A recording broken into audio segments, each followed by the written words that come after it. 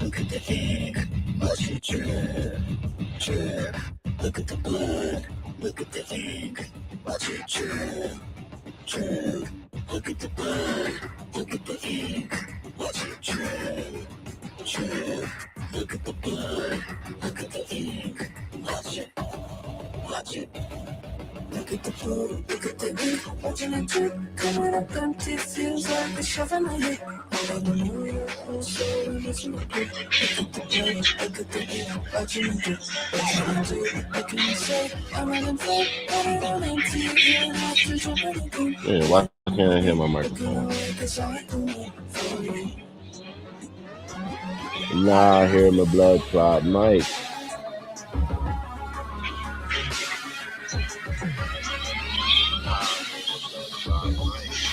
Oh.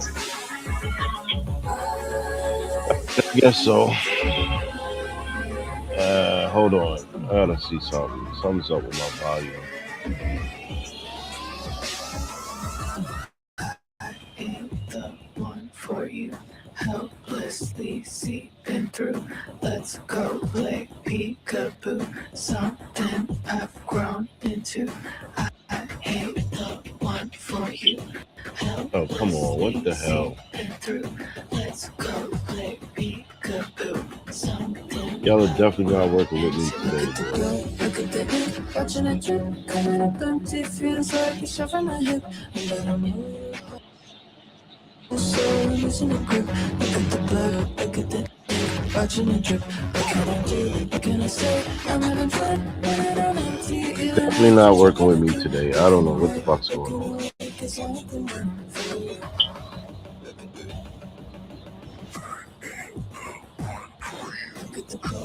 Okay, so I can hear that a little bit.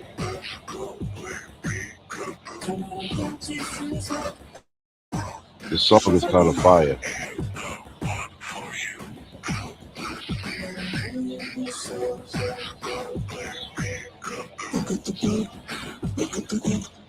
Watching it drip. All right, we enjoy TENNOCON, boy. We are here.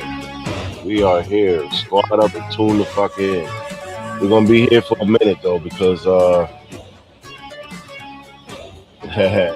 surprise. Yes, come on in, children. Jump on in.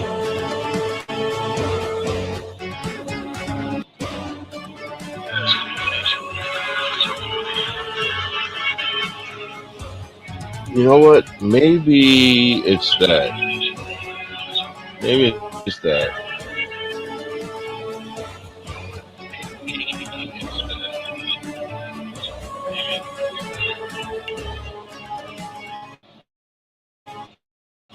I don't know why I feel like I'm screaming over the. All right, now this won't close. All right, you know what? Let me leave that alone.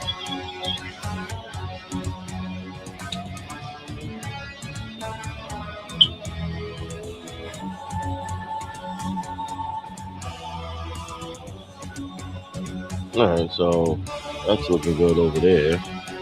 That's looking good over there. I can see this over here. What are we doing? Surprise, bitches!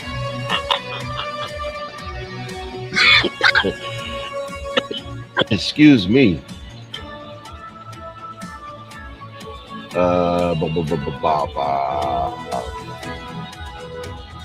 Y'all gotta bear with me, man. It's been a minute since I've been here and done this.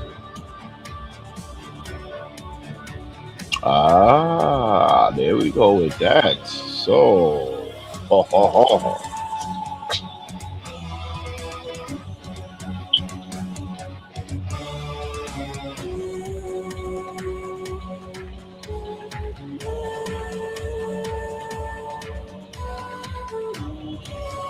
right, let's see how we doing over here. Okay, something else I need to use to check this out.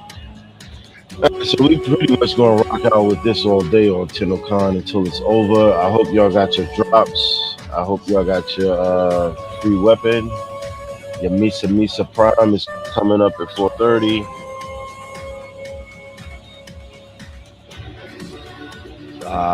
Let me see. Um,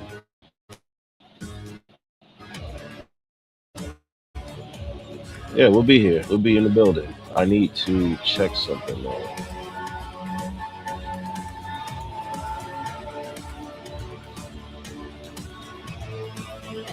Alright, so I'm trying to see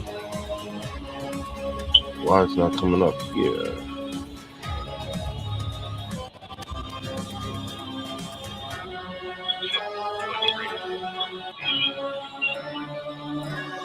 Hold on 1 second, y'all. Let me see something.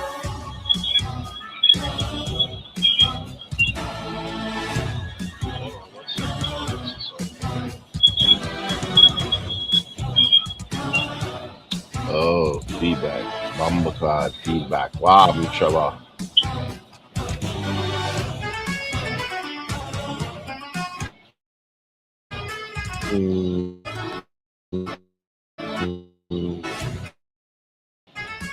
See, I want to go over to here, which it did as soon as I touched it. Yep. It sure did. Alright, so the way it's looking is I'm going to have to just not touch any of this shit while I'm on this. I don't know what's going on with this. It's like it can't handle it.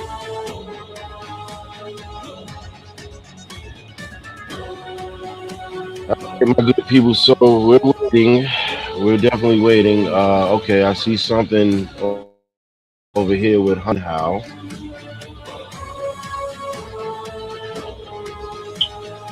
Is there a delay? There might be a little delay. I think there's a delay.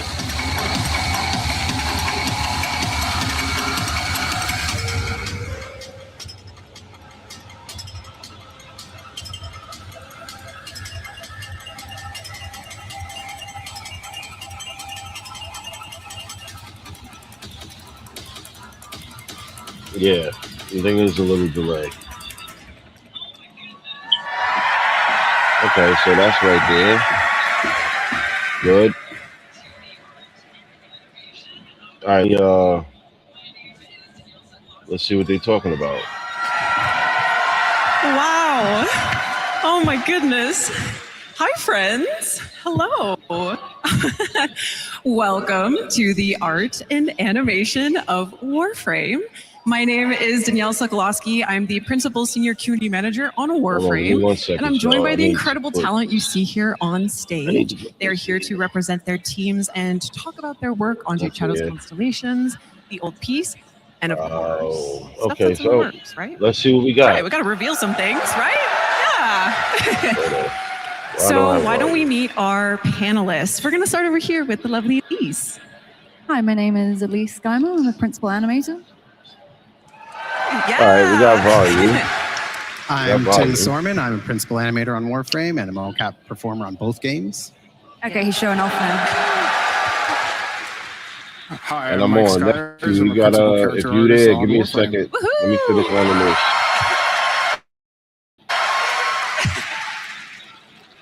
Hi, I'm Marco Hasman, Associate Art Director on Warframe. Yeah, Marco! If we running, we running. Hi, I'm Gary Black. I'm the Art Director on Warframe. Hey, it's Gary! And who is that we have on the end there? Detective? Detective Kaz? Hello. Hello. I'm Kaz Adams. I'm the weapons art lead on Warframe. Oh, you make up a weapon. Okay, you make up a weapon, and you help us here. You help Let's get us started here. talking about one of our Twitch drops for today, the Halvu. Yeah. Hey, a free sentient weapon? For free. Yes, if you're watching from home, you'll be getting this weapon for free just by watching. For those who are in the audience, you're getting it in an email. Don't you worry. We got you. For free, of course. Now, this primary has an interesting origin. Did y'all get the weapon? It was, if anybody, let's see my slide. did y'all get the weapon? There she is. Oh, so not so I got sentient mine. in its origins. Now, Marco, what can you tell us about this concept? Well, as you can note, it was initially done as a Tenno gun, and it was more of an open task where we didn't have a precise route where to publish it yet.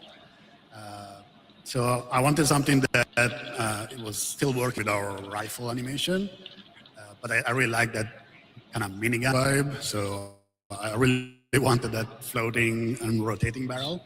I tried to keep it in a compact design. So that's what it was at the beginning, and then a while later we had a slot for it, and we decided to give it a sentient twist, which I think having it be a sentient weapon made it such a more unique weapon at the end than it was initially, especially thanks to the work that the weapon team and the specialty team just. Did y'all get the weapon? Did everybody get the weapon? And Kaz, can you talk about giving the Halvu Make a bit sure of you that get the weapon from your treatment? Twitch drop. Well, it's already got a lot of the sentient sort of vibe to it to begin with. It's got the hook shapes. Definitely make sure you get it before really it lends itself expires. well to a bunch of weird ideas that we can put into it. If we change it into an alien thing, you can do whatever you want with it. Exactly. So, why not? Why not? Why not? We love weird stuff in Warframe, don't we? Yes. Now,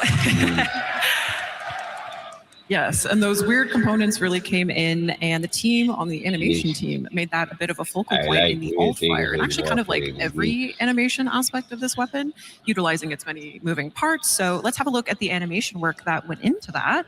And Tim, what were you thinking about going into this? Yeah, so what you can see here is me just kind of kicking the tires the first time I got my hands on the rig, just kind of grabbing everything and seeing what moves and what doesn't.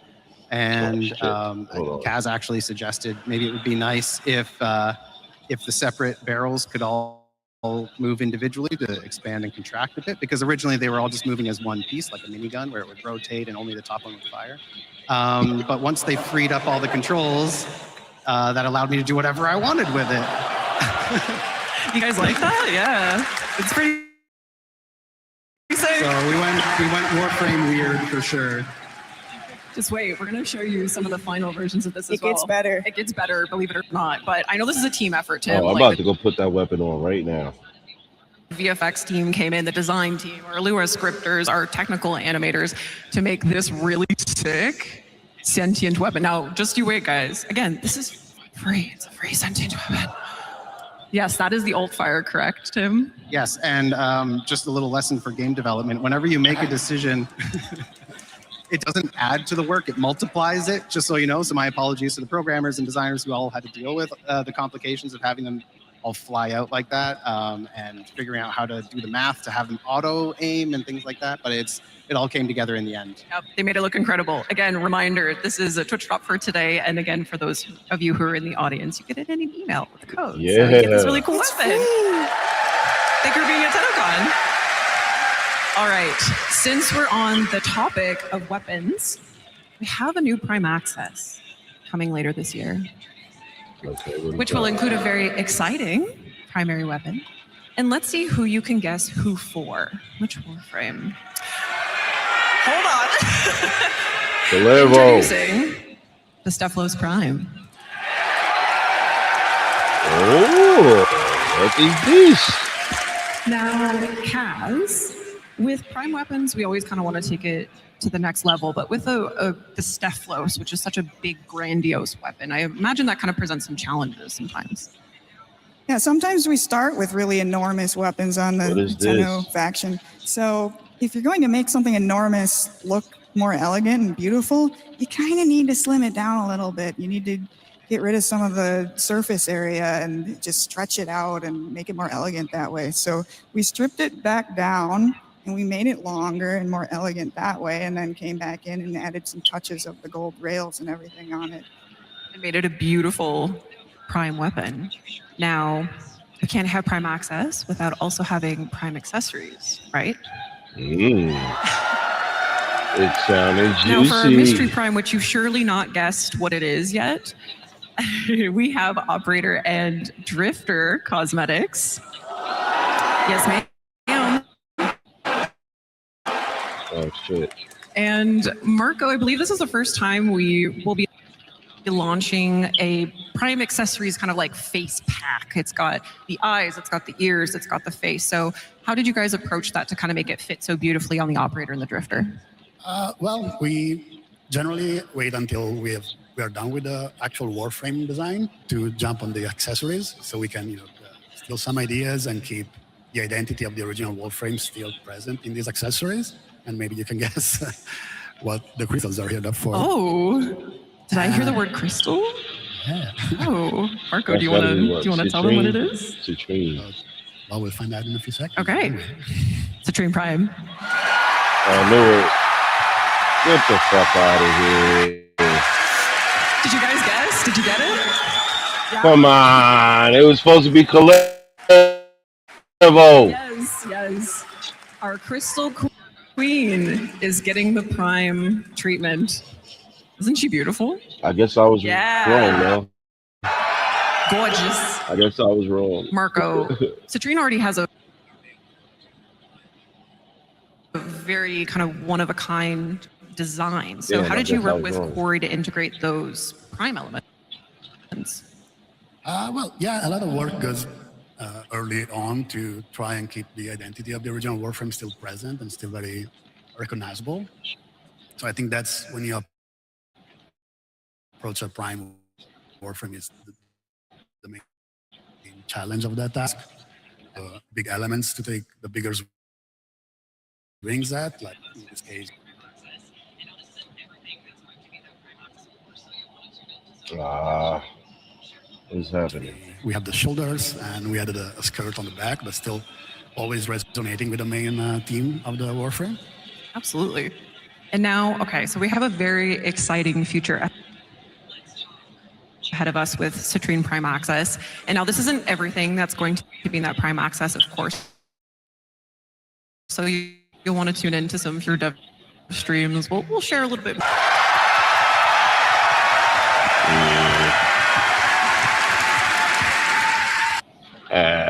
Poo-poo. On the Calero.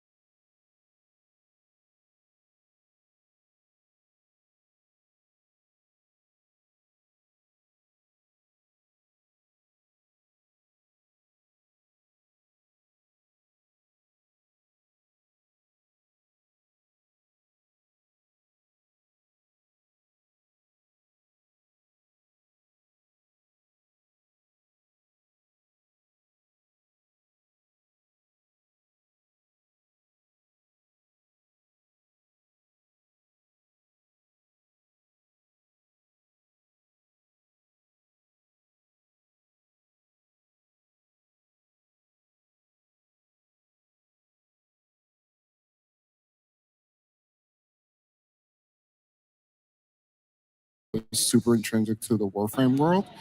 And then when I was about 1 week left in my paternity leave, Reb reached out to me and I'm like, if she's reaching out to me, this must be important.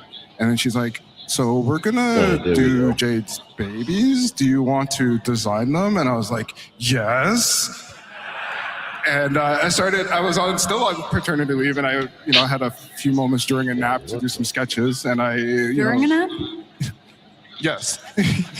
And, shared these ideas, and Reb was very interested in doing a very angelic, white angel, black angel kind of theme. And I, kept working on it and developed it into what you guys saw today, or in the past class. Yeah. And were there any kind of standout moments while you were designing Sirius and Orion? Yes. You guys all saw that really awesome animated trailer by The Lion, right? We were still heavy into working on all a right, few note models to for self. these. When I'm doing this, I just gotta, these being two characters with a lot of complexities with their helmet wings that open, and then they both have to be two parts of one whole. It was crazy to see the trailer release, and then all the amazing fan art that came out really helped us get over the hump and get these guys done. Yeah, we love Sirius and Orion here, don't we? We do. Thank you. It's good, dude. Thank you, Antonio. Look at our boys there, our sons, all grown up. They had a growth spurt.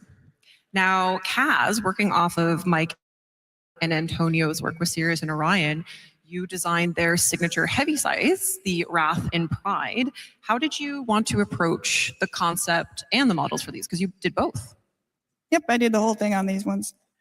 We knew we wanted to have something that represented both of the Warframes in one, and we were thinking about other types of weapons, like maybe the split dark sword kind of thing or something like that. But when I thought about just the theme of the scythes and stuff, and well, a heavy scythe has a blade on both sides. Why don't we just do one on each side that represents each character? And it looks like I had to do was flip it over to do each version, but the rig's a little more complicated than that. There's 2 bones on one side and 1 on another, and they telescope, and it's all sorts of weird stuff. So actually, this was a lot more difficult than it looked, but it was really, really fun to work on, really fun to sculpt. It was really fun trying to bring in some of the elements from each of the characters into these pieces. Yeah, and you made them so beautifully complementary to our sons, so thank you for that. Now, we can't forget about Sirius and Orion's mentors, Ryoku and Vina. Yes, shout out to our character artist, Frederick and Adele. Yes, our newest proto frames. And now, with new proto frames, we need new Gemini emotes, don't we, Elise? And both you and Shaylee worked on Vina and Ryoku's, which we'll have a look at now. And I know you shared a fun story with me about Vina's Gemini emote. Yeah, here's some footage of me being really creepy. I should have probably just mocapped it, but no, this is hand-keyed. Yeah, so the direction for Vina, I think Reb said, well, first off, she's hot as fudge, and she would live in blood, drink blood. She's all about that blood. So I was like, well, I'm gonna have to have her licking some of it at some point. So I'll do something where she kills someone so she can lick the blood. And then Liger, who did the concept for it, he was saying, oh, it'd be really cool if she was super unsettling, contortionist vibe, creepy movement, kind of like how a tiger stalks its prey, or how a chicken head is gyroed. So my direction for this was basically sexy murder chicken. Hopefully I nailed it. Nailed it, absolutely. At least nailed it, right? Sexy murder chicken? Yeah. You did it. Now, all these characters come together, Sirius and Orion, Vina and Ryoku, in the Jade Shadows Constellations quest. Let's have a look at some of the mocap and early animation work that went into the cinematics for that. And Tim, what kind of inspirations did you pull from for these cinematics that you can tell us? And maybe a little bit of general of how you... Maybe you want to talk about that. It looks hilarious, but I mean, if anyone's like me, when you were a kid and you had action figures or Legos, or for me it was Power Rangers toys, you kind of, you're flying them around your room and they're just kind of standing like this. But in your head, what you're seeing is the line trailer, right? Epic action. So we actually, when you're animating, you can start like that with just stiff characters flying around, figure out your choreography, your camera movement, all the kind of gross overall movements, and then you get into the fine details, polish it all up, and try to get that extra zazz that makes it look really cool. Very cool. And I know, Elise, you were telling me this, that animators are involved in pretty much every single process, every single part of the creative process. So you're working with direction and the narration team to kind of build these up, right? Yeah, so the amazing thing about Digital Extremes is that all teams are kind of involved with everyone. Good ideas come from anywhere. But the cool thing about us is that we have a mocap studio on site.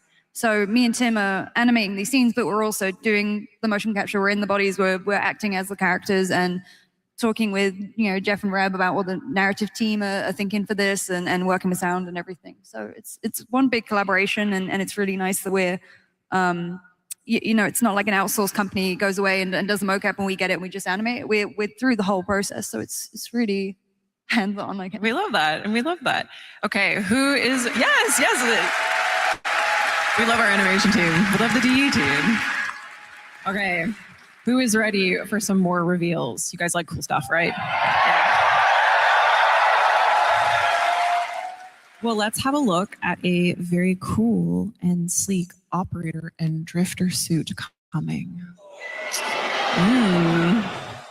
So this suit is planned for an upcoming Nightwave mix. Now we won't spoil too much here on this panel, but you're going to learn a lot more about it on the narration panel, the narrative panel with Corey and the narrative crew.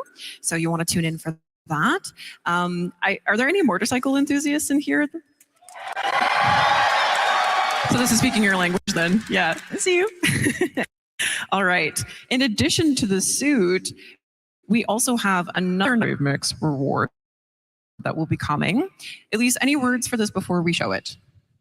Yeah, so, you know, when you're doing emotes, and a lot of them are super cool, it's like you get at the end of the mission and you're like, oh, I'm like a badass, I finished, I'm cool. And I was like, you know what, it'd be really fun if we had like a cheeky one where you're like, come on guys, you gotta get to the end, come on. So I want to do something like more fun. Okay, well, let's see what Elise got up to in the mocap room. Let's see what kind of energy you brought. Yeah. Come on. Yeah, and this is animated by Eric. Shout out Eric. I know you guys are cooking up the most diabolical ways to use this right now when it comes out. You little nasties. All right, I have a feeling that this emote will pair quite nicely with our next reveal, which is actually a community artist creation by Fomorian.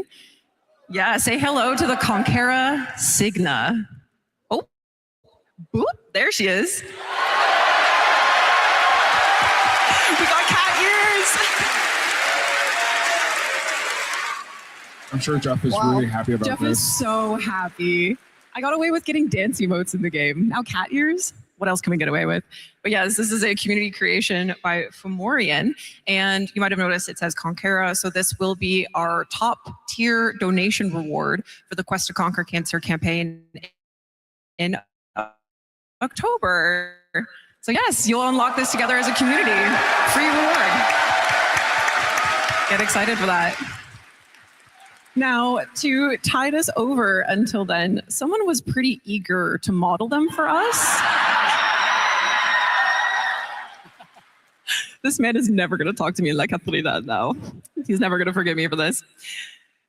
We also had a very special opportunity to work with another community artist for a deluxe skin.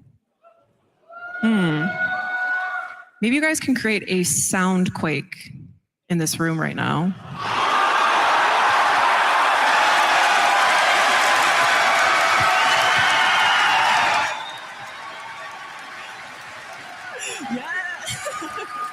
Banshee Deluxe. She's real. And this is designed by the lovely Mishka, who's actually here at TennoCon. Mishka, where are you? Hi, Mishka! Hi! Yes. Beautiful, beautiful, beautiful, beautiful design by Mishka. And yes, so this is an upcoming deluxe skin for Banshee. Now, Carrie, we just saw 2 community artist creations. How does it feel? How cool is it to see years and years of, establishing Warframe's art and design come through in community creations like this? It is very cool. Like the community artists are incredibly high skill these days, which is really fun to work with. And seeing some of the older frames get a new interpretation, like Banshee is been around for a while now, and the deluxe skin has as well. So seeing a new interpretation, seeing something that gets kind of into some of the mythological theme, like there's a bit of, scary monster that you wouldn't want to have screaming at you. Quality at the base of it is very interesting. And then some of our constraints and stuff, like you don't want a giant shoulder on your firing arm and everything else. There's a lot that goes on. So, Mike, you seem to be musing here. Giant shoulders are often a problem. Life experience. Okay, well, we're very excited for Banshee Deluxe. You guys excited for Banshee Deluxe? Yes.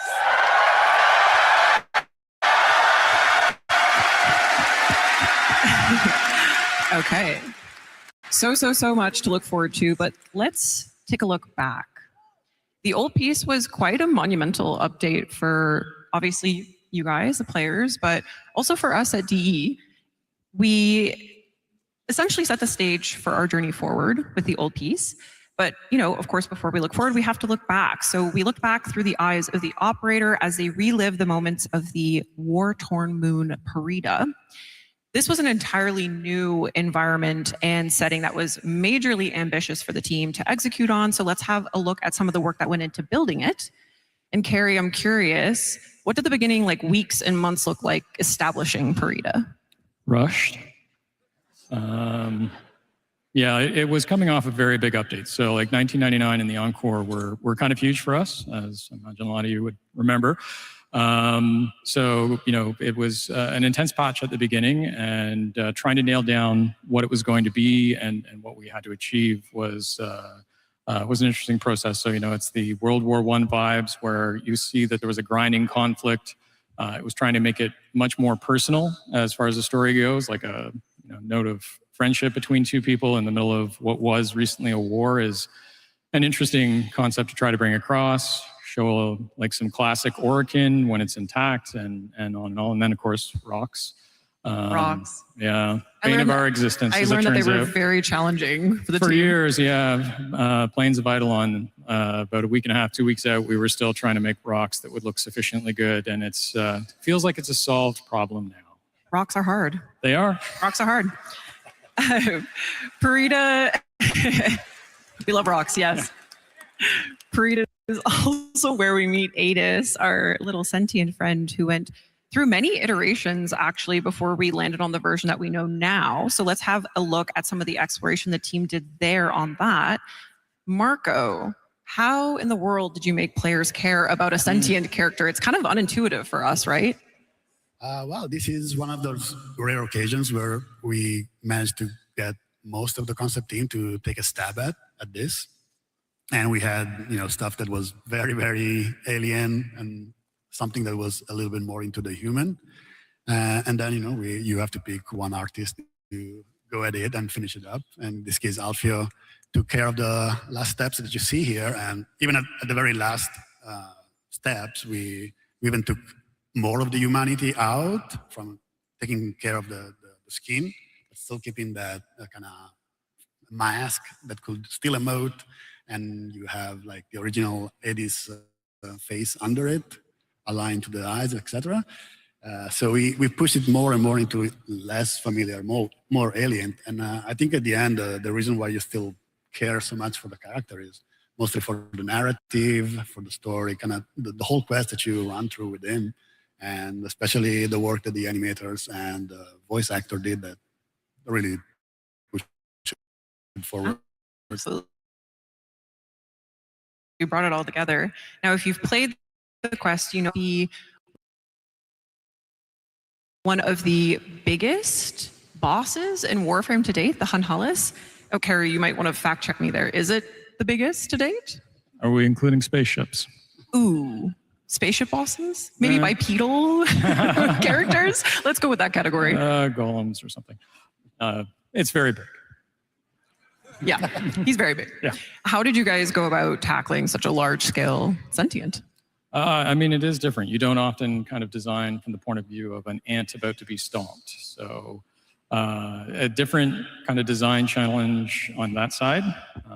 And happily, we had the same person who did the vessels actually did the Hunhalis, and there's a lot of overlap in terms of scale and everything else that's involved with that. But, it's a different point of view. You actually care quite a lot about a foot design. I know there is a lot of caring about foot designs in Warframe, but this one particularly.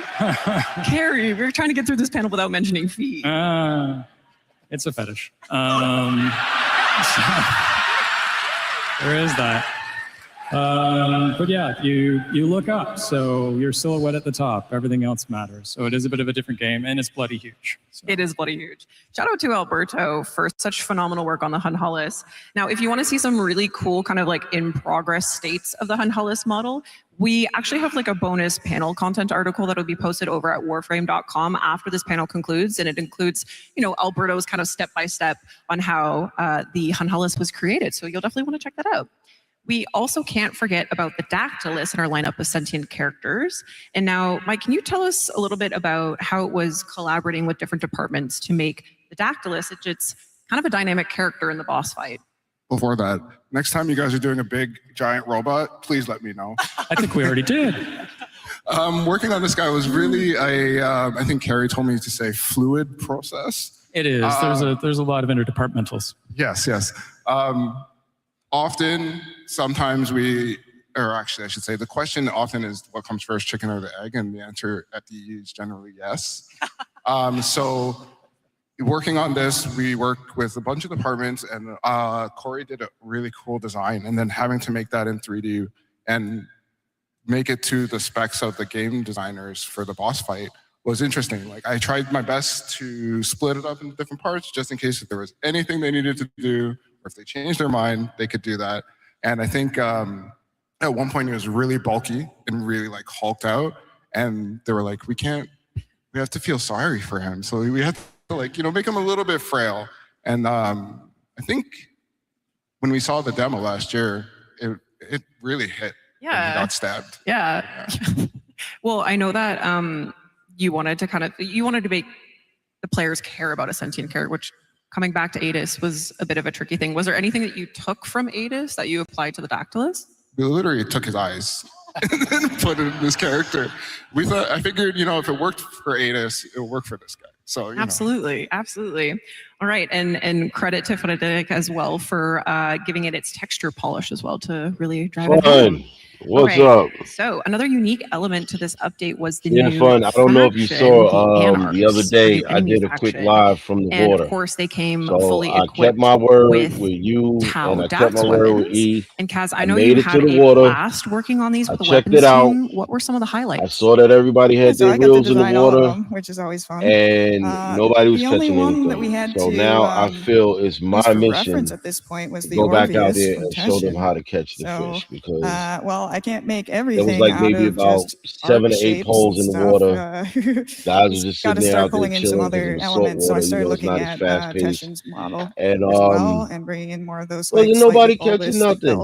And I didn't bring bait with me because I was just scouting it out. Shapes as well, just a scout especially mission. for the bow.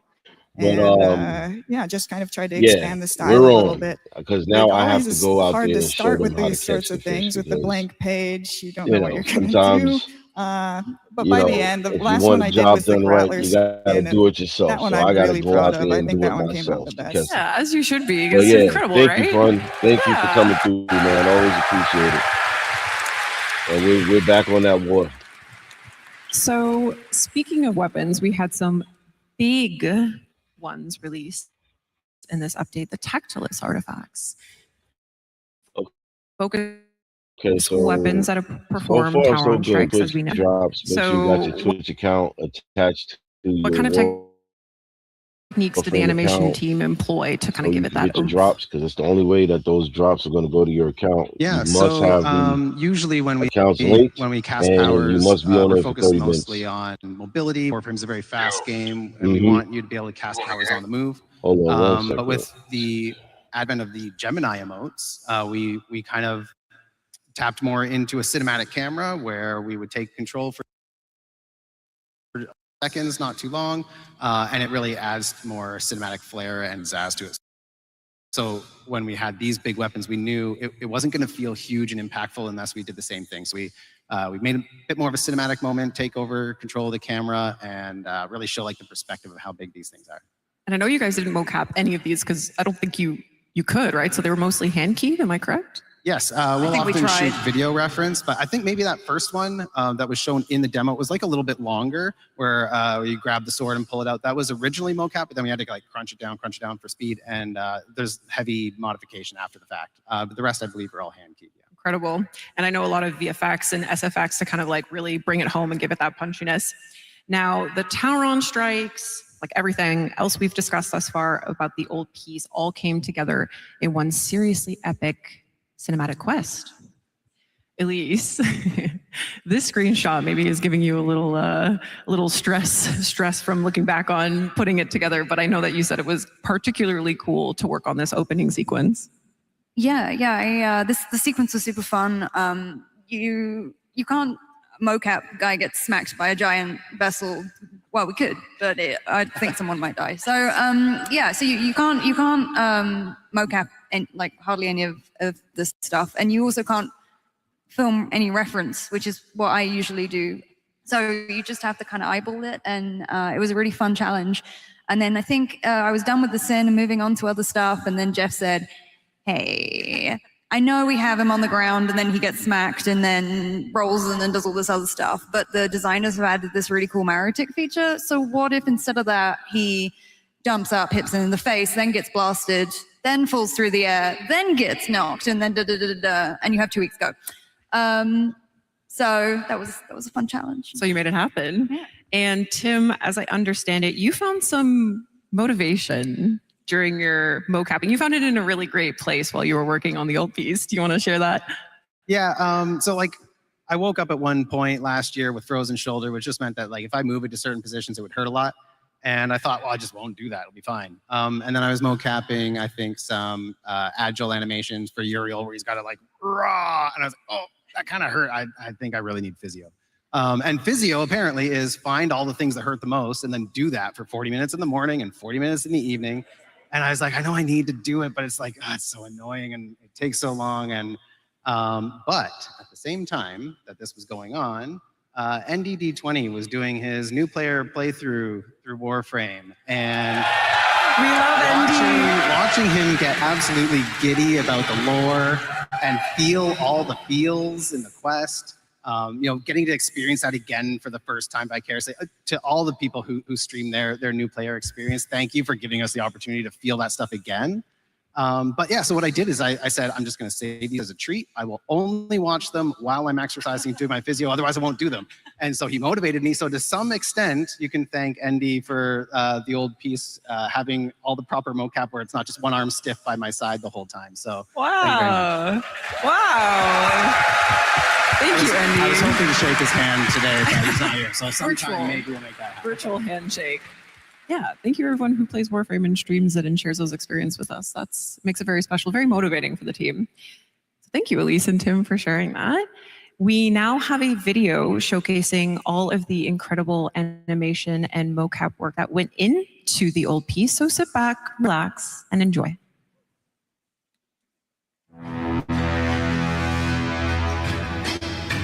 Cast and cry, cast and cry, raise a million pylons high. All our kin were bound to fly for that far shore forlorn. Onward high,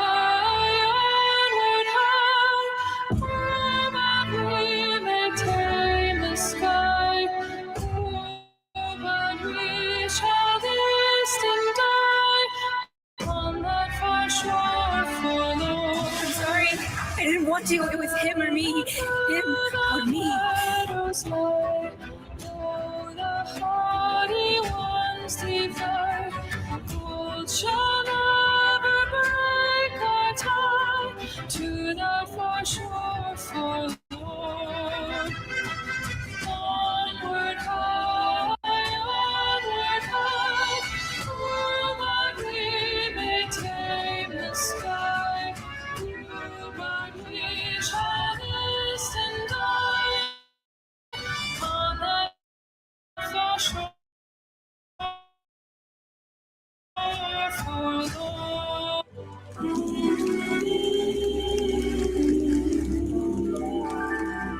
Tenno, I heal.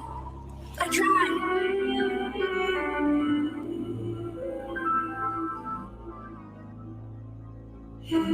My light goes with you now.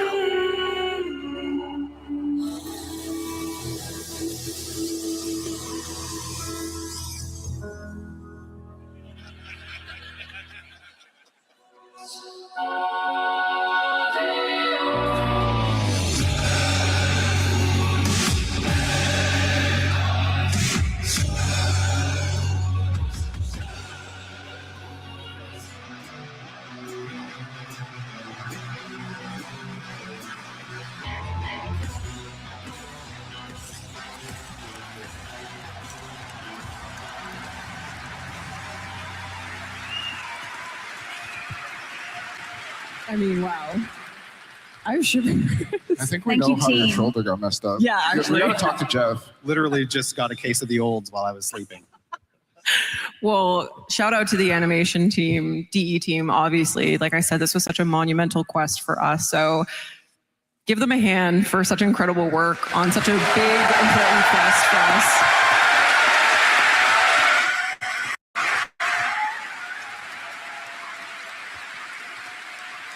Now, of course,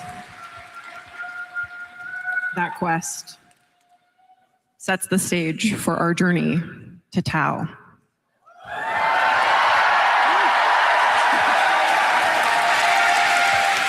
Are you guys ready for some Tau reveals?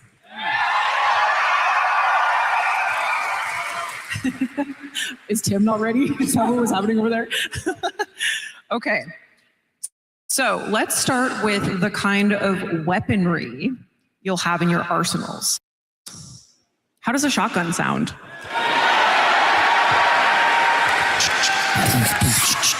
And not just a shotgun, a sentient shotgun.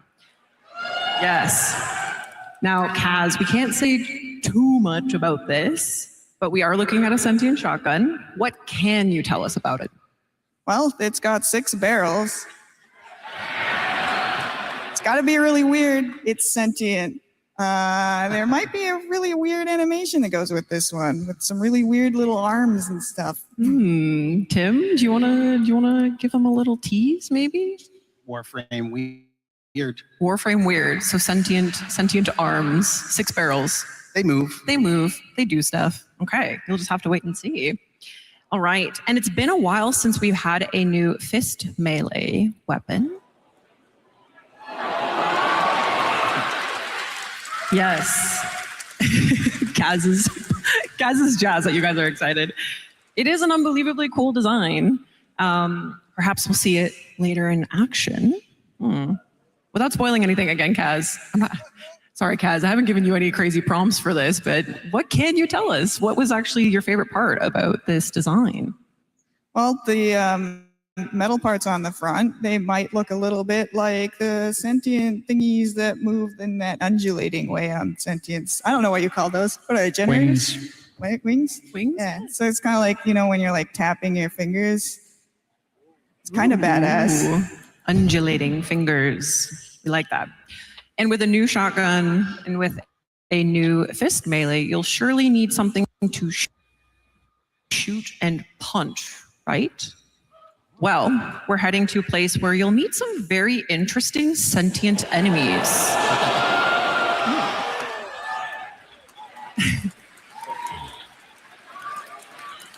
Pretty cool. Thank you, Fran. I appreciate you.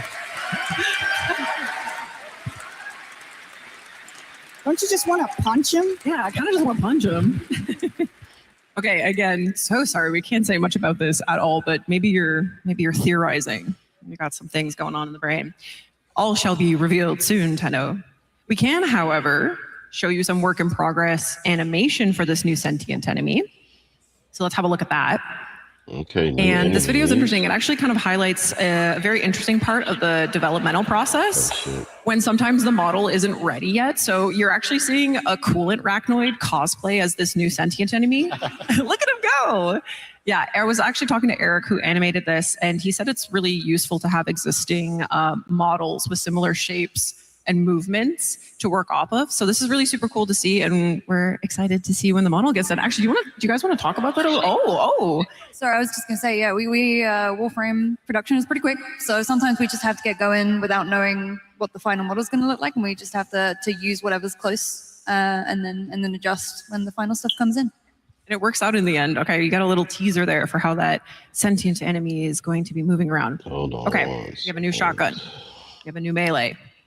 What else could we possibly need to deal with these new sentients? A new necromancer. Maybe we'll need the core cracker. The core cracker. The what? Yes? No, that's not it! That's not it! Oh, shit. Yes! Don't look at it!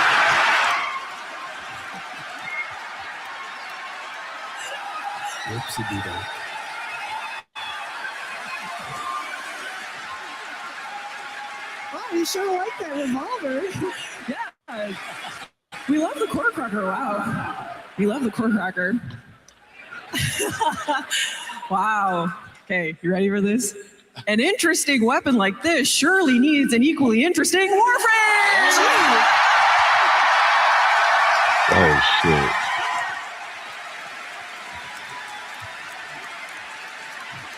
All right, we got a new frame. Who Say is hello this? to Briscoe. Marco. Yeah. What are we looking at? What are we looking at here? Well, yeah, there you go. Briscoe is a new detective Warframe that's gonna play an important part in the our main update for this year. Absolutely. And as you've seen, he's carrying a big gun, and we're kind of going with that long trench vibe with him. But as you can see, probably and guessed by the spoilers that we've seen online, he has some sentient influence going on. Yeah, but kind of an opposite take compared to something like Caliban, where Caliban is more very heavy on the sentient elements. The open chest is floating, a lot of floating elements. In this case, Briscoe is almost, what was that? Sorry, I can hear you, buddy. So in this case, Briscoe, he has more of almost a normal Warframe design or a blueprint, which maybe we are suggesting that it's made with sentient resources.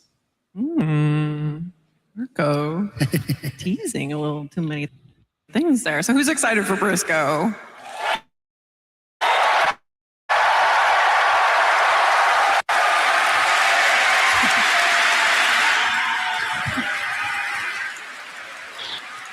Okay, so who is it? One Briscoe. extra little tidbit of information about Briscoe that we can share. He will have his very own hound companion. Oh, shit. Very Another dog?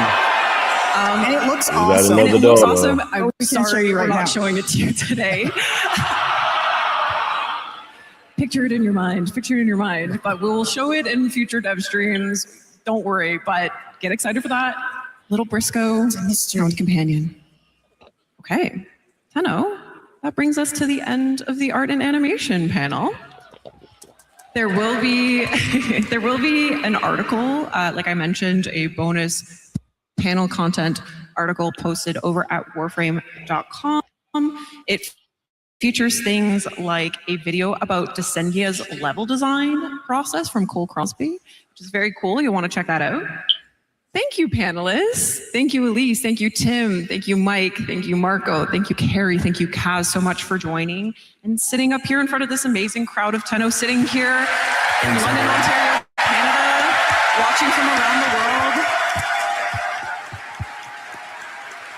Shout out to everyone at Digital Extremes. I think Steve said it best at the beginning of the day. We love humans that make art. We love human-made art. Yes, sir. We sure do. We sure do. And a heartfelt thank you for creating characters and worlds that make us fall in love more and more with Warframe with each update, with each chapter of this 13-year story. We are so appreciative for all of your hard work. Thank you so much to the DE team, the art departments, the animation departments, everyone who makes these updates happen, who makes Warframe happen. And thank you guys for watching and being here with us today.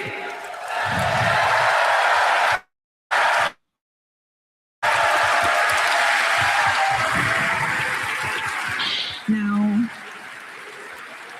okay, I lied. I actually have one more thing to show you. Tim and Elise have been quite occupied cooking stuff up in the mocap room. So why don't we take a peek at what they've been up to? And with that, thank you so much, everyone. Happy TennoCon. Thank you for being here. Enjoy the rest of the day. Thank you. Bye-bye. Thank you.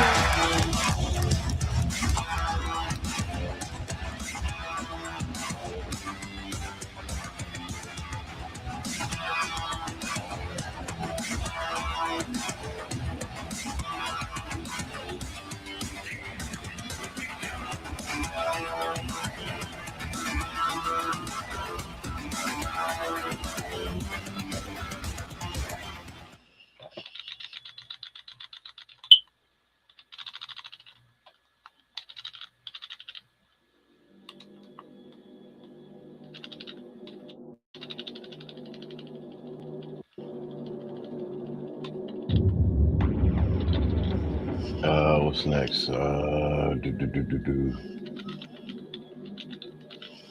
Up next is the narrative of Warframe, and then Tenno Live.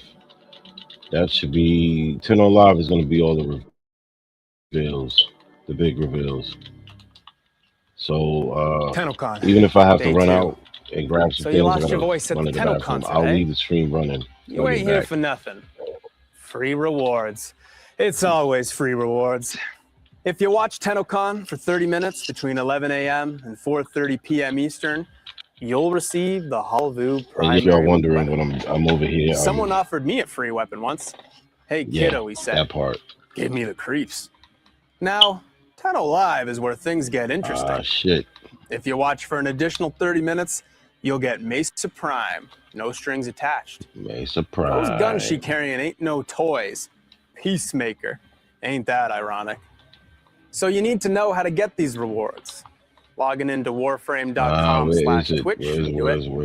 You can follow instructions better than any street cavat can. If you can do that, those Twitch drops will be sent to your inbox. Maybe you prefer Steam. If you log into your Steam account before watching, you'll get some Steam tokens. Claiming those tokens and logging into your Warframe account will redeem those rewards.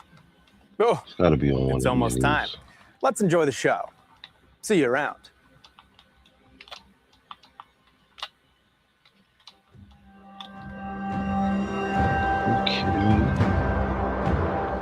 Are you kidding me?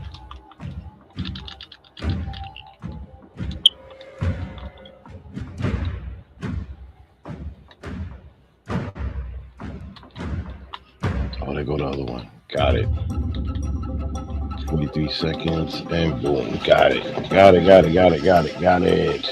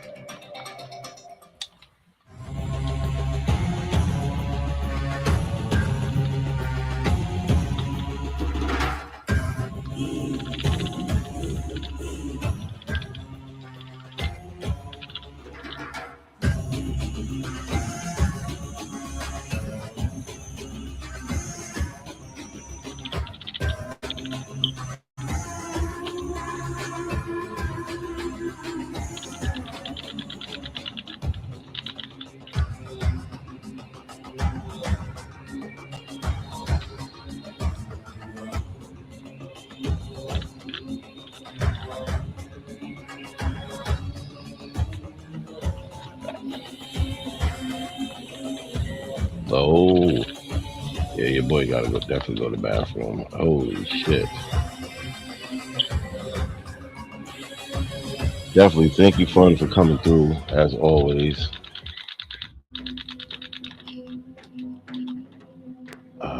What is going on?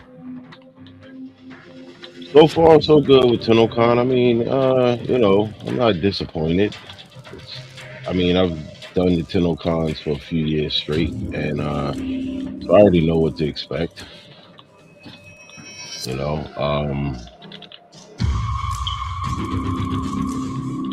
so far so good. I mean, the reveals were nice. The new weapons was nice. It looks like they're going in the direction of sentience, more sentient weapons. So that's pretty cool. I just put mods on the new sentient. I guess it's a chain gun. It's pretty good. I'm gonna give it some more time when I max it out and see what it's like.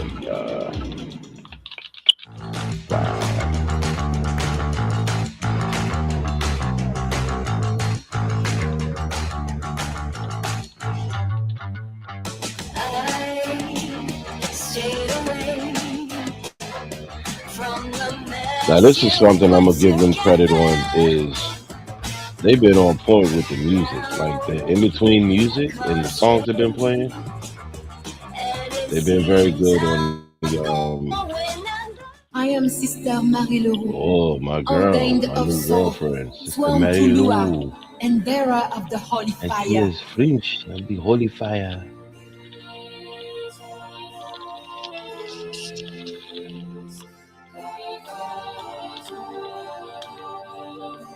Sister Mary Lou, she's like, I am a bad bitch and I know it. Hands off me, you scumbags. You honey man.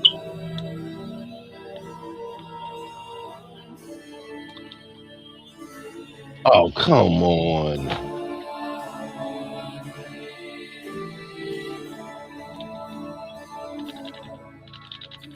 You gotta be kidding me. There is much work to be done. It's much work to be done. I am French. I am French and I am sexy and I am a bad bitch.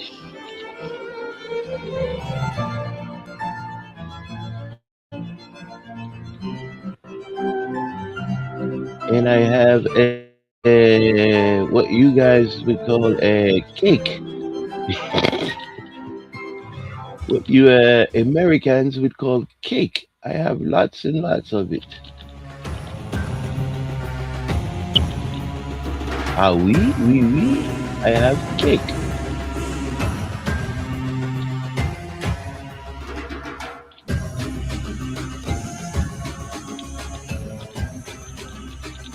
Chocolate blue.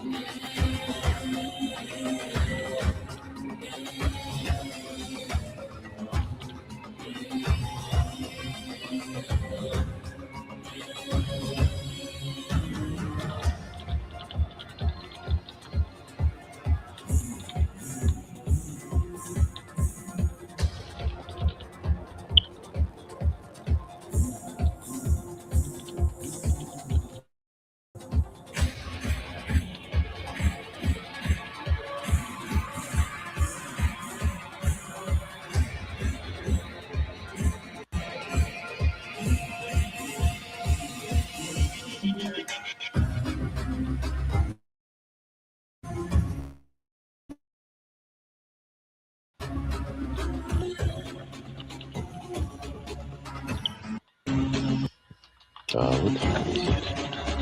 What does it say?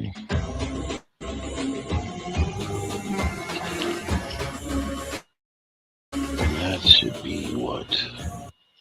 3 o'clock?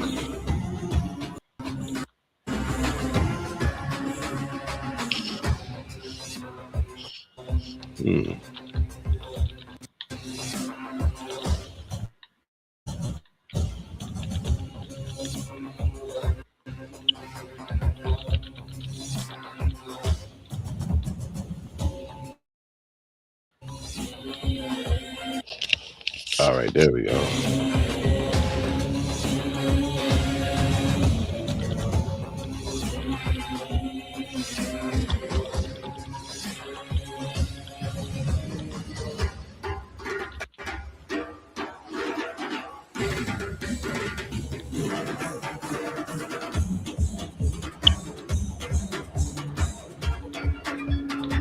Oh, your boy gotta go to the bathroom. Whew. All right, people. I must make a bathroom run. Let me see. BRB.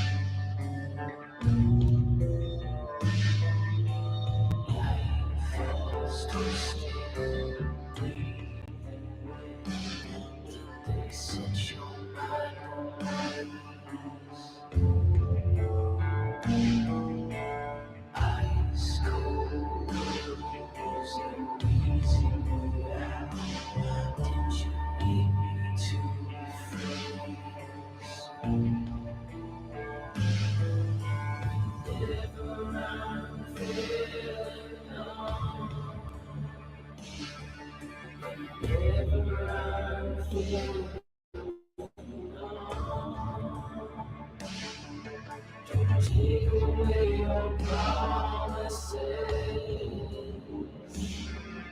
Ever I'm feeling.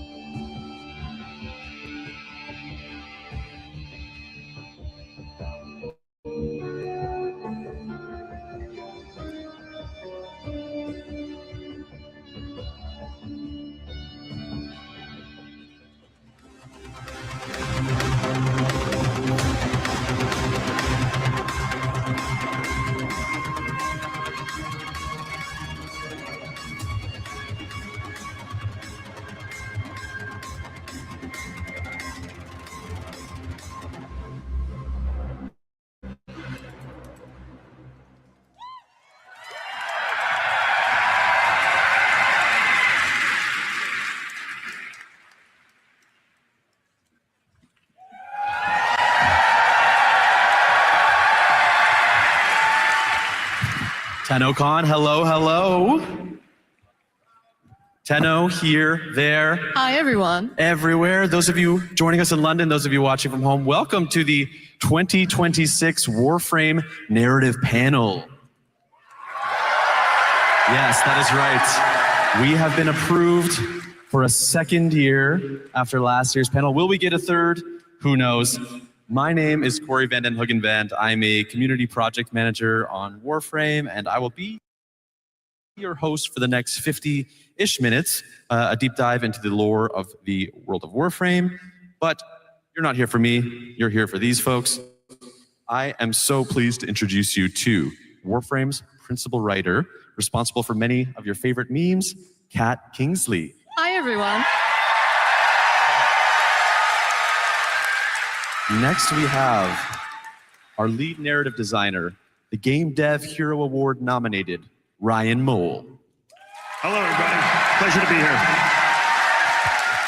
Next, this is a real treat for me, actor extraordinaire, 1/3 of the Devil's Triad, the voice of Roth, Renee Zager. Yes. Now, you may see an empty chair. Ben Starr was meant to join us on this panel, but ever since he got cast in Soulframe, he stopped answering my emails, big time to us. So we needed someone to fill the spot. Fortunately, our creative director was able to step up. So please introduce to the stage Miss Rebecca Ford.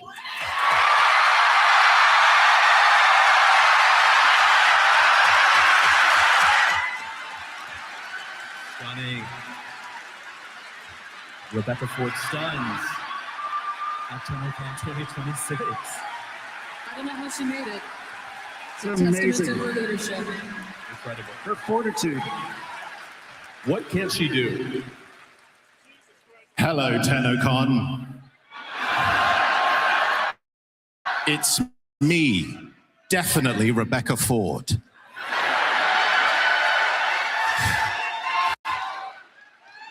Reb, it's so wonderful to see you. Can you look at us? Can you believe this? I can't believe it. It's amazing. It's amazing to be here. And, you know, unlike Ben Starr, who's cheating on you with Soulframe, I would never do that to you. Because I truly love you. As Rebecca Ford, the creative director of Warframe, no further questions. Right. So today's panel is really a twofold initiative. We want to do our sort of informative deep dive into the world of Warframe, but also, much like last year, to the craft of storytelling, how writing and acting and even visual art all overlap and collaborate together. So that's the plan for today. I'm going to run you through the spoiler policy. Essentially, we are covering everything up to the reveal of Jade Shadow's constellations. So I'm talking dev stream. We're talking Ryoku, Vina, Orion, Sirius, but we won't dive into the quest because people are working through things at their own pace. We would hate to spoil something so fresh. Having said that, I would like to kick things off by taking us back, way back, to the old piece. Last year's TENNO Live was where we first showed this off, and since then, the quest has released. Ryan, you have been with Digital Extreme since the mid-2000s. You've been responsible. You've worked on Warframe since day one. You have been there caching very old 13-year-old checks. What can you tell us about the process of caching old checks, but finally taking players back to this old era? Yeah, well, we've certainly written a lot of checks over the years and bits of dialogue and codex, and I hope that we've come in to cache them, especially in the Kim system. But there was one check, it became clear at our writer's room last year that we still had to cache, and we hadn't done it. And actually, Reb, you were leading that meeting. Do you want to tell the story? Thank you, underling Ryan. You truly have been a good servant to me over the years. But I do... It's a wonderful point you raised, because I remember vividly being there in January 2025, and the story that we wanted to tell is the story of tonight. It's what we're going to be revealing at TENNO Live. But what we realized in that meeting that I was definitely there for was the fact that in order to tell this story, we needed to see Tau before. We needed to see where we were before, and we needed to see peace. And it was in that moment that this is where the old peace kind of derived from. And there was one thing that I desperately wanted, and that was essentially trench warfare, right? I said over and over again, trench warframe, coin it now. It's true. It was right there from the beginning. And the problem with that meeting is, Ryan, you wouldn't stop screaming. He has that problem. Ryan, do you feel that the old piece, for the most part, matches your vision for the era? Oh, it's tough to say, because over the years, we've been developing it, and we've been, in the very beginning, the old war was a notion that we would write into weapon descriptions and into little codex entries as a thing that happened. It was a mythical event in the history of Warframe. We knew bits about it, but it took all these quests and Kim system writing and all this to kind of tease out bits of detail about it. As we developed the Second Dream, as we put Teshin in the game and had Dax, we started to learn more and more about who the Orokin were in the past.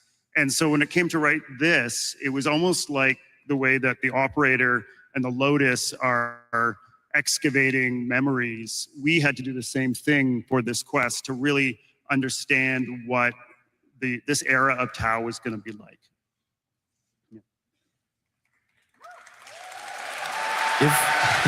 Right on.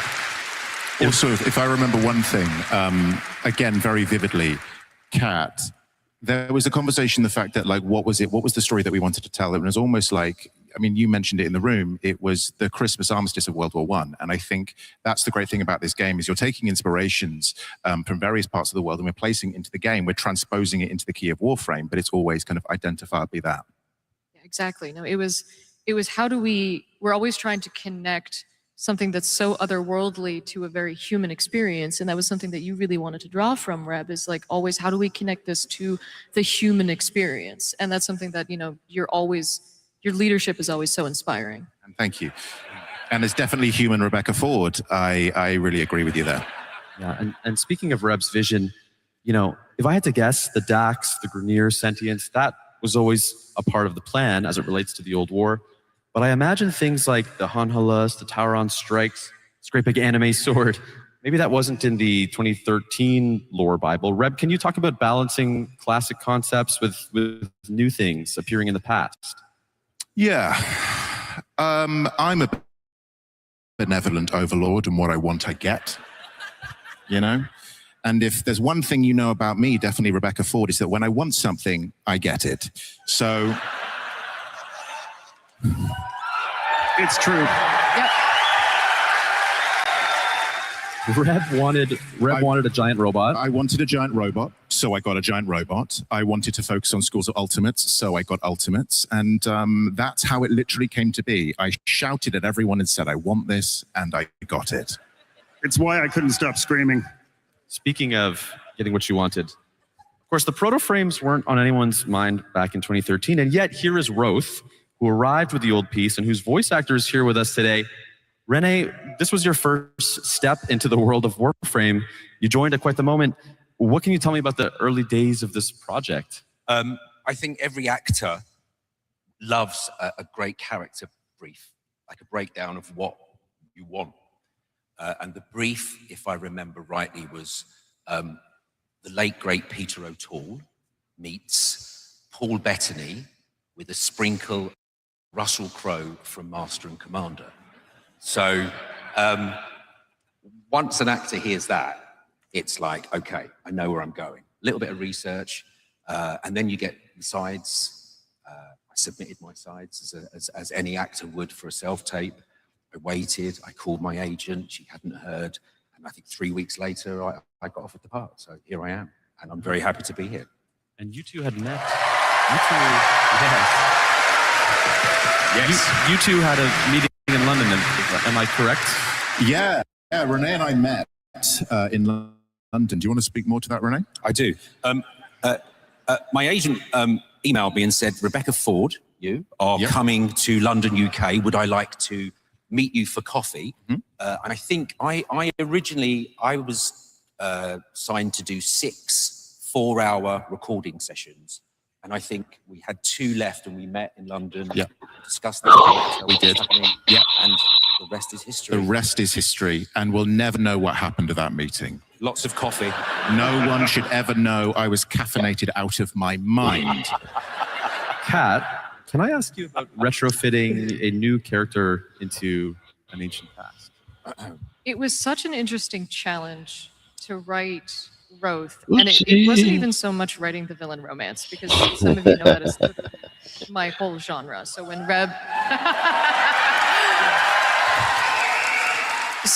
when Rebecca came to me and said Orokin villain romance, I would say no more.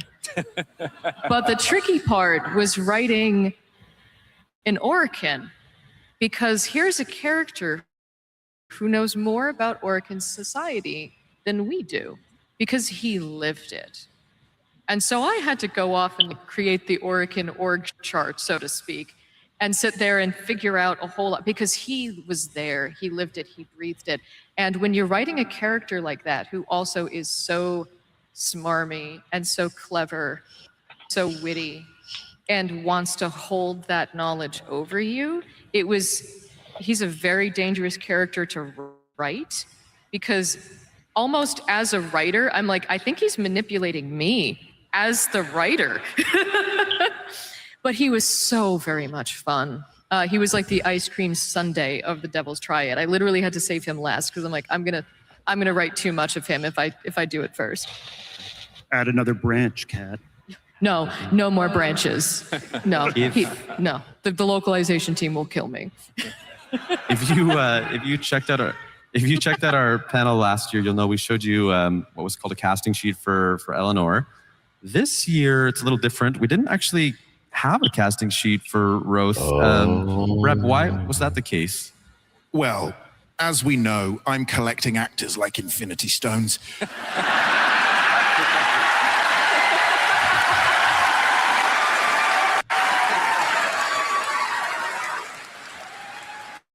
If I want them, I get them. And with this, I quite clearly in mind had an idea for this character.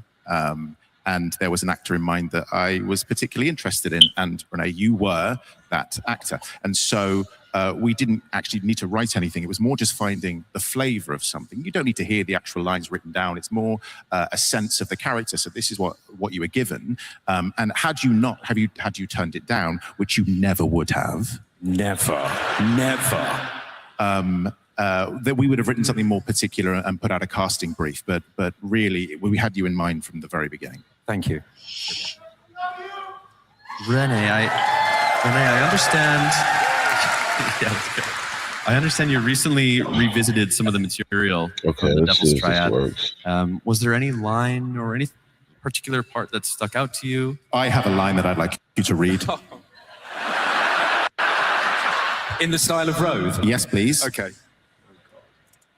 And there are many people watching.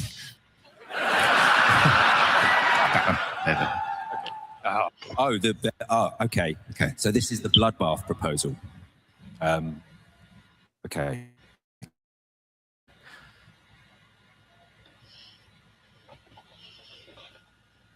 She summoned me to her bath one evening. I strode across the mingling puddles of perfumed water and blood and stood dutifully to attention.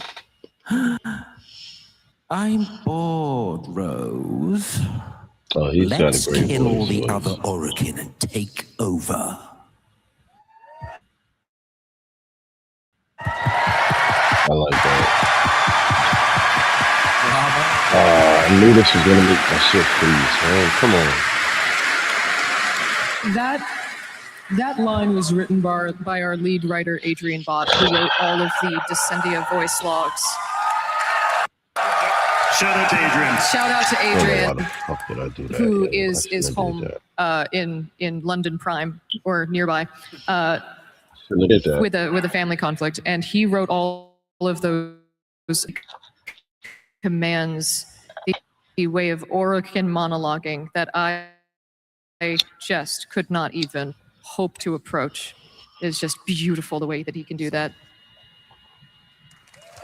Okay, so Adrian, that we was miss you. showing it. Miss you, That was Adrian. showing it. This one is closing. In the interest of time, we'll keep going beyond the old. All right, now what happened? Why did it just close out all the shit? Bumbaclad, what happened, brother?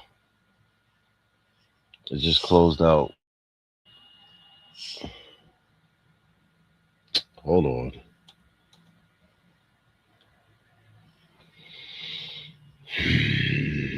Why did it do that?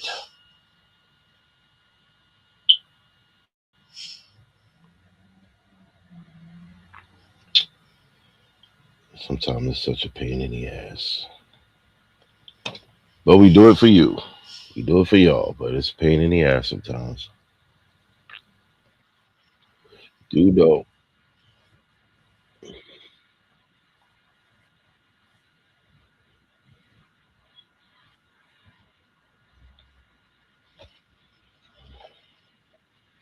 Do know sometimes this shit is definitely pain in the ass.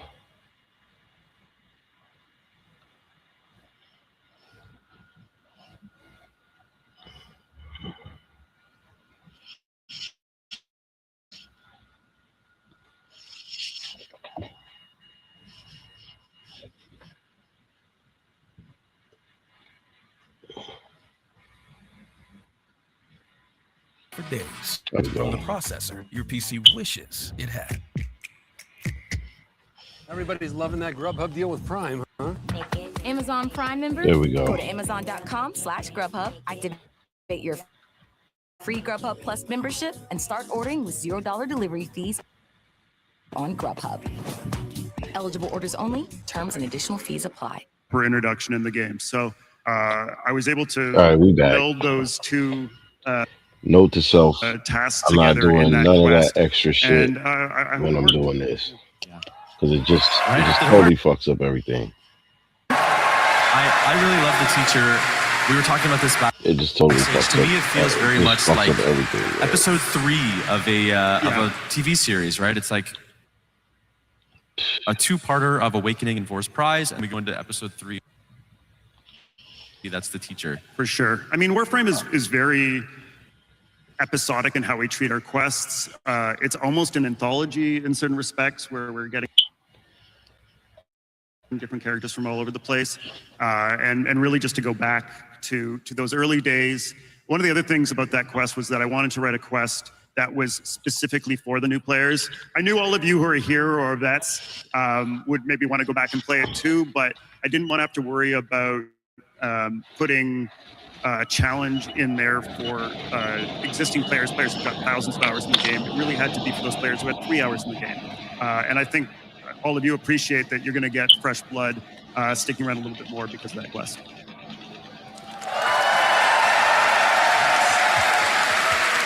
By now, our players understand the premise of the update for Jade Shadow's Constellations.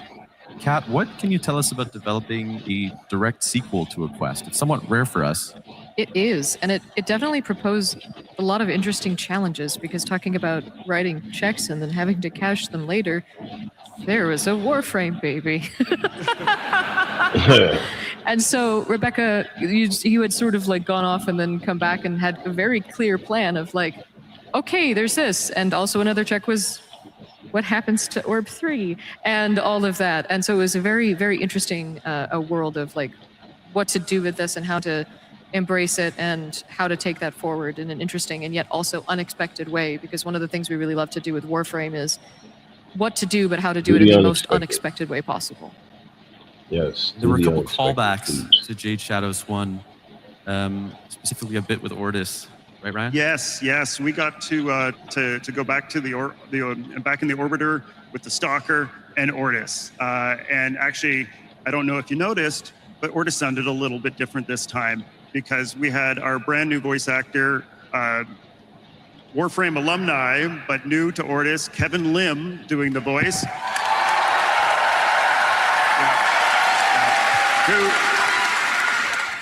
Kevin, I really think you nailed the spirit of Ortis without, trying to do a sound-alike or anything like that.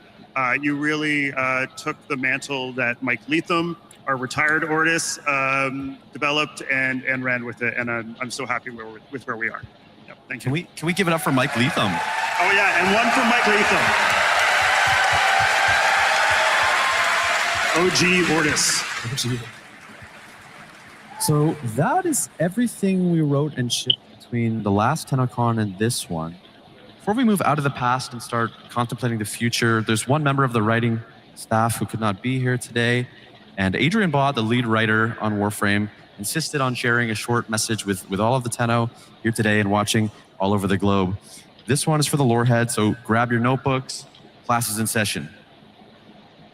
Hi, Tenno. So I really just wanted to follow up on last year's narrative panel, where Corey asked if there was anything the players should have brushed up on prior to the big Tenno Live reveal, which of course back then was the old piece. Back then I could only make vague and half-assed references to old lore and Hunhao's comment about how we severed worlds. That was because one important background detail for the old piece is that the Sentients did, in fact, complete their solar rail between the Origin System and Tau. That's actually something we've known about for as long as we've known about Tau at all. It was first mentioned in Mag's Prime Codex entry way back in 2013. And on the topic of the old piece, I also really ought to address the question of how come the operator is up and about instead of in a cradle on Lua. The second dream is a transient state, one which they were put into for therapeutic reasons, as well as to pilot Warframes remotely. It's not the same thing quite as the long sleep or the long dream, which is when the Lotus put all the Tenno into their pods shortly after the night of the Naga drums, and they stayed there. One question that comes up a lot is, did the events of the old piece actually happen? Yes, they did, although bear in mind we are seeing them as the operator remembers them. They are not Eternalism shenanigans. We've actually only used Eternalism twice for serious story beats, once for the operator and Drifter's existence in the New War, and once for Sirius and Ryan. Hello? Hello? And a 1, and a 2, and a howdy-do-do. Which leads me neatly on to the question of what is the indifference really, and what does it want? Well, I can now reveal for the first time. I don't know. It's some old Britannic guy. Just overlay the signal. I couldn't believe it either. But the big question everyone's going to have is, are they romanceable? Well, I have special permission to tell you. Well, hello, TennoCon. Guess who just broke the fourth wall? Oh, shit.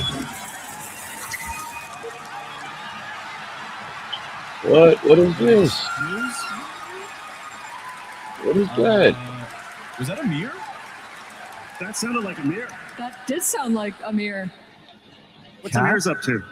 Kat, do you have any idea what we just saw? He is back. Coming to an Origin system near you, Amir from the Hex is taking over Nora Knight's broadcast temporarily. He is. So coming in August, what? Amir is giving Nora a bit of a vacation and taking over for a very special Nightwave.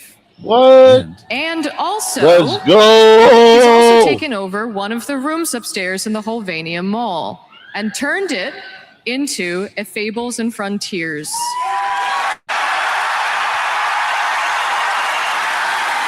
Oh shit! They about to put a card game in Warframe. I know they're not putting a card game. So, yo, you can. What market for a are y'all not 6-day trying to mini take? text adventure in the Kim system. They You trying can to take join the every Hex day. for their little mini text adventure. But I warn you, not all is well in the land of Holvendime. So we will be finding a new room. You will be finding a new room. You will meet Amir there to make your character. And then you will play the game on Kim with the rest of the Hex for a little 6-day mini text adventure. Now, all of the parts and pieces, now the art that we worked with the Yo, the creators crazy here, now thing this is, art. One thing about DE. This want art all was the created, market. They this said we concept art was taking created by everything. Briggan. Now, Briggan is in the audience tonight. They said we taking everything. Like incredible artist. You want some Briggan GTA? is my We got you. co-author of You this want some Fables card and game? Frontiers We text got adventure. Because all I said was, yeah, Eleanor's going to be the warlock, some, and of course Arthur has to be the Space Adventure? paladin. We got you. He's just going to be the basic paladin. He's Arthur. What do you mean? Now they adding Dungeons and Dragons. Is something Ben Starr would say. Exactly. Now they adding Dungeons And Briggan Dragons. was off to the races, and I barely even scratched the surface of the art that Briggan created. And so what we've created here is the parts and pieces to then give back to the community for all of you to be able to take these and play campaigns of your own and run off and be free. We have a little time lapse. Can we show? We'll keep talking, but we'll show a little time lapse here of Briggan's work and process. Because this is our love letter to you, the community, because you fell in love with these characters, and then I've fallen back in love with what you've created. And it's like, this wouldn't have happened. This Fables and Frontiers campaign wouldn't exist without all the love that you've given to these characters. And so we wanted to do this as almost a thank you to all of you. And like to be able to see what, and yes, Monk Arthur. Monk Arthur is real. It haunts my dreams. Oh, and did we mention that there's some returning voice actors? Yes, and so in the Shockwave, all of the Hex are returning to make cameo appearances. If Ben Starr was here, he'd be so stoked. He would be so stoked if Ben Starr were here. He'd be thrilled. He would be thrilled. And to be able to work with Briggan was just so phenomenal. It was such a collaborative process, and we were able to just sort of bounce ideas back and forth. And they put so much love and thought and backstory into these. And just like the Eleanor, oh my God, like they have a guillotine around, she has a guillotine around her neck, and like is the patron, like her patron is like this eldritch, like infested death patron. It is so cool. It is so amazing. There's a few more things coming in this update as well. And so we have these amazing glyphs coming. Owie is a barbarian fashioned after a bone widow. And it is so cool. It's gonna rock. It's gonna rock. And if you were watching the sound panel, you may have heard that a new online track is on its way, and that will be arriving with this update. Might also be a little bit of TENNOCON, maybe a few more TENNOCON Signas. You didn't hear it from me. A little bit more art. And we have some of these character sheets that I drew up with. Oh, come on. What happened? all of the amazing concept art.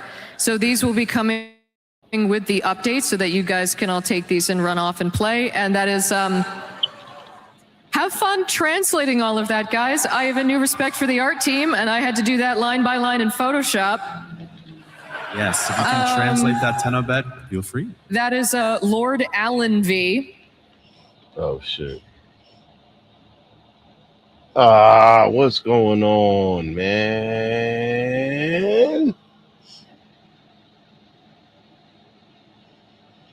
Hold on, y'all. Struggle streaming.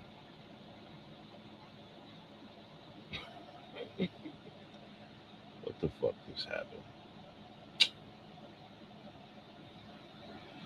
Come on, man. What happened?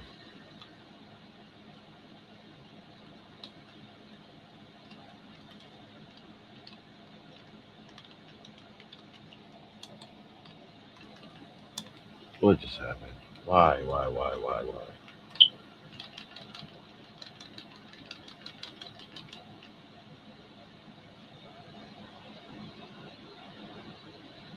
They did me dirty. Oh, they just did me dirty.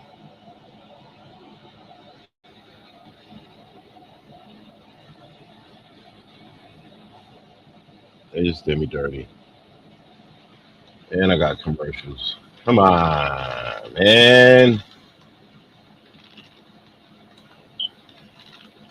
It's got to be a bandwidth issue.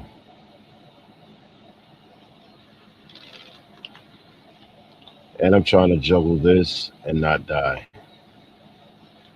Oh, shit.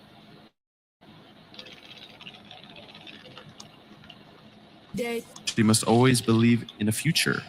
I know this line caught a few people's ears, and it certainly caught mine. Why is it that Natal can never know what happens in future? Why is Gamora? Hunhao can burden it. He can deal with the burden of the knowledge that the future is fundamentally doomed in some capacity. He can shoulder that burden. There we go. But in order for Natal to keep going, he is giving her the one thing that enables her to keep going, and that is hope, the belief that there is a better world after today. And I think that is a gift and a beautiful thing that a father can give a child.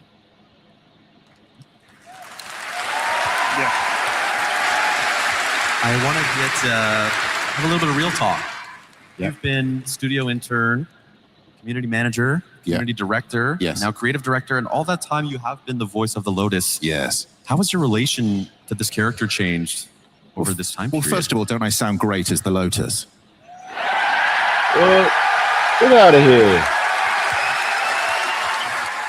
Get out of here. Space Mom is a space dad. When I definitely, Rebecca Ford, think of my relationship with the Lotus, I feel like she is both a part of me and not a part of me. I feel like she haunts me like a Dickensian ghost. If I respect her, she respects me. It's an amazing relationship, and I'm incredibly proud to kind of keep going with it. How do you plan and write for yourself now when Lotus is part of a quest? Are you... Well, every time I'm telling Adrian to kill her, and he won't let me kill her, because I, in good faith, can't continue on being a Nepo Lotus and writing all the stuff for her. So, no, Adrian wants to keep letting her live, but every single time we go into a new meeting, I want a death for her. But you guys keep wanting her, so she's just going to keep coming back. Yes, because we love Space Mom. How do you... We love Space Mom. How do you decide we love where Space Mom. her story should go? Do you feel an investment in her that is different from some of the other characters? Well, Kat and I actually had a good little chat about this recently, and we both decided that she has one... Ooh, a tease. She has one big important thing to accomplish. So I think we can tease. Stay tuned, Kat. We love Exactly. Space Mom. So stay tuned. This is a question for Reb, but I suppose the whole team can jump in as well. How important is story to the gameplay of each update? I'll say arguably probably the most important thing about this game. It's something to to hang the grind on and make people keep coming back. We have this ethos, which is at least one character per update, because this isn't just a series of systems or mechanics. It's a living, breathing world, and the story keeps you coming back. And the fact that like this game is thriving more than ever is testament to the strength of the stories, testament to the strength of the writing team, We working beat them in all. tandem with all of the amazing artists, All the designers, and doubters. developers at this company. We beat But them yeah, I would all. say people want to come back because they are invested in these characters and they're invested in this world. And if I may add, The little engine that toys, right? well said, Rebecca. Remember that? If I might add, when we first started working on Warframe, we didn't yet know that narrative and story was going to be as big a part of what it was. If those of you who are founders, I know there's a couple out there still, and that's amazing. You'll remember the stories in the early part of the game were much more simple. They were much more humble. Our character presentation was much more simple and humble. This is why, you know, we were using our UI artist, Mike Leatham, as Ortis, and our marketing manager, Rebecca, as Space Mom. as the Lotus. We were just trying to make a simple game, but the more we made it and the more we got your responses, we realized that delving deeper and deeper into story was what was keeping people around, and that's what people were telling us they were playing the game for. So we just kept on doing more and more, and here we are in the hockey arena talking about everything that's coming. I can't believe we're here. It's amazing. Thank you. Thank you. Good job, DE. Thank you, Tenno. Good fucking Rev, job. I have one more question for you. Do you really have a plan for the story? And if so, how far ahead are we planning? Oh, okay. So back in 2022, when I definitely, Rebecca Ford, took the job, I gave myself 5 years. There was a 5-year plan. And currently, if anyone's checking their calendars, we're currently at 4.5 years of that 5-year plan. Luckily, because of you, because of the amazing team that I get to work with every single day, there may be more runway to that 5-year plan. So thank you. I can tell you by what you are going to watch later on this afternoon, there are some wonderful surprises in store, and that is because of your support. So thank you so much. Let's get another 5-year plan. I would like to talk to the group about advice and influences. Reb, we saw you bringing anime.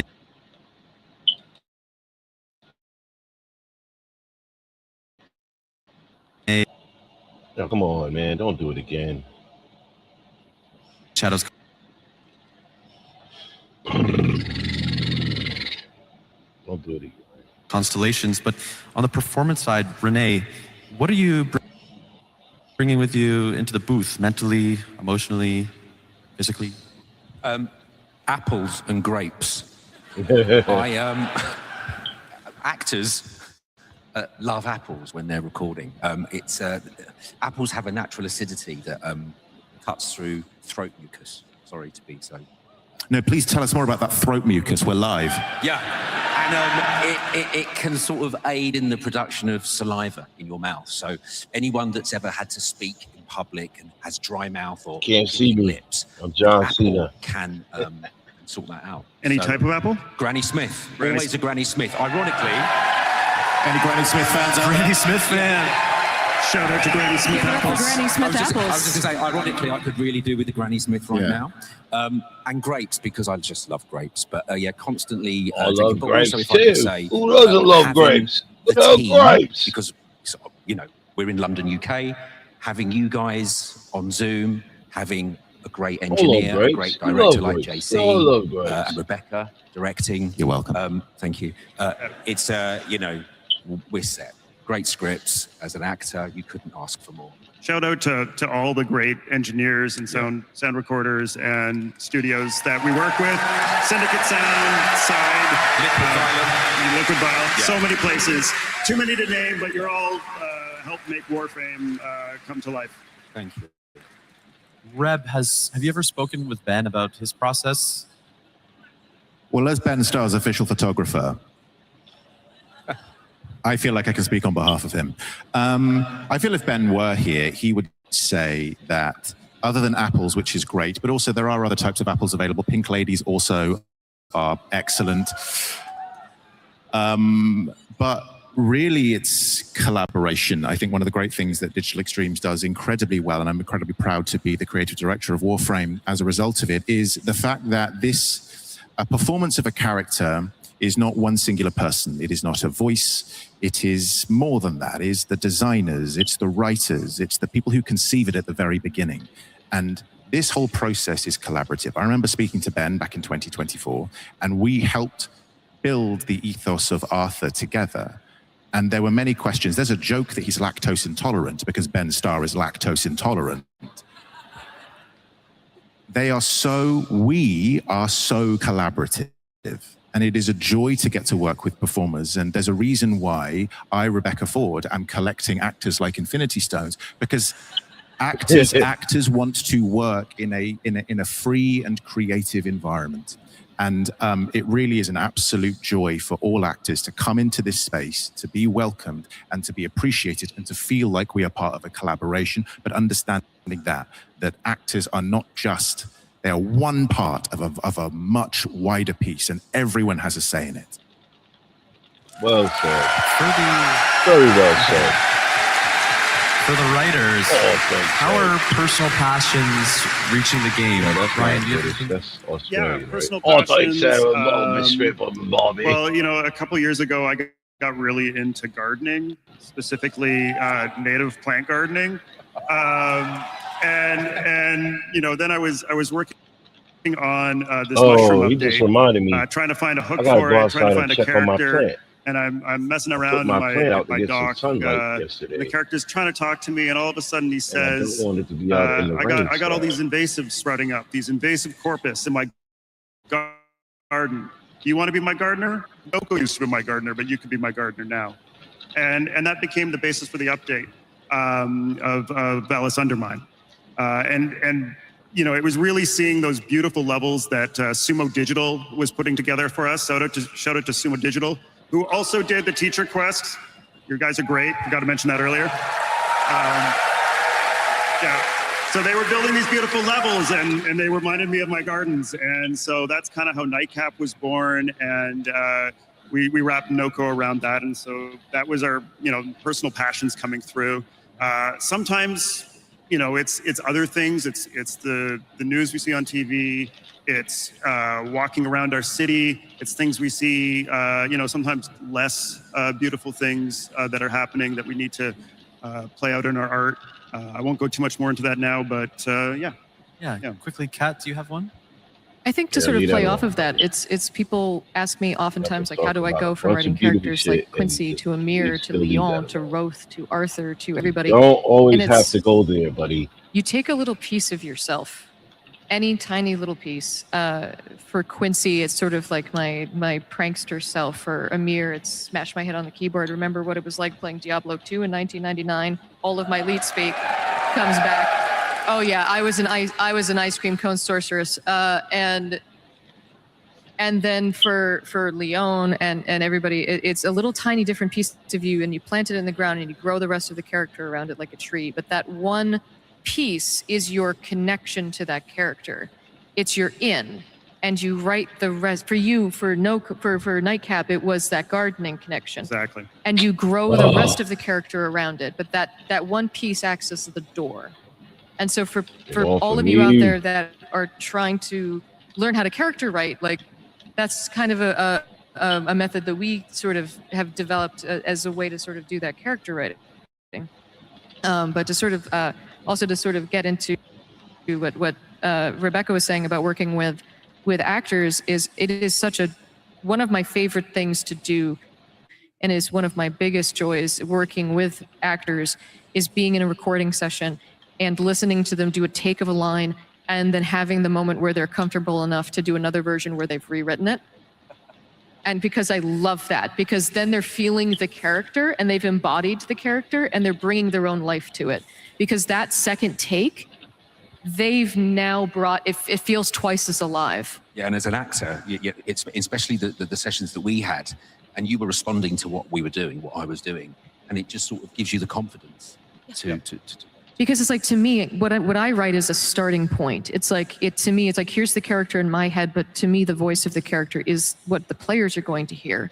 So if you can do a version that is going to sound more alive, they're going to hear it and it will feel more alive. In performance, often an actor can come into a studio or go onto a set, and text is often king, right? A writer writes something and then an actor will have to perform it as written. And sometimes you can sense that the actor really isn't sensing that line. They're not really vibing with it. And you can tell when you play a game or you watch a film, there's something quite off. It's an awkward facsimile of real life because the actor really isn't vibing with it. The amazing thing about this process and the way that Digital Extremes works is that there is the text and there is the actor, and it's the alchemy that comes between those two things. If an actor is unable to convincingly say the line, it's not that the line is bad, it's that the line isn't right for that particular actor. And it's been fascinating to see how Digital Extremes have moved and developed with their performers and really written around those characters. And certainly, like when Rebecca Ford conceived Arthur in the early stages, I could not have possibly have foreseen what he would become in collaborating with Cap, with Ben, and how he and the rest of the Hex developed alongside those actors. They really become written for the actor once you find the actor for them. For sure. Especially with characters like Treve, who plays Quincy. He has so much inspired the character that he's sort of become that embodiment. Totally. I think in the interest of time, we'll keep rocking on. We were talking recently about microbursts of lore and how not all of the storytelling happens in the quests. Kat, was there anything that you thought was especially interesting with the last few years of Warframe? I think one of the weirdest cool pieces of information that is buried in the lore is the fact that Pregassa is Lotus's mother. Like Pregassa the ship is Lotus's mother, but that was only like mentioned in one trailer back in 2018 for the new war. And it's like, wait, hold on. So Hunhow and the ship? Yeah. Don't think about it too hard. How does... Wait. Do the math, everybody. Yeah, I don't. And it's like, and then if you listen to Hunhow, so the that's ship it. and Hunhow. Beyond our comprehension. Yep. I'd love to see art of that, actually, if that's possible. I do want to talk about the proto frames. And then out of And it that, just blinked into existence. If you could send it directly to my email at Rebecca Ford at Digital Extremes. The Lotus. Just spam it. I'd love it. From a narrative point of view, what is the thought process behind the proto frames? To me, the proto frames are a different way of being able to tell the Warframe story. They are a new voice to be able to explore the narrative, and to me, that's a very who's in here? Yeah, before proto-frames, Warframes were kind of a blank slate that players could project their own personalities onto. But whenever we were telling stories about Warframes, we had to have another character come in and speak for it. Which works, but the proto-frames let Warframes have a point of view, and I think that's really special because Volt is Volt, but Amir is his own character. So that's really what we love doing with proto-frames. Yeah, I understand Ryoku and Vina just arrived quite recently, but can you give us any crumbs of what's next? Any world premieres? Any one more things? Well, I can say that there aren't going to be any more proto frames coming this year, but there will be a Warframe with a point of view. They had to give me something to do. Yes, we need something weird for Kat to... With a little bit of time left here, I would just like to kind of ask the panelists for some closing thoughts or closing remarks. If I could be so bold as to start, I just want to say to the audience here and online, start making things, keep making things. In the words of David Lynch, I hope you are all having a lot of fun working on your favorite projects. Oh, sneakers. Yes, make stuff. Kat, you got something? For me, I hope it's so clear to all of you how much I love and appreciate all of you. So last year I almost cried telling you all how I will write for you to the heat death of the universe, so I won't repeat myself. So instead this year I will say that I have met so many of you this week who have told me and shown me your amazing artwork, and I tell you how beautiful it is and you say, oh, it's nothing. And I want you all to know that I feel the same way. I suffer from imposter syndrome like you would not believe, and I never considered myself a writer, and to this day I still don't really believe that I'm a writer. I know I'm sitting here and I walked out and I get to cross off my bucket list that I get to walk out to a stadium like a WWE wrestler. And I still will go home after this and think to myself, I'm crap, they'll figure it out next week and fire me.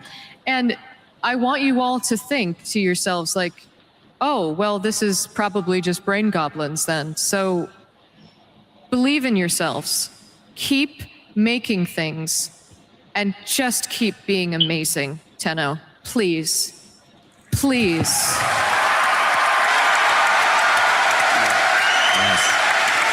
Yo, wow, look at the amount of people. I know this has been said a few times today. We're here because you keep showing up.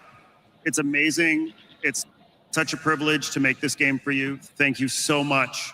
Yo, what a turnout for this shit, boy. Thank you, Ryan.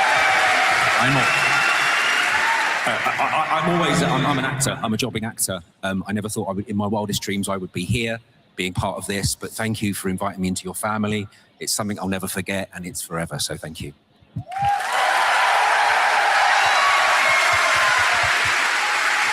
If I may speak about myself, Rebecca Ford, in the third person, or about myself, I believe that I, Rebecca Ford, am a remarkable individual. It sounds like hubris. It is not. I believe that I am so proud to be here. I am devastated in ways that I couldn't be here. I'm devastated that I couldn't share this with you right now and instead had to get the actor Ben Starr to dress up as me. Wait, what? Guys, I'm not really Rebecca Ford. Oh my God. I like him. You idiots. It was me, Ben, all along. I like him. He's funny. But what I would like to say is you are an amazing community, and I know Reb would have loved to have been here. And she, from a personal view, is one of the most remarkable people I've ever had the pleasure to be in the vicinity of, let alone work with in a professional capacity. And I know that she loves every single one of you. I've seen the way that she is at work, whether she's with you as a community, and I'm so proud to call her not just a colleague, but a friend. And it would do me a great honor if we could all together say, we love you, Space Mom. Is that okay? We love you, Space Mom. Ready? One, two, three. We love you, Space Mom. We love you, Space Mom. Our narrative panel, Tenno Live 2026 is coming up. Bye-bye. I wish I could have been. When I had the kids, I could have been Space Dad.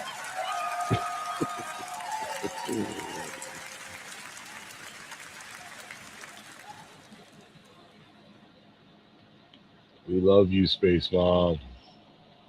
That was dope. That was pretty dope. He is funny as hell. I like him. He's funny.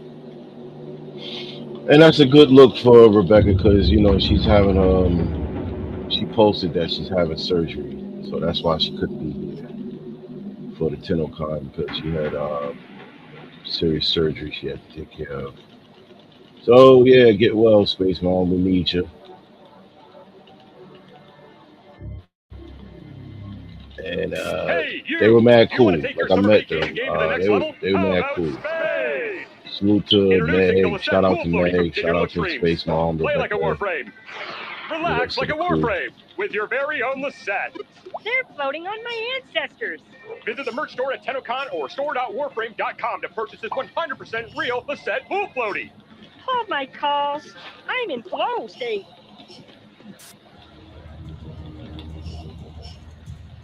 But that was pretty cool. All right, we almost at that 4:30 mark. We almost are at the grand finale and the big reveals. I wonder what the reveal is going to be. Oh, wait, hold on. Where is this lich, man? Come out so I can kill you. I don't understand it. Come out, lich. Come out, come out, come out, come out, come out, lich.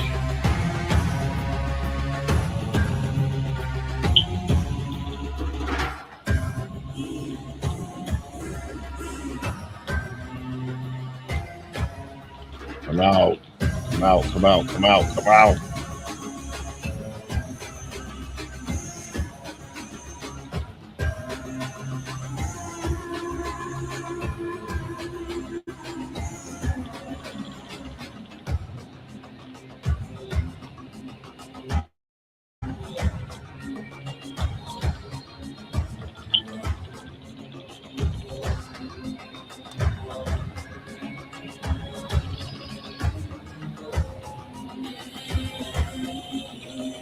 Come on, come on, come on, come on, come on, come on, come on, lich. There they go. Oh, you die now. You made me wait for y'all. You are going to die.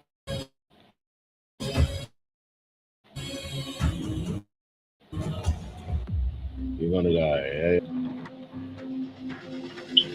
Thank you.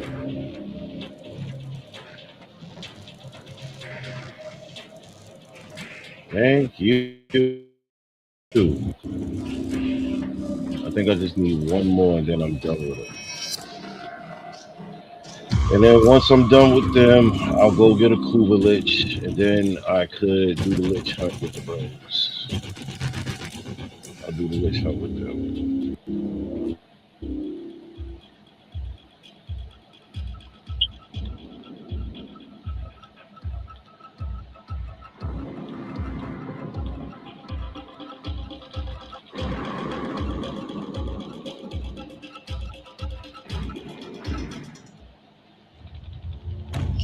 Time is it? Hold on, y'all. Time check. Time check. 3:56. Okay. Rivers, trees, Misa Prime at 4:30, y'all. that sees fairy side. Whispering, they sing for fall. What need is a devil for forgiveness when hell is a lie spun by madmen?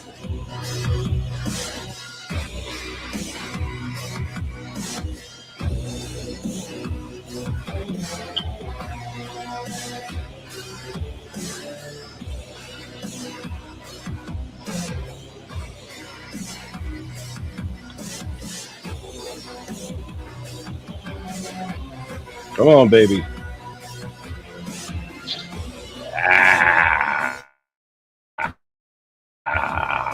Leave me alone.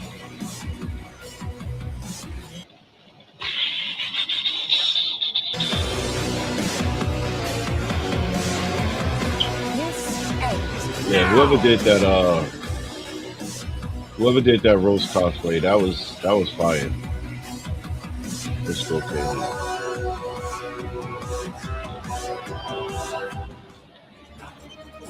That was definitely a professional job.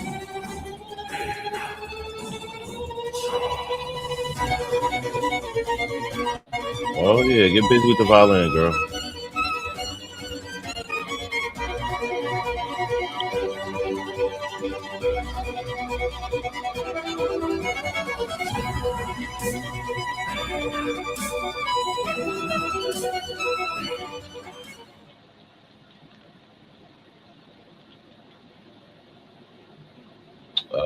What time is that? 4:30. 16:30. So we got 16:30 on this side, and right now it is currently 3:58. We got 30 minutes before showtime on the main event. I think in that 30 minutes I got enough time to run to the store too. I think so.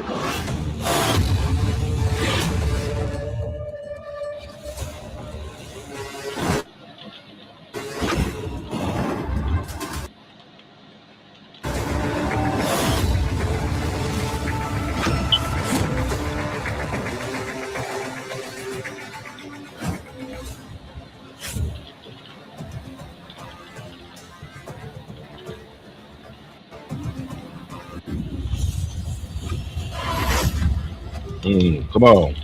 Come on, come on, come on. We're going to kill them all. Get up out of here.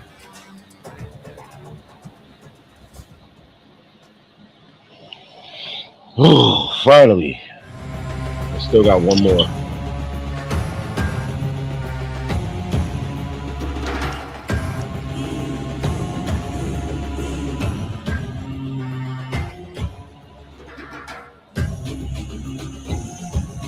I would love to know how to make artwork like this. I really would.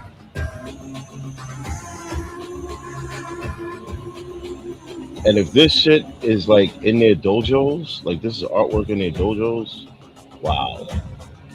Wow. That's amazing.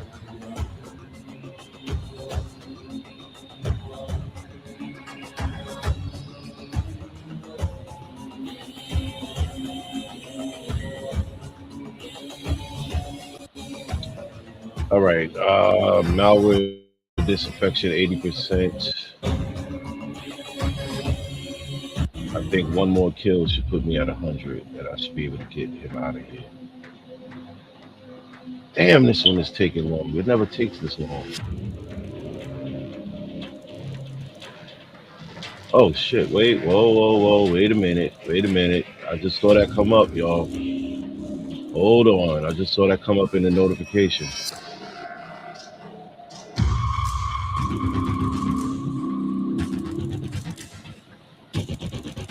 Oh shit. The relay is open. Let me tell everybody the relay is open.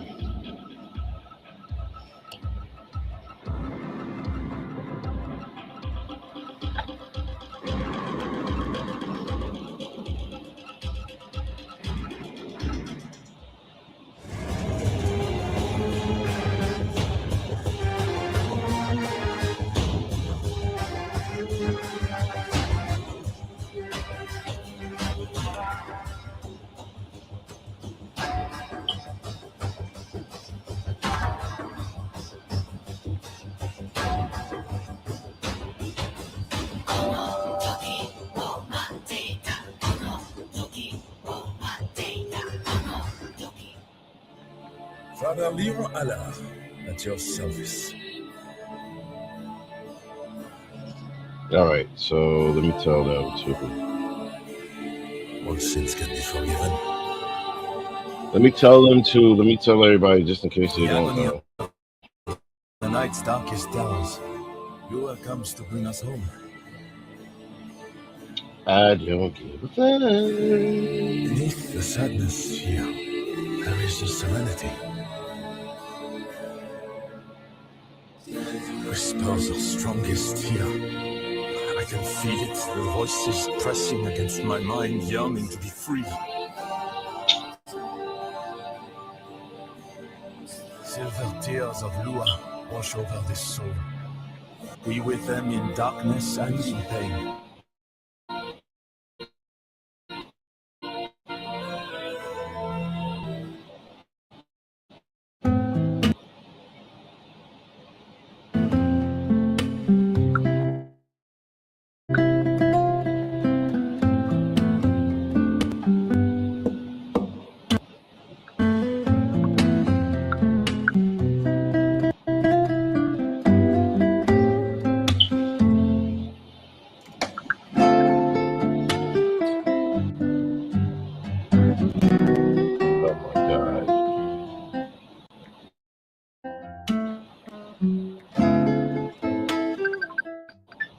everyone. Biggest design challenges was balancing his character.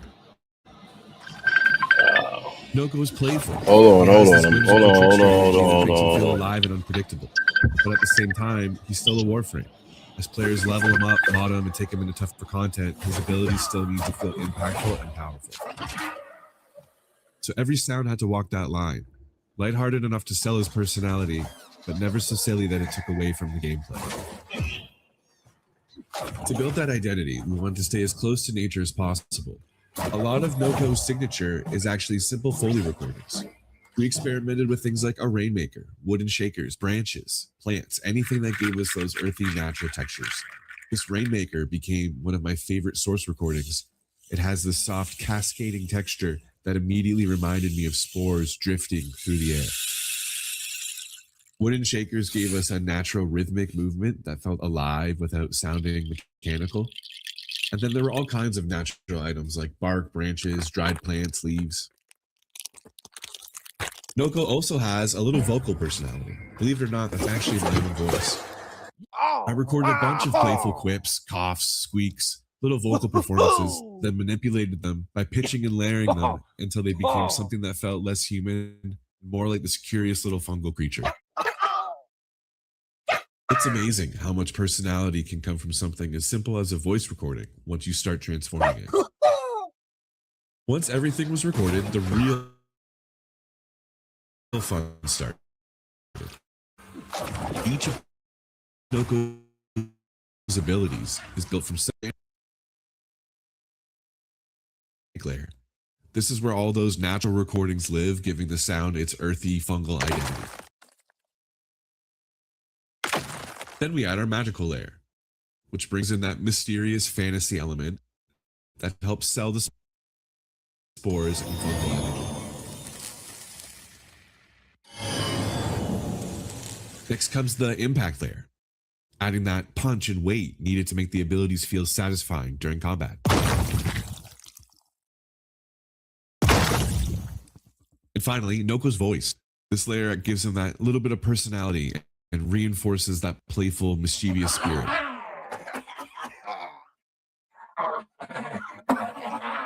But it's only when all of these pieces come together that Noko really starts to feel alive. And that's a little look behind the scenes of how we brought Noko to life.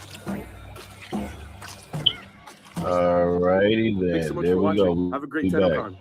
How much time I got? Do I got enough time to make it? Hello, TENNOCON. Wouldn't that be I don't believe we've met, but I have a feeling you're going to know a lot more about me very soon. I think I got enough time. Happy TENNOCON, everybody. I think I got enough time to do it.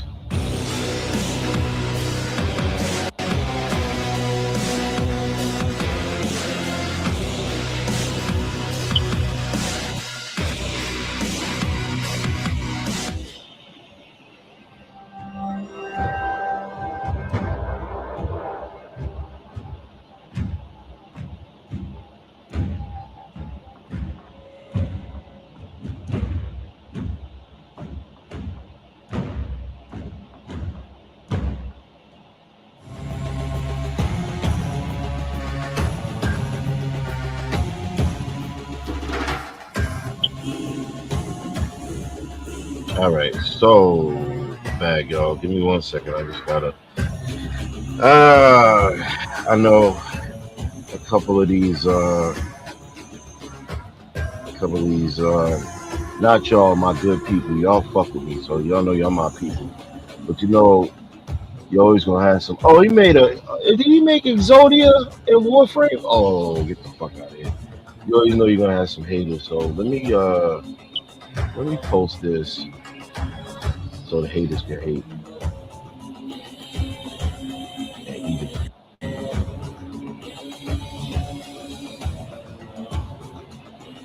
I said it. I'm not playing with y'all anymore. There's one thing about your boy, I do not be hating on nobody. But for some reason, a lot of people love just to hate on me.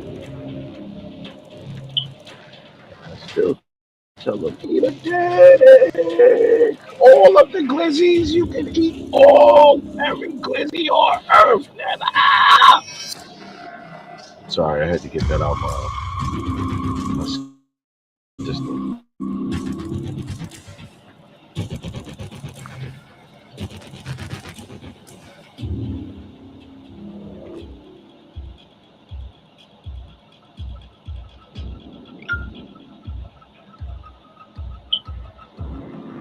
Like all the haters?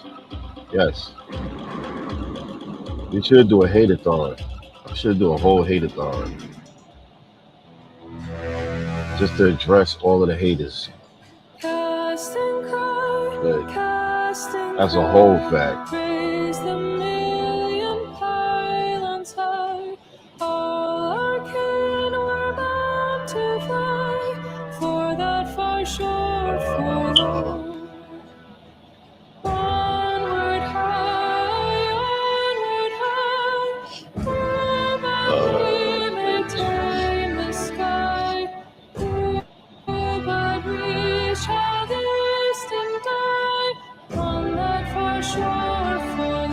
I'm sorry. I didn't want to. It was him or me. Him or me.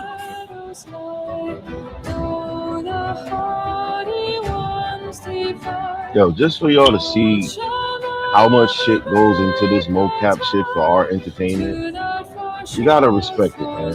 You know, this is one of the reasons why I respect the process. I respect everything they give to us, no matter whether you like it or not, or later on you be like, oh, that could have been, wasn't all that great, could have been better. But when you see behind the scenes process and what it takes to give us this shit, you gotta respect it. I mean, I respect y'all for giving it for 15 years, man. Alright, there you go. What up, brother?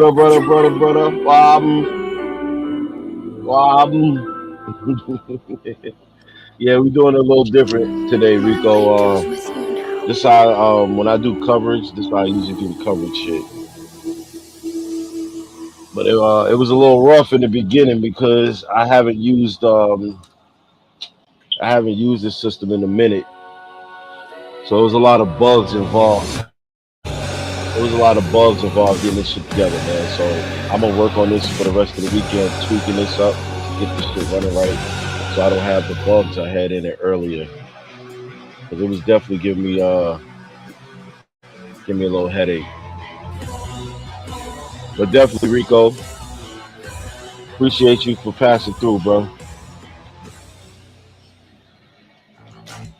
Definitely appreciate you. Hold on, let me throw Rico's up there so everybody can see Rico. There you go. Throw Rico on screen real quick.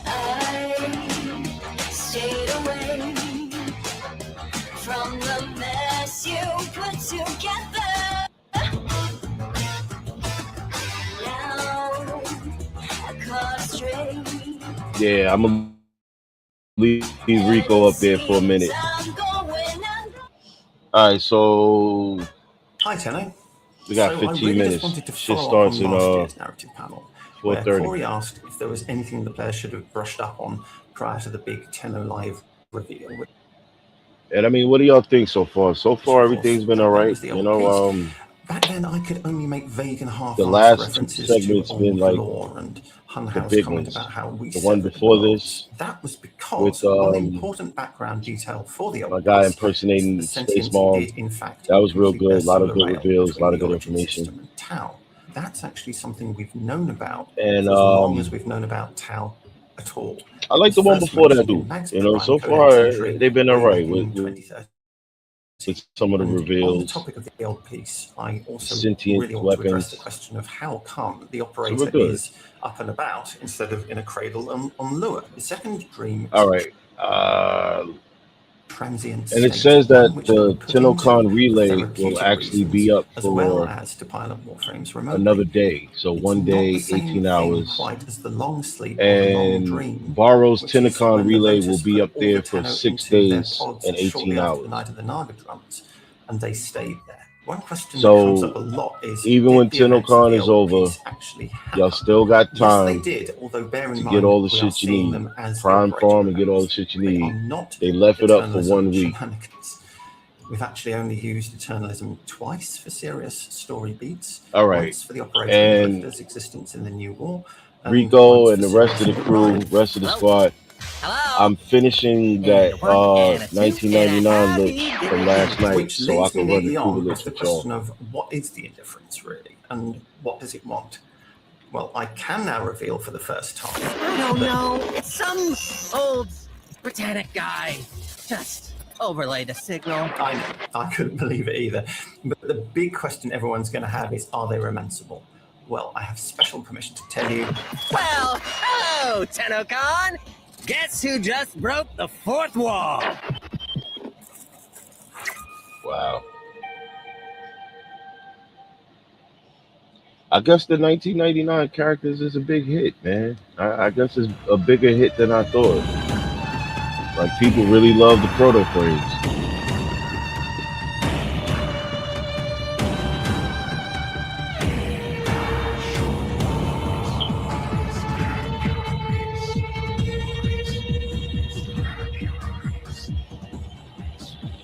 All right, y'all. We are 15 minutes away from the grand finale, and what are they going to show us?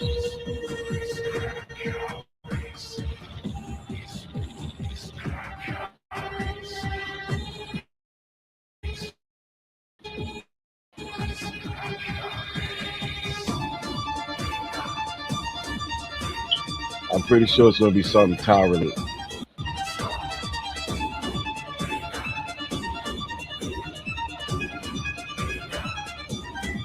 Oh, I'm tripping. I could be doing this. You know what? I can kill two birds with one stone. Yes, that's what I'm going to do. I can do this. That's why I'm doing that.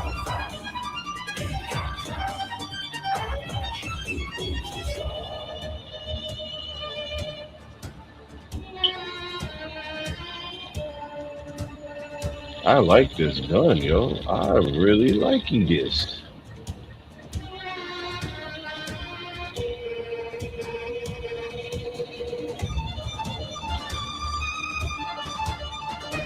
I really like this one.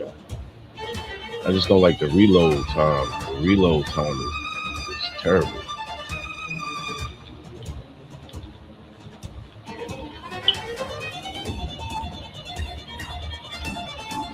All right, it says supply cache nearby. Where?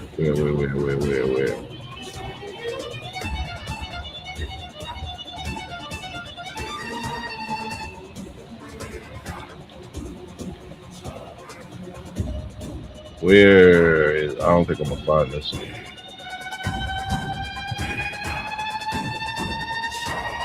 Yeah, I don't think I'm gonna find this one. This is the one that's covering the whole damn space. Yeah, I don't think I'm gonna find this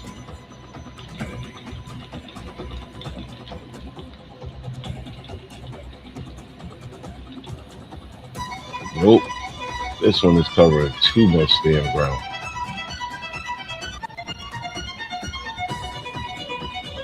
Oh, I got one. I got one. Oh, and there go the other one right there. Hold on. Boom.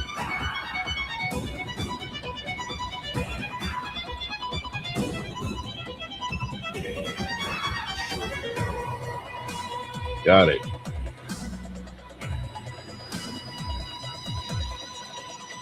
Here we go. We rocking. Come on out, Lich. Where is the Lich?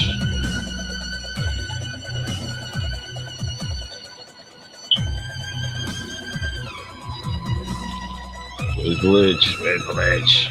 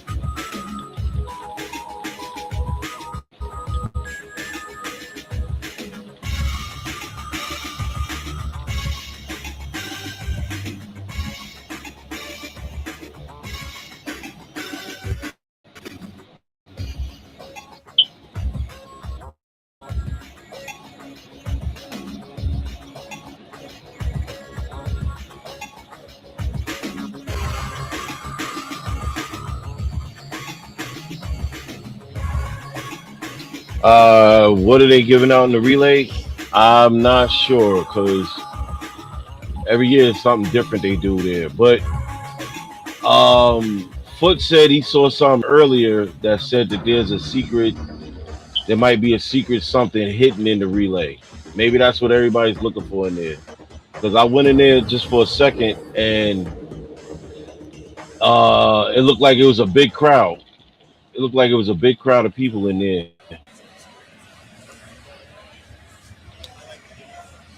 So I don't know. I know he said it was like some type of secret something in there. He said, damn, what did he say? Near the cases in the back or some shit? That's Foots told me earlier that there was something in Saturn Relay hidden in the back somewhere.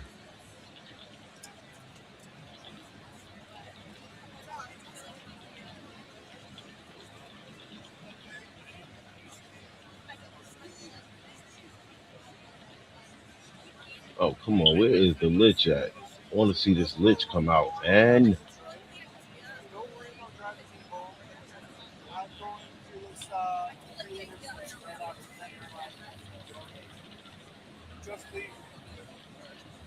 Yeah, I give him credit though for turning that stadium out, man. That stadium, they packed that shit to capacity.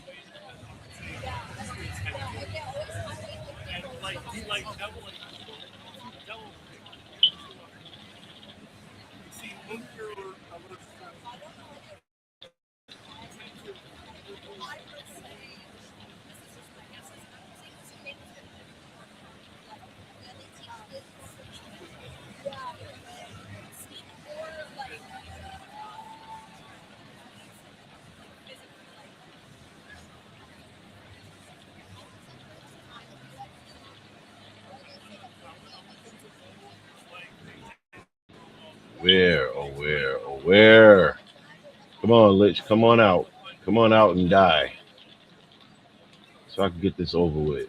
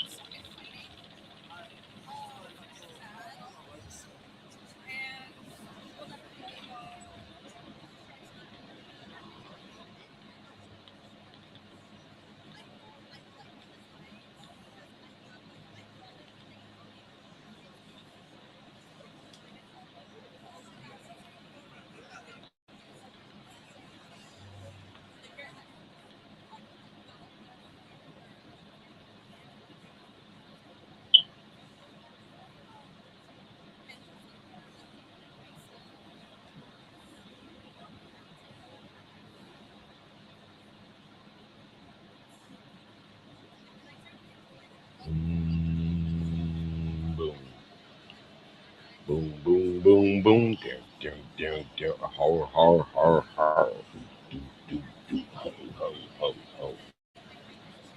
Hey.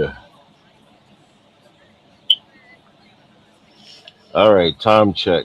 We are 4:23.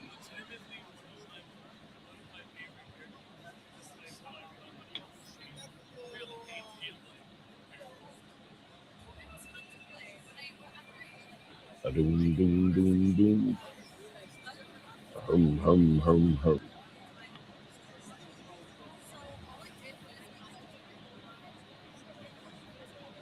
All right. So let's go over here. Let's go over here to the relay. Damn. Yo, that is crazy.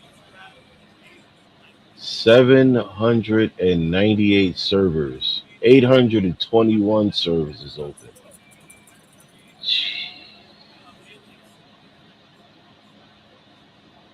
Jeez Louise.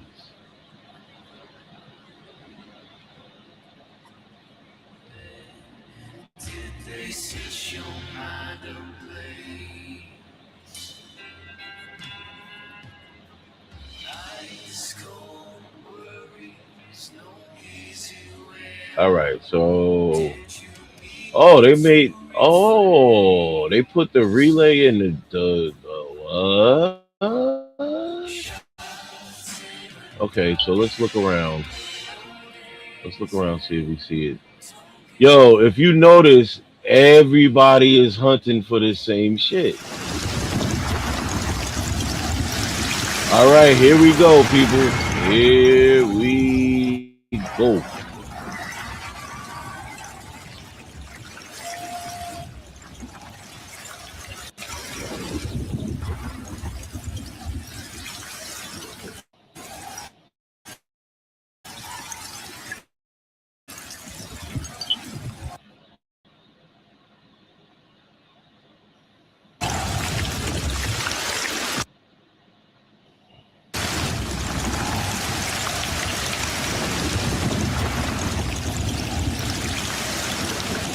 I want to know that anybody find it. Make sure you grab the grenades over there. Oh, maybe that's what it is. Where is it?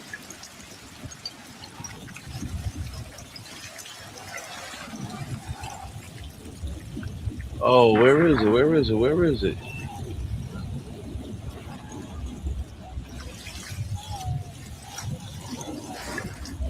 I don't see it. I don't see it.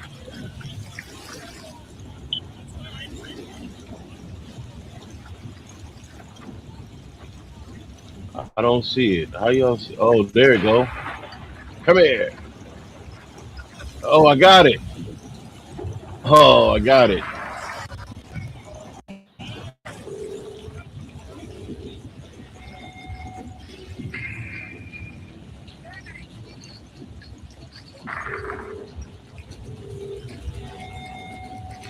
Yo, Rico.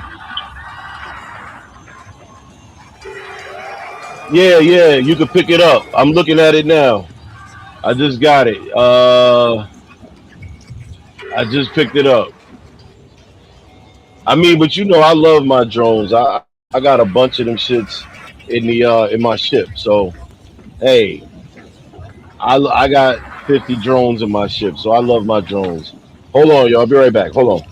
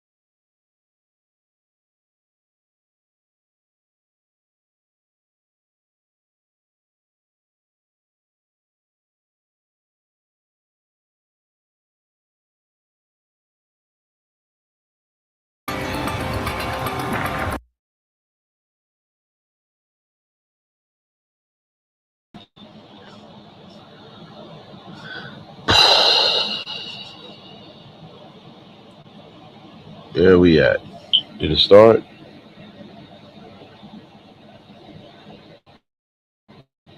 All right, where am I? Whoa. Ah, shit. Where's the sound?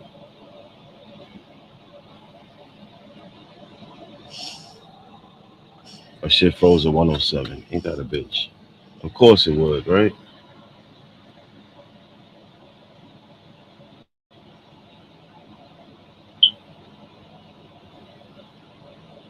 Damn, hold on.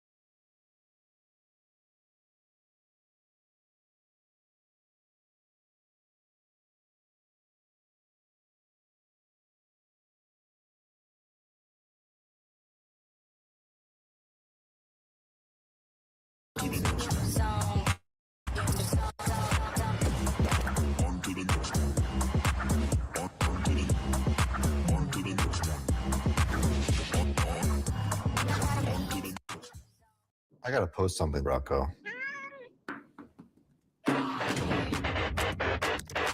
We've got something, Rocco.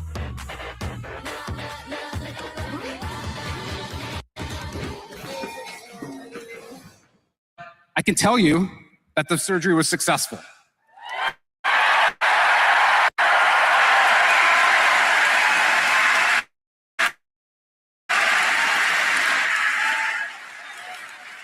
And I think Reb would really appreciate the energy in this room to be pushed to her, and the energy all around the world.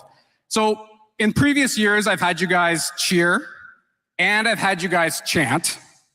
This year, we're gonna go one more. We're gonna have you sing, because this is DE and we like music. Now I see people squirming in the front. They're like, I gotta sing? It's a tune that you all know. It's Happy Birthday, okay? But it's with a small bit of lyrical change, okay? So I'm gonna sing it, oh God. I'm gonna sing it to you, and then we'll put the lyrics up on the board, and then together, all of us, if you can sing, sing. If you can't sing, hum. And if you can't hum, just feel it in your heart. But I'll give you the Sheldon rendition before we go to the lyrics. So it's happy recovery to you. All the Tenno miss you. We love you, Rebecca. Hope you feel better soon. You guys can do that? Okay. You guys, I know you've all sang this song at the top of your lungs at least once. You have practice. So you're gonna do it with me. I'm gonna count you in, and then we're all gonna sing. Are you guys ready? Okay. 1, 2, 3. Happy.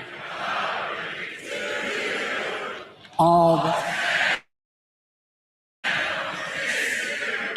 We love you.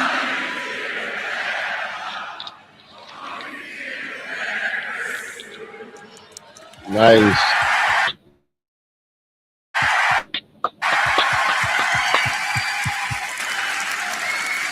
Way to go, guys. That was amazing. Reb, we're all thinking of you. We hope you get better. Quickly, take all the time you need. What happened? And to do that, I get to introduce you to your panel. Okay, Are you ready? First, we have. Okay, good. What do you want? Nothing. Okay. Of Reworks, the director of Warframe's design. Full on. What'd you get from him? Mr. Pablo Alonso. Nothing yet. From the Saturn relay, it's a little drone that you can grab. You got to catch it and grab it. I guess you can keep it. You said Saturn? Yeah, and whatever else they're gonna show, but oh man.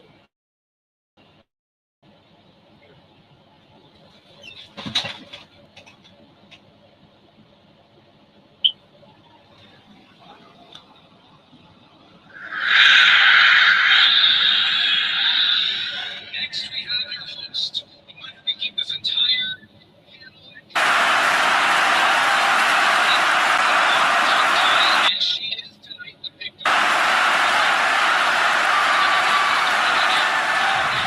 Next, we have DE's tastemaker and story breaker, the creative director of Soulframe, Mr. Jeff Crooks. Let me see.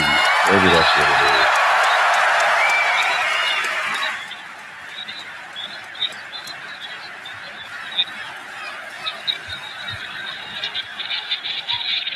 Next, we have your host, the one who can keep this entire panel and community under control. She is never tongue-tied, and she is tonight the big dog, Megan Everett. Thank you, Sheldon. That was great singing. That was really sweet. Or Megan's bringing Megan backstage. I had a little moment, but it's okay. We're prepared. Hi, everybody. How are we feeling?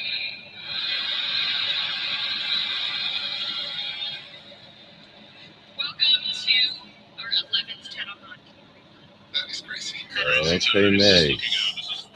Damn it, man. Why is this? What the fuck is happening, man? What the fuck? Why would it do it now? 11 years of your support, loving us. This year we have a record-breaking attendance.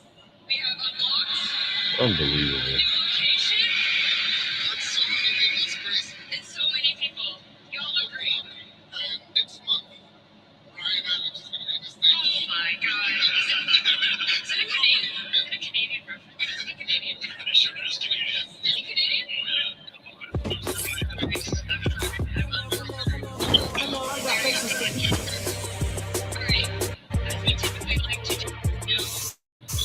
Housekeeping out of the way before we start the party? Yeah, we love it.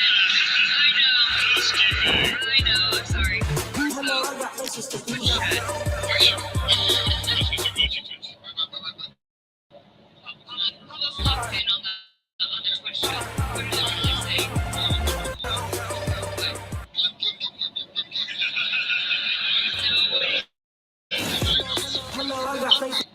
Of course.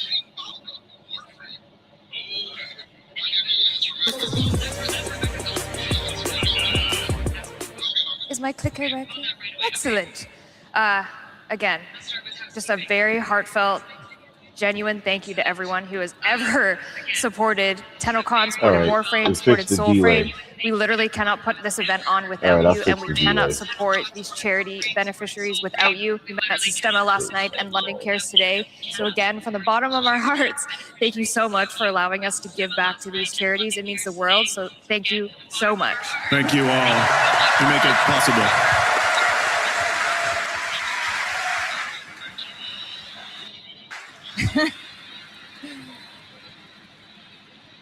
And as another reminder, if you are in-game right now, the relay is live.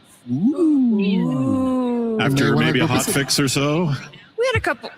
Did we have more than one hotfix today? You know. Oh God, I haven't been paying attention. Ooh, community director who. The in-game relay is live on Saturn. If you're online right now, where's the camera? If you're online right now, go to the relay, go to the dry dock, go to the Go to the right side. The right side. Unless you Side want to be different and go to the left side. But That's your own choice. yeah. You don't want to be that choice. Go to the right side. Because we are going to experience something altogether. Oh, that camera. Hey! Sorry, he was waving at me. All right, so now they're telling we are going to everybody go to the experience something Strawberry. together Now they're telling live everybody. when the Warframe demo happens.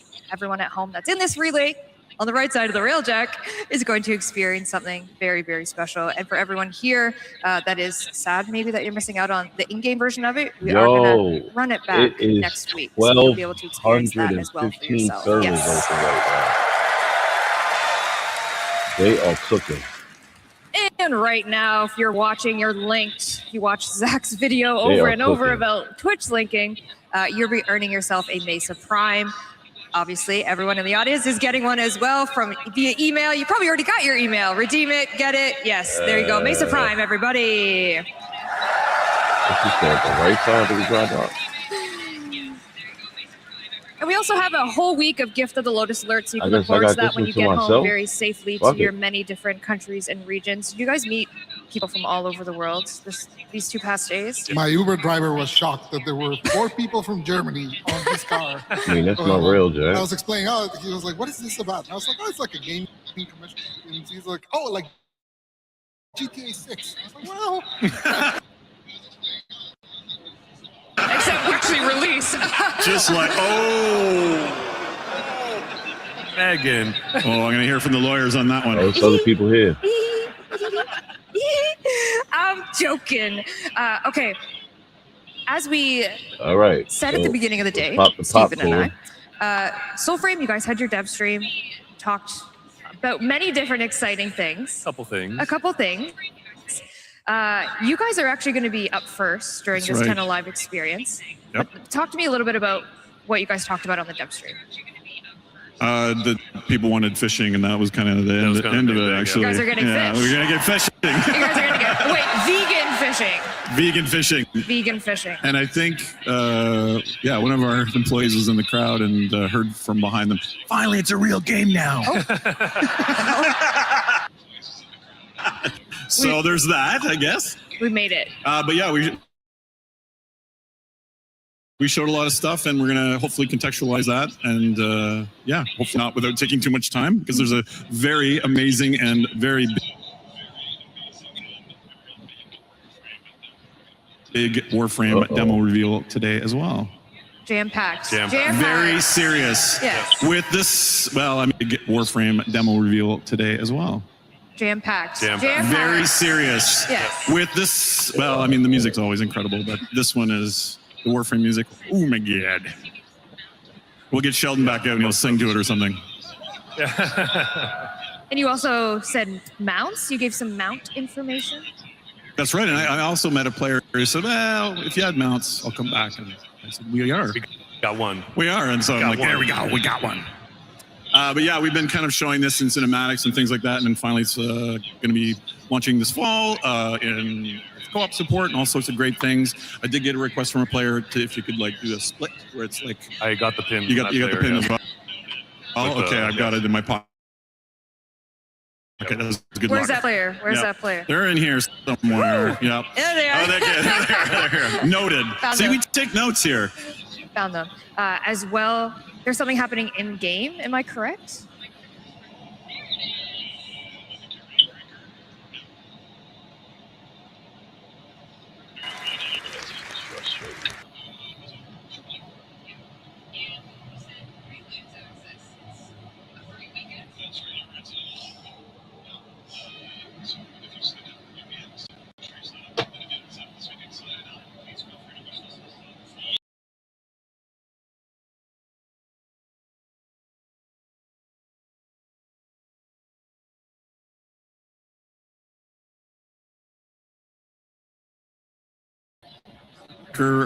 As well, shortly. Beautiful. And you said Preludes access. It's a free weekend? That's right. It's all open. Yep.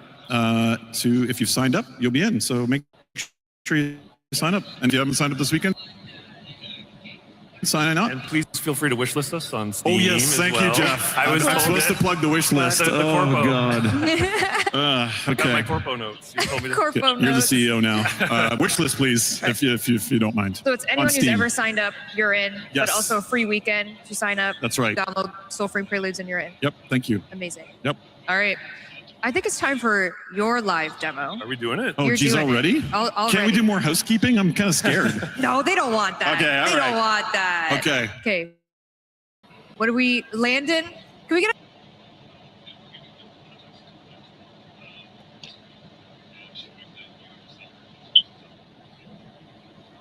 What is going on, man?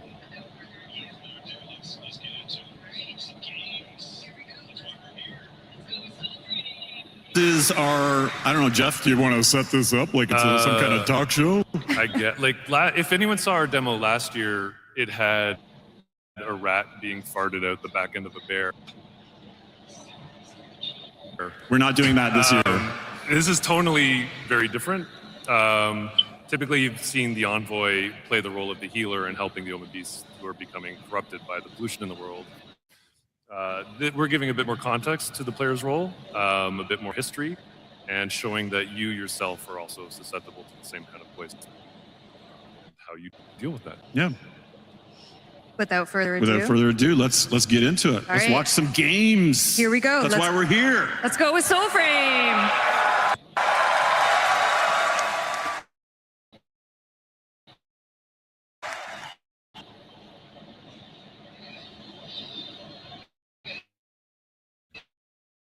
A splinter.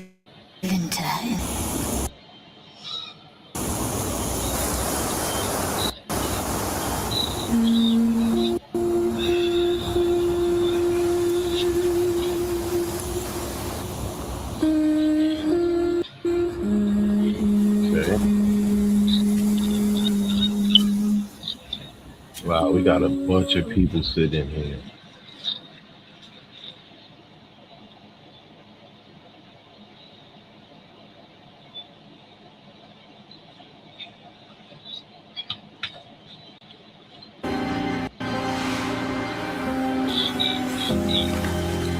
Here, Chris.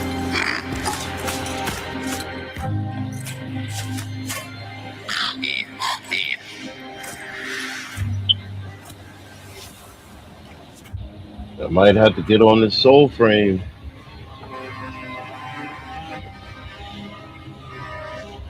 Might have to get on this soul frame, boy.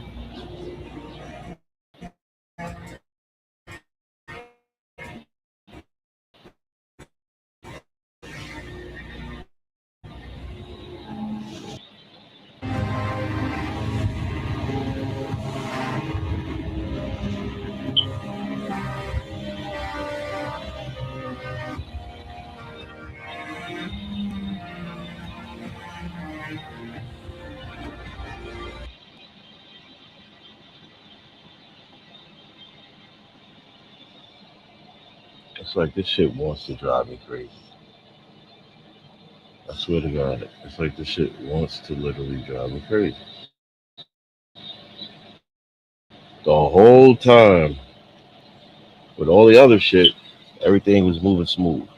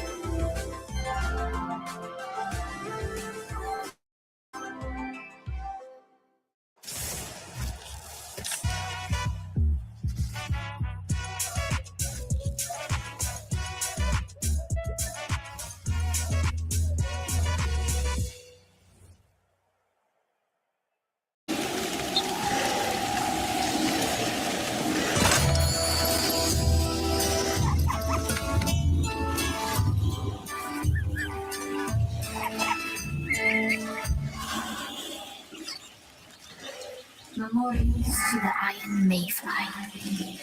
Heaven to your shadow heart.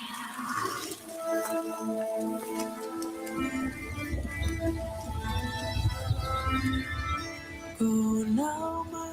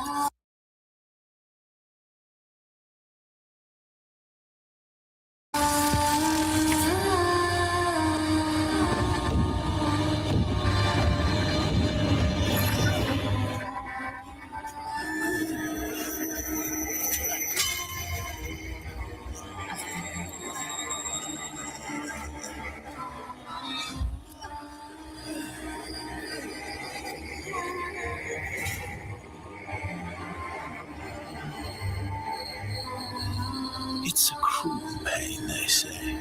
A searing spider in the ear, a seething slug in the throat. But trust me, it only hurts until you sing. So sing with them. Now my breath.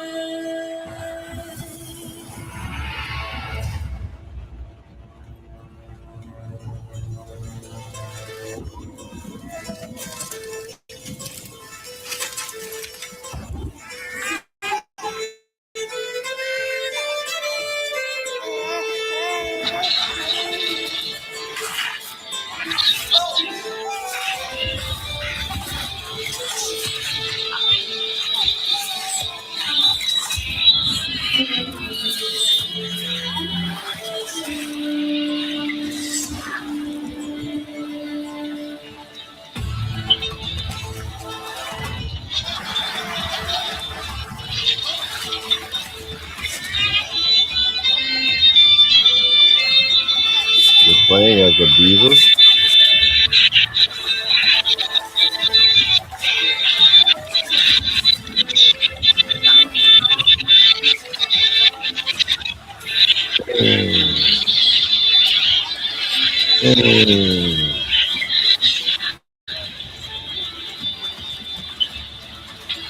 Shout out to the Super Beaver.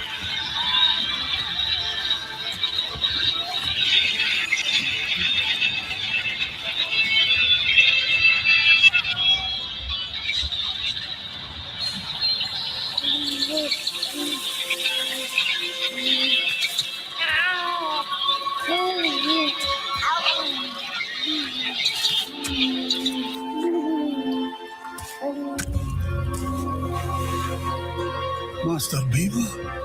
Oh no. What's this you pulled from the clear? A wee minnow, I see. Oh.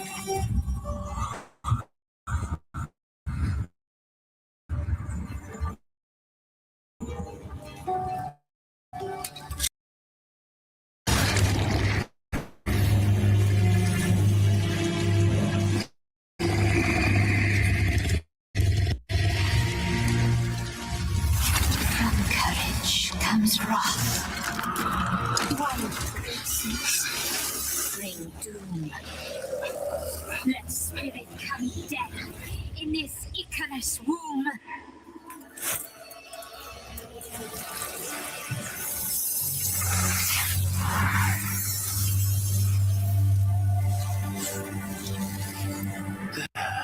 See it? The little blue one there, with the tail. Ossaraxi, they call it. They have a little circus whenever it passes near. And you're the star.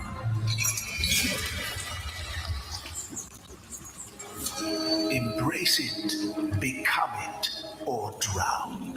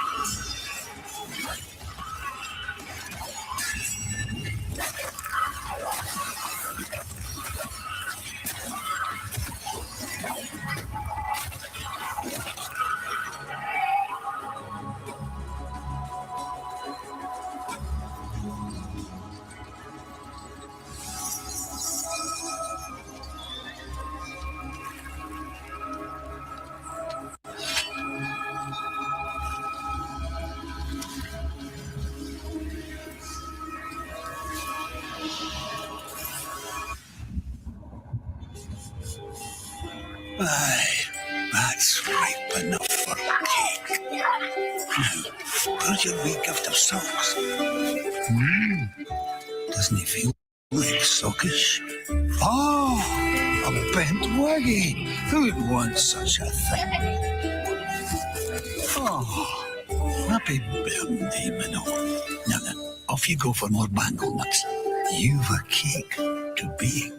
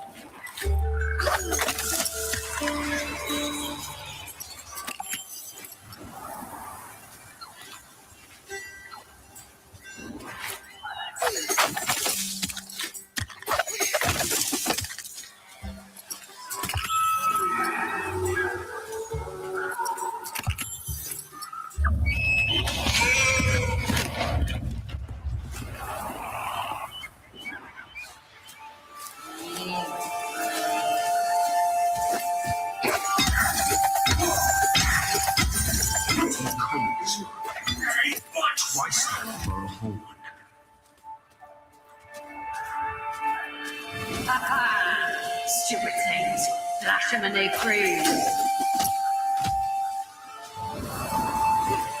From the soil spoils to sky.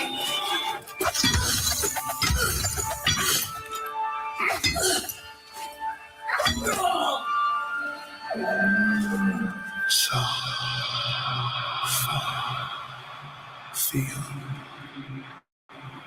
so far, feel.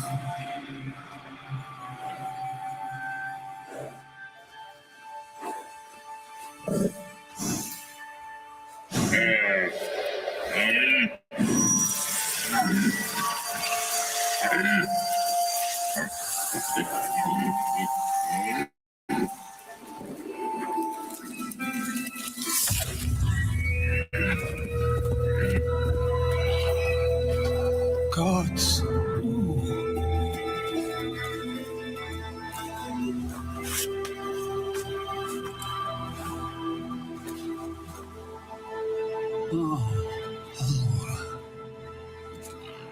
Slow in lessons, are they?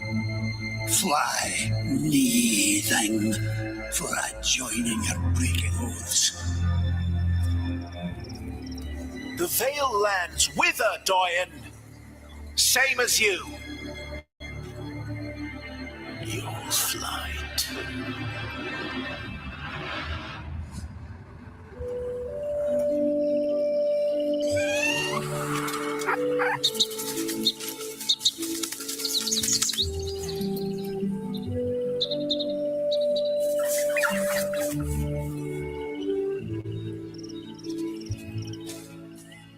We are born a shimmer, fishes, flies, or folk, then back again as finners to seek the ponding yolk.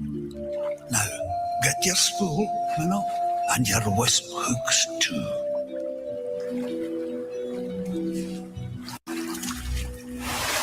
Spin her up and lob it over them.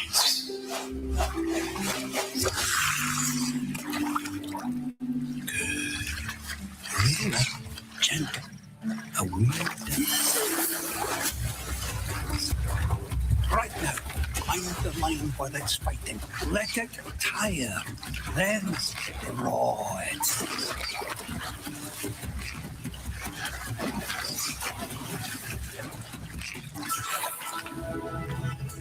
My old man, let's see you pinch my cheek now with those feebly fins.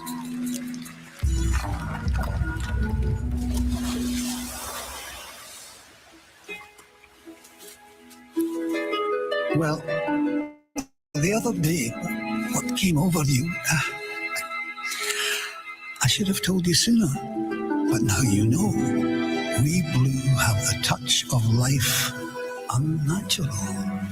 We can grasp the fleeing soul and set it back. There is a story, of course, a reason. We will read the soul of Tasker come night, but for now it is enough to say, be wary, Minnow, for we pay the cost with our own soul lost. And who would want to forget all this?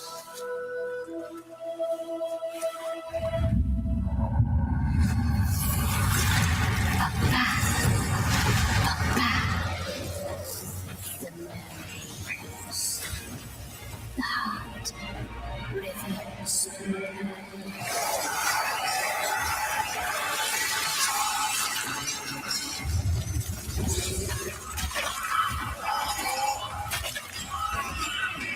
My beasties desert you soon, kiss your marrow. Are you even trying to hold this back?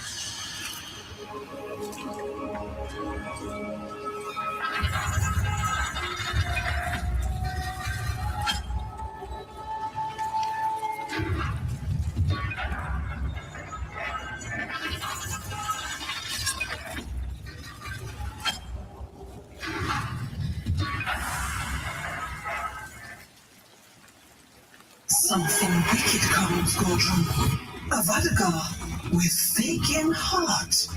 My lance, your hoof, will be their sweet release. Write it down now. Let its Icarus blood seed our festering field.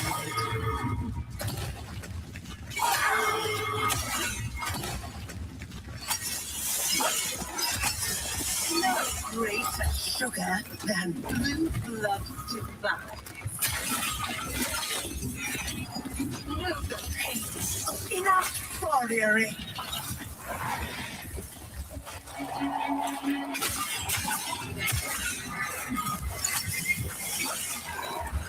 A carrot by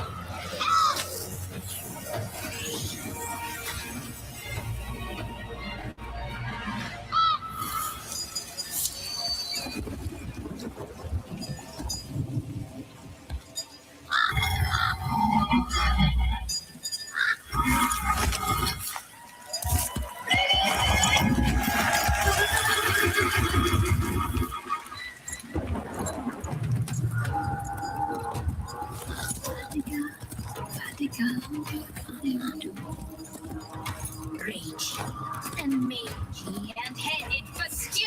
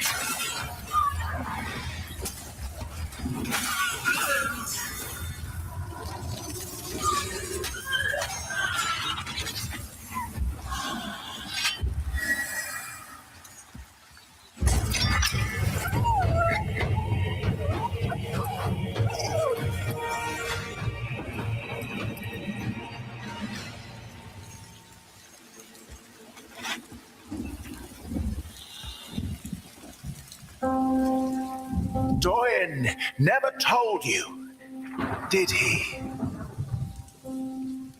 How she died.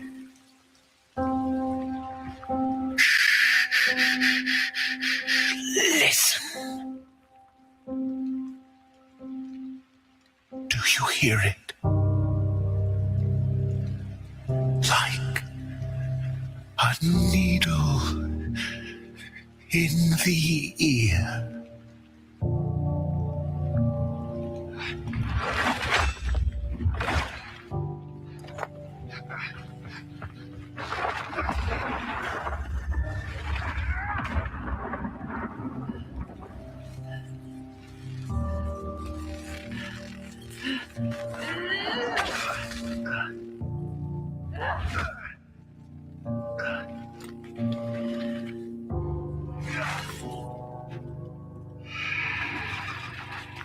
Call now my brave, for morrow I'll come. This night of war will dawn before sun, while our banners burn, our arrows to sky.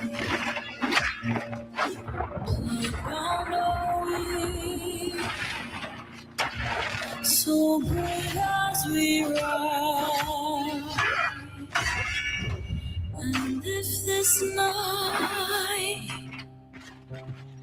should be my path,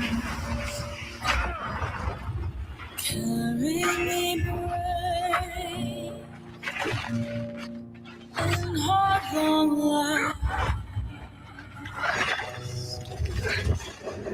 Pale gardens failed us, fade by the suns. Silver gods, them calling to the last one had sung.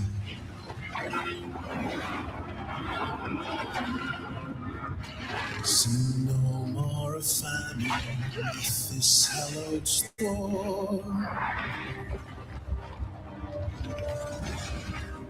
Sink to ending of war as we all reborn. Silver eyes, we shall hail them till all and all see.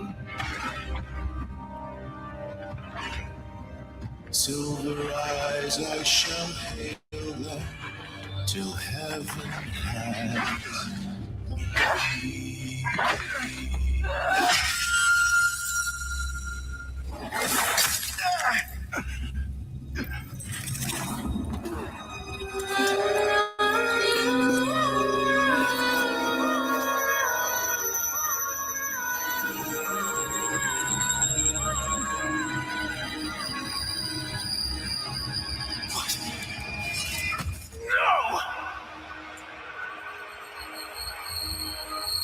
Carry me.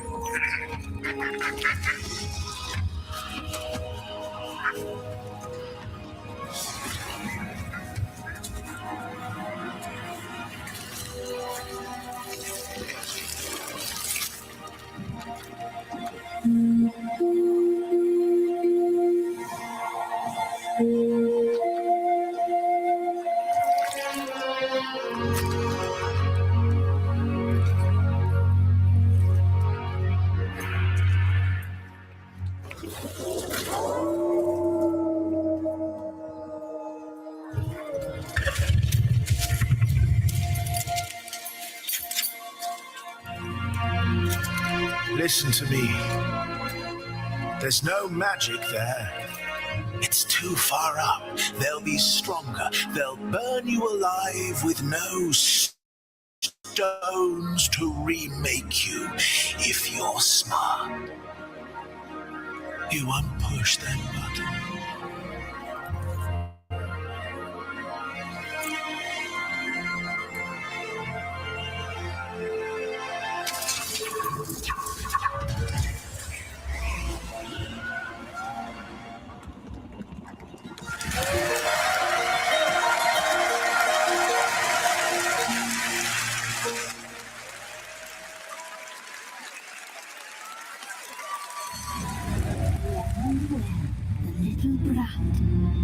And look at that. You're still true blue, and you. Am I being rescued? I'm not dressed for that. Stay out of this fucking shit.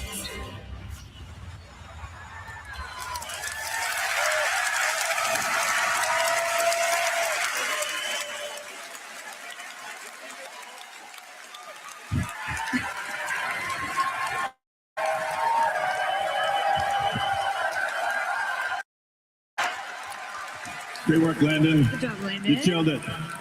Amazing, Landon. Oh my God. The beaver survived. The beaver lived. Yes. Yes. It is not a dog-sized rat. It's a beaver. Yo, can we say What that did we shit just looked witness? amazing? Do you want to leave it at A that? very That shit relentlessly looked paced, fucking- condensed version of half of War Songs. That's the first. That's a condensed version of Yeah. the first half of the War Songs quest. Yep. I'm still confused by That it, shit but looks a lot of amazing things in it, and the team just did an incredible job with a very complicated time traveling, time swapping boss fight as well. So Yeah, very proud of it. it was quite the task. They killed it. I hope you liked it. And we still want to know what's the connection And between if you did, maybe you should Warframe wish list on Steam. and Warframe. Corpo. All right. I think we need a little bit of a breather. Oh, you're not ready for your demo yet? Emotionally shattered. Okay, sorry. I'm gonna need a minute. Should we do just a little bit of our classic giveaways? Yes. Giveaways? Yes. Let's give some giveaways. I believe a box is being a box is being wheeled out as we speak. It's even themed. It is even themed. Is Rebecca in there? Oh my God! Oh. Please. That'd be so cool if she popped out. Woohoo! 3, 2, 1.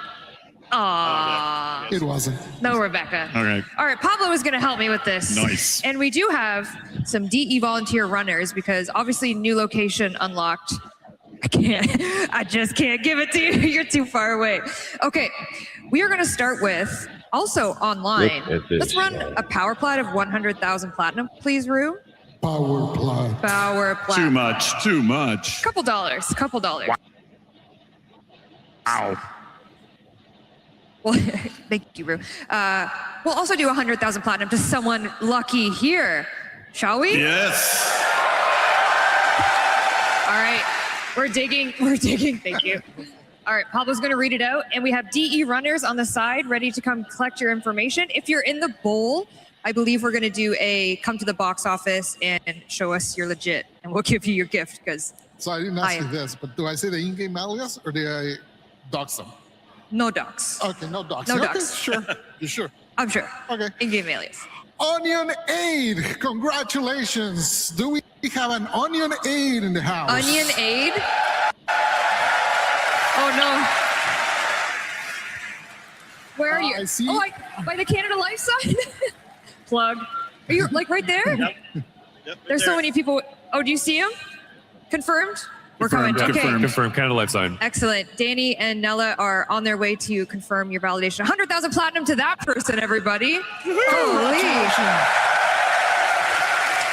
All right, Pablo, can you please grab that Nidus statue over there? Ooh. Who got their hands on a Nidus statue? Yes. All right, this Nidus statue is going to a lucky. There's a lot of stuff in this box. Oh, Lord. Pablo? And the winner is Angry Screech. Angry Screech. Do we have an Angry Screecher out there? Do we have an angry? Okay. Yeah? Angry Screech? Goes with it.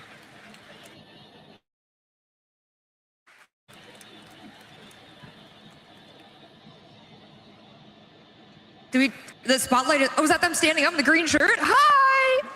All right, it's being delivered. Zach is running. Zach has it. Just confirmed the 100,000 platinum on Twitch. The winner is Toxic_J. Congratulations. Toxic_J. All right, our next giveaway is the 7-piece dice set. And this poster here is signed by Rebecca Ford. Those are rare this time. Oh, so rare. All right, the winner is, oh, that's a great name. Goat Gun. Goat Gun. The Goat goat of _gun. the guns. We have a goat gun in the house. Great. A goat gun. Oh, I see the hands are pointing. They're there. Up on oh, they're way up there. Yeah, way up there. Okay. Please come to the box office after the show and we will get you your prize. Thank you. All right, our last prize is the one, the only Letty and Amir floof. Anybody get these this weekend? There's my mom over there. Who this Wait, is your mom character actually is here? named Hi. Oh, hola. All right, the winner of Amir and Letty floof is, I'm going to the bottom of the barrel, guys. Ooh, she's folded. There we go, Letty and Amir. Oh, good luck. And the name is Tali Lolo. Tali Lolo? Congratulations to Tali Lolo. Tali Lolo in the house. I see arms, I see lights. Lights. It's searching. Tali Lolo. Are you walking down? Hi! Amazing. All right, those are all our giveaways. Zach is getting some cardio though. Zach is getting his cardio in. Run, Zach. All right. Good one, Box. Woo.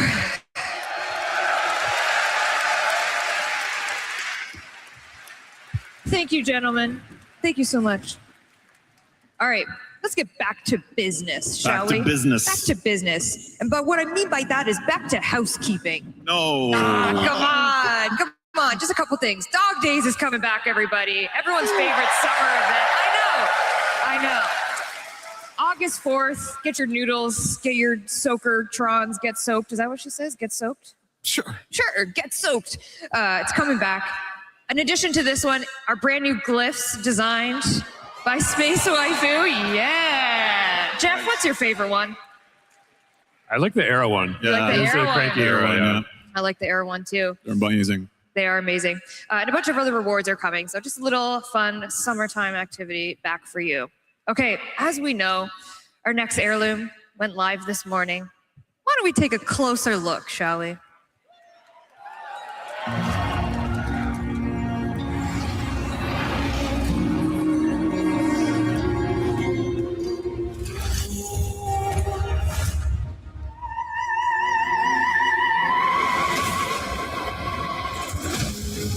One more step miscreant. The sentence is death.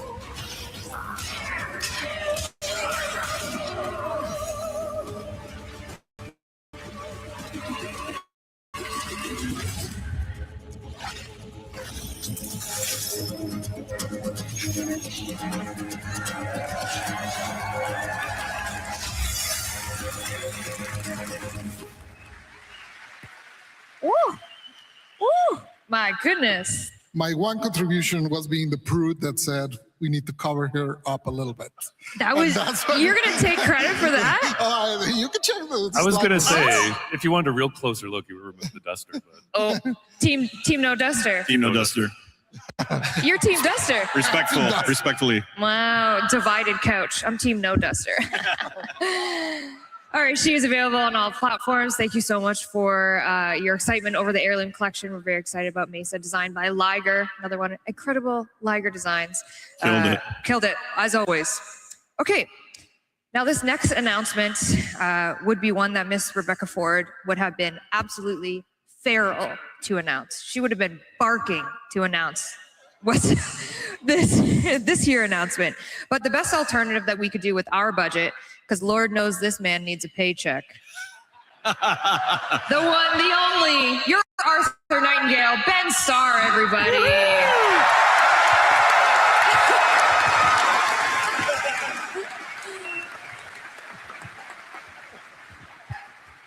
Hello. Ben.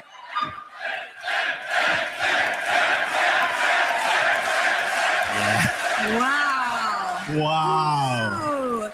Do it again.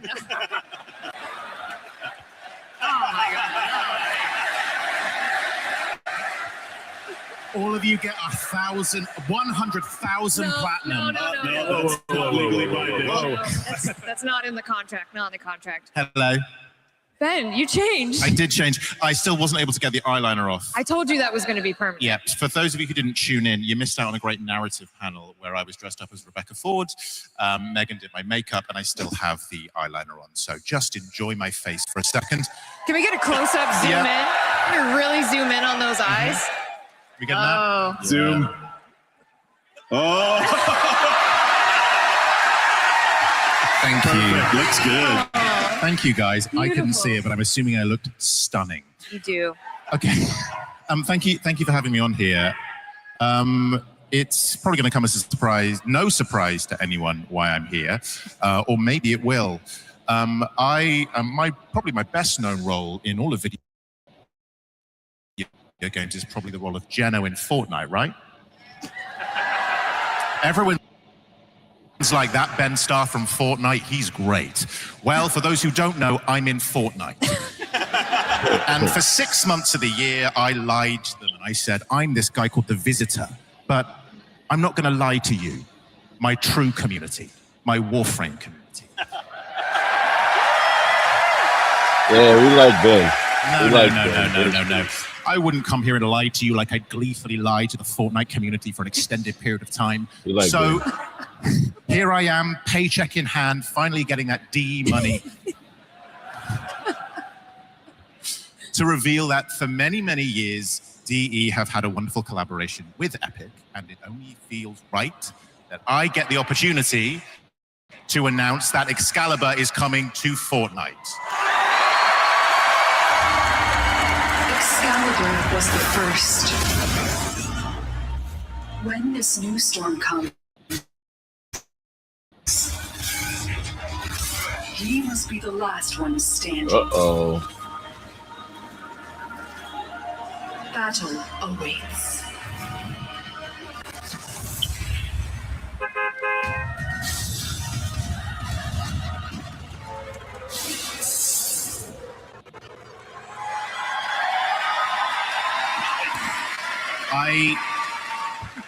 I would love it if all of you could wear my skin. I want every single one of you to wear my skin and wear it with glee, okay? Thank you. My skin is yours. Okay. That's right. Excalibur is finally coming to Fortnite. He's thanked the bus. I know that would have been something that Rev would have absolutely loved to say, because Rev's a Fortnite gamer, if you didn't know. That's like one of her top games. She did tell me that as an ambassador of Fortnite, that you would show us how to hit the gritty. Is this accurate? Yeah. You know what? I think I need to.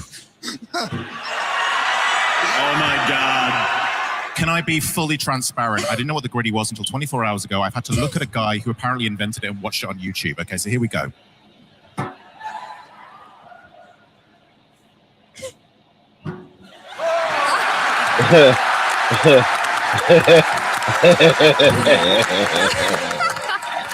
Thank you. Thank you so much. Thank you.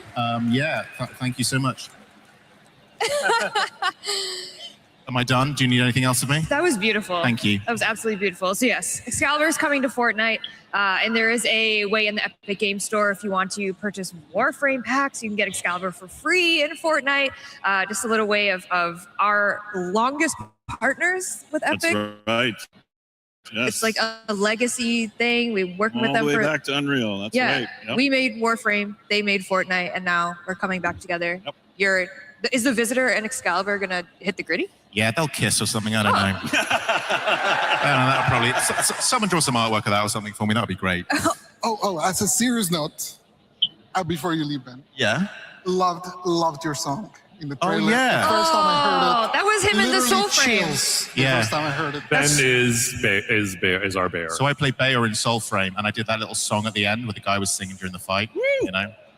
Yeah. I hit the gritty when I was singing it. You know. Do you have anything else you want to plug while you're up here? You know what? I think I don't know if you guys have heard of a game called Warframe. Oh, okay. You should really play it. It's really good. All right, everybody. Thank you, Ben. Thank you, Ben. Thank you.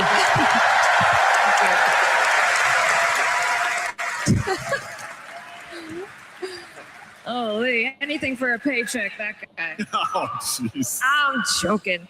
All right. Our next announcement, our next reveal is also better said from someone more high voltage. Well, hello, TENNOCON! Guess who just broke the fourth wall?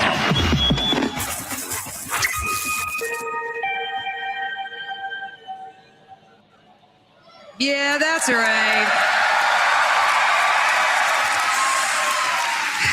For those of you that don't know, Amir has hacked the highwaves. What am I trying to say? Airwaves. Thank you. Amir, I'm not tongue-tied at all, like Sheldon said. Amir has hacked the airways. He's taken over for Nora Knight, and in August, you're going to get a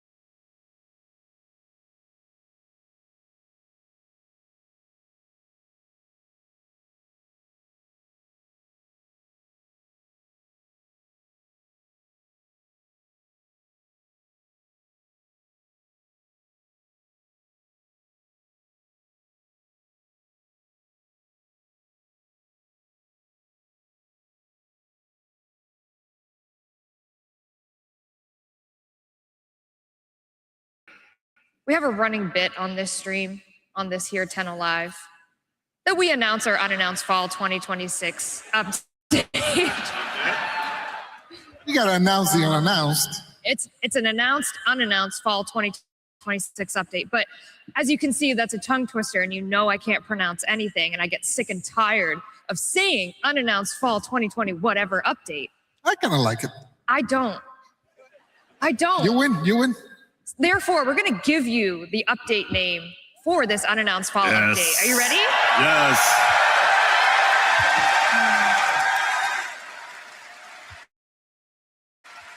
Oh. Ooh, what does it mean? What does it mean? What could it be? Tell me. Well, this update will include Naren, of course, because it has to, which is a brand new Frost Warframe. She is very different from the one, it's been over a decade since we made a Frost Warframe, so very excited to. New female ice Warframe coming this update. Yep. There you go. All you ice lovers out there. Whoa! That was a lot. Because like no one else does ice but Frog. Chroma dabbles. Okay, dabble. Don't say the word chroma. Oh my god, don't. Oh bad. Don't say it. They're fine. New Warframe come this update. We will tell you all about her and all about this update in our September dev stream, which we're going to get to in a little bit. We'll set the scene for that. What else is coming in this Ice Blade of Naren update? But oh yeah, look at that. any citrine lovers out there? I met a couple of citrine mains. Very enthusiastic citrine mains. I love it. So citrine Prime will be coming in this Ice Blade of Naren update. Also coming.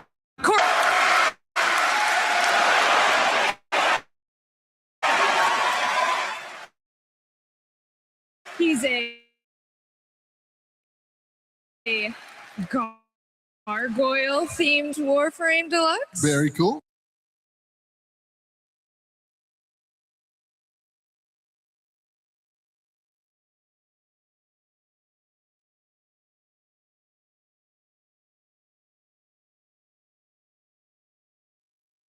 Very cool. The Ice Blade of Naren update. Another deluxe. Banshee Deluxe. On the run. Banshee Deluxe. Oh yeah.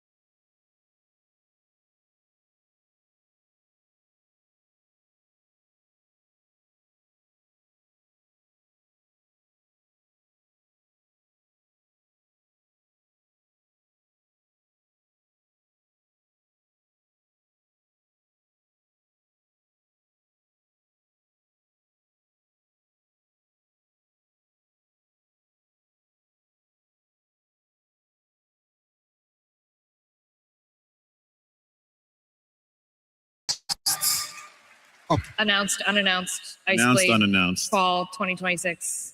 I refuse. Something we'd also like to let you know during Tenno Live is where we're going to be for the rest of the year. Yes. Our little Tenno VIP. Jeff is smiling because I've been included. I still think you're gonna leave me at the gate. No, I won't leave you at the gate this time. We have some trips planned this year for Tenno around the world. We are coming to South Korea. We're going to Seoul. And this is where we will have the September dev stream. This is where we will tell you everything about the Ice Blade of Naren update. Jeff will be on stage. He's one of the girls. I'm very excited. He's with all the girls.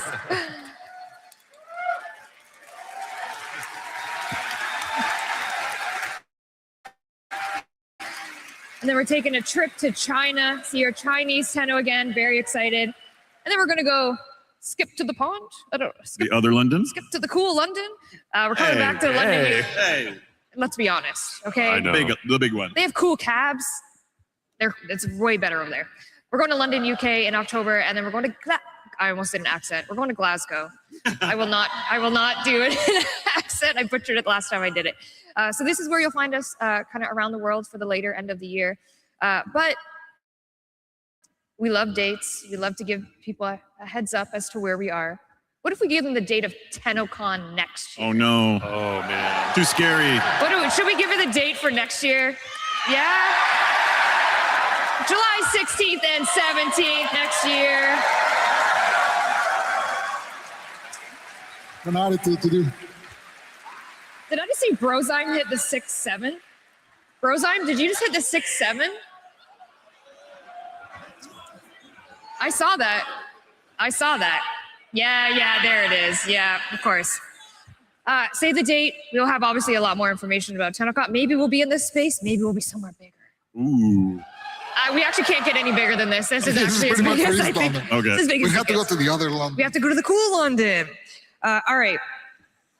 I'm done my housekeeping. Really? That's it. So what follows the housekeeping? I There's wonder. nothing left to do now, right? Anything left to do?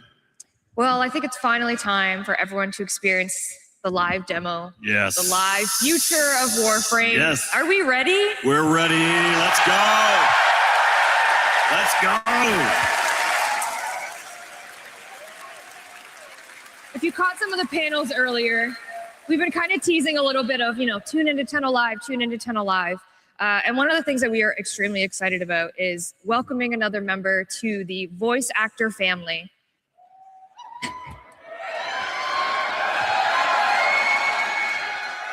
And I'm excited to confirm that Matt Mercer is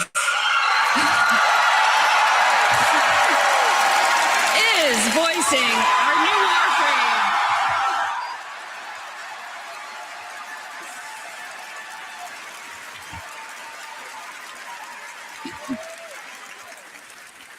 Should we give the name? Briscoe. Briscoe. Briscoe. Is Briscoe our detective-themed Warframe? Interesting. I love the tie design. He's a so very good. dapper guy. But of course, Warframes don't talk. But that's not a proto-frame. Very mysterious. Very mysterious. How's this going to How's work? that gonna work? Yeah, I don't know. Well, you're about to find out Maybe we should watch the demo. in our live demo.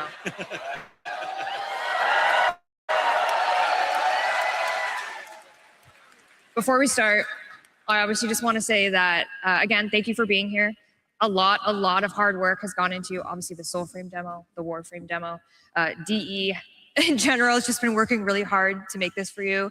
This is for you, for our community, for our Tenno, for our envoys. But of course, we're missing, I know Ben sat there, but we're missing, obviously, Rebecca Ford. And Who worked her ass off before this demo. Yeah, worked right up to the last day before she went in. So, and she's watching now on Twitch. Yeah, so she's with you, Megan. She's with you. Everyone else, not this Nah, but she's with you too. Yep.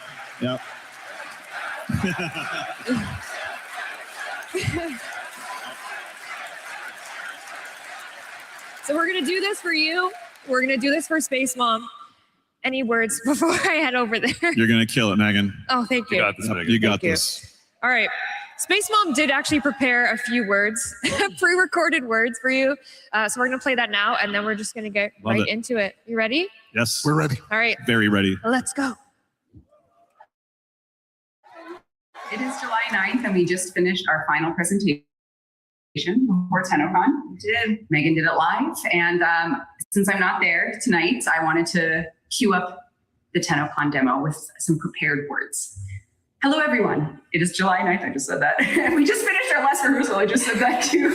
Hello, my name is Rebecca Ford, and I am part of the Warframe team. The team at Digital Extremes has worked harder than ever for this, and I am sad to not be there in the room with you. It is very hard to be kept away from this day for Warframe. What you are about to see is a mix of a few things. I will shut up soon so you can watch Megan play the demo live. But to set the scene, you are going to see specific moments from where the Warframe story is going, including a live moment that shows what's happening at home in Relay. So if you aren't there at TENNOCON, like me, hop on game, get in the Relay. And if you're in the audience, don't worry, because it'll be waiting for you when you get home. Please enjoy seeing the future of Warframe, and let's all say good luck, Megan, to doing it live. Thanks. I wish I was there so much. So maybe I'm watching, I don't know. Bye.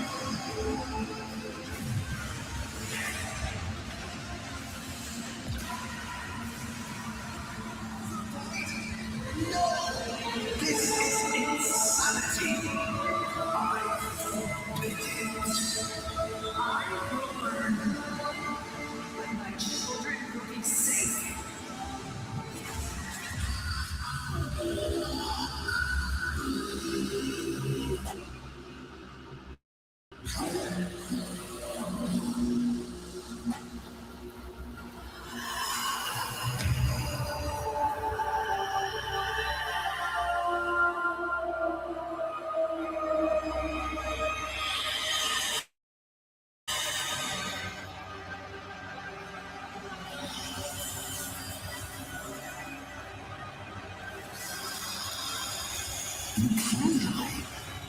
Or you can watch over them forever. That's what you want most, isn't it?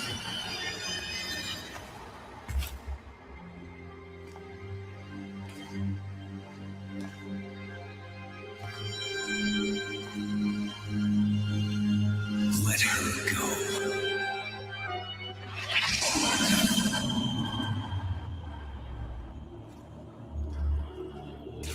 Why would I want to do that? Because what you want isn't Tao. And you know we need her to get there. So, what's it gonna be? Okay. Let's see what you got. Go play.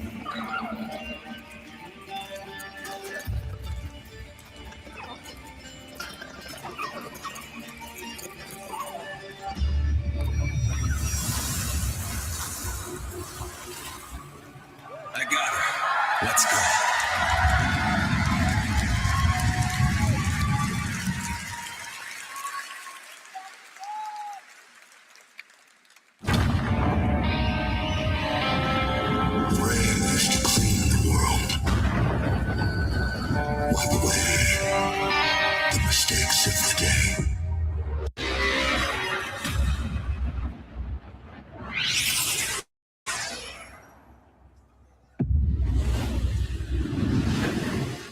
If you're at home right now in the relay, we're all about to experience the same thing. If you're in the audience, this is going to be waiting for you at home starting Monday.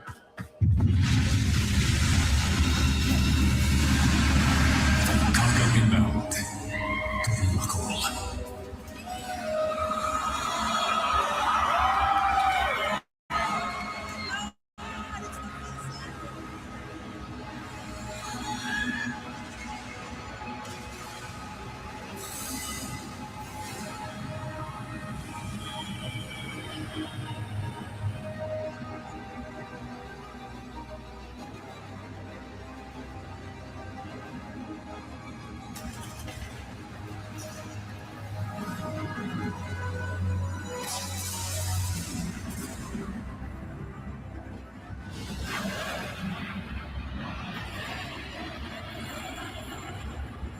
Meet Arturus and Zioa. They will awaken when they hear your calling later this year.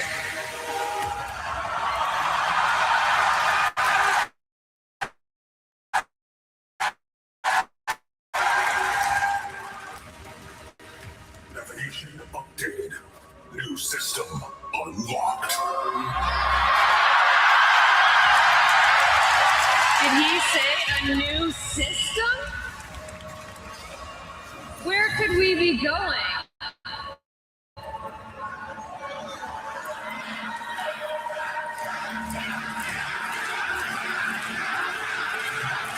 Should we go?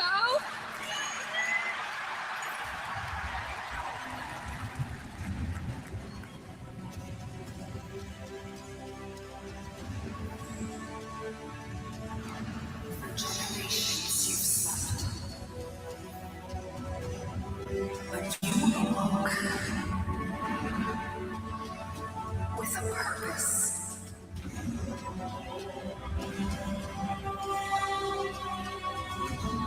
You leave behind the origin system and its mysteries.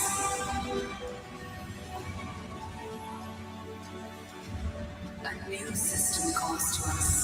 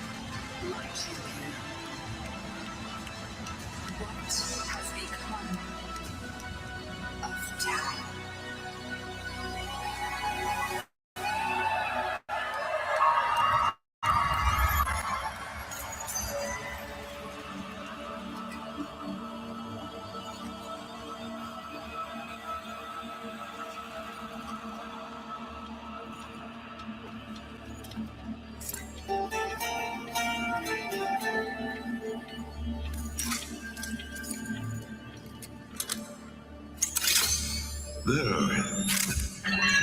Done. Oh, shit. I'm alive again. You must take better care of yourself. None of your kin remain functional. You are the last.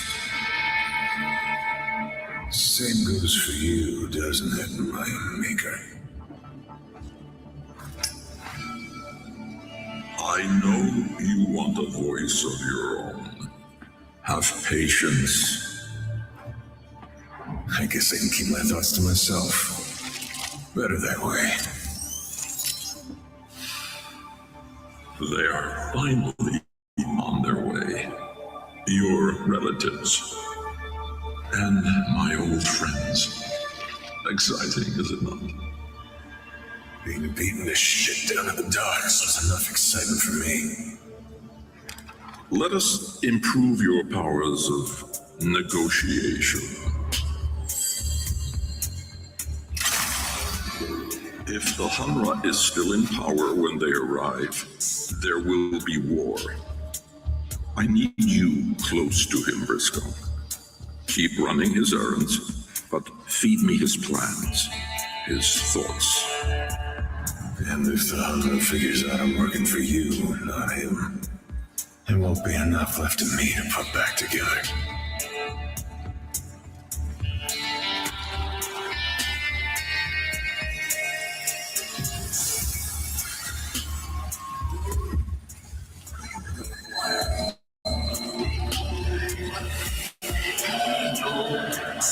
So this is Briscoe, our new detective-themed Warframe. Not a proto-frame, but a chimera frame.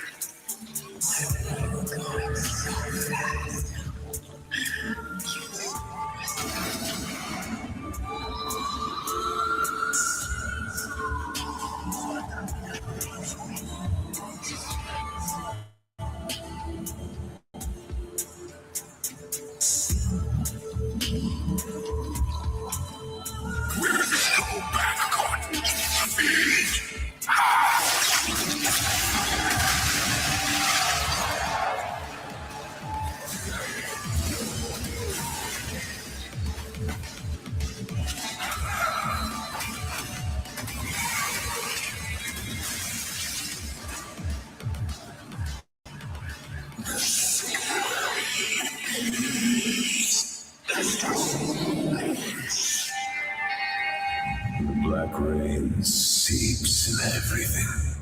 Nothing keeps it out. And when it gets in your head, the screaming starts.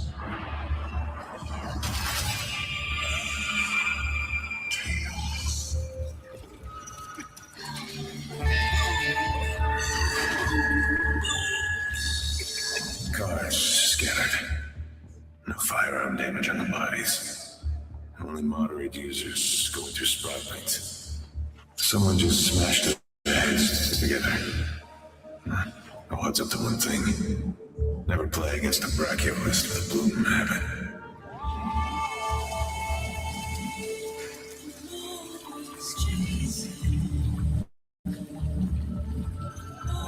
Bloomer's treating him alive. He doesn't care. When the black rain is boiling your brains in your head, the bloom makes it all go away.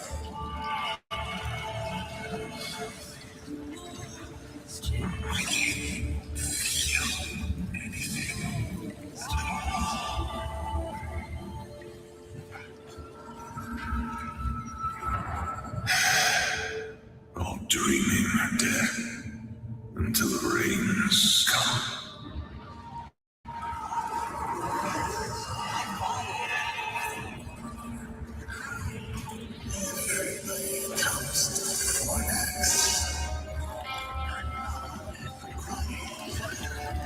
The ones who struck out for the old system can never have kids again.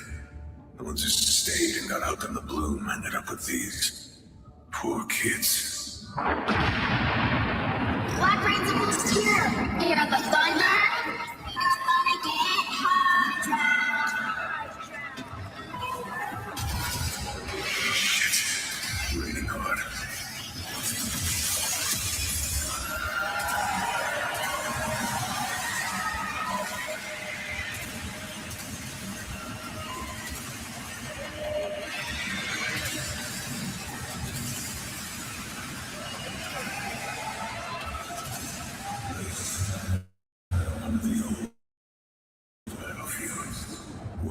warframes and sentients lurching back to life, fighting old wars over and over again. Mindless, heartless, dead.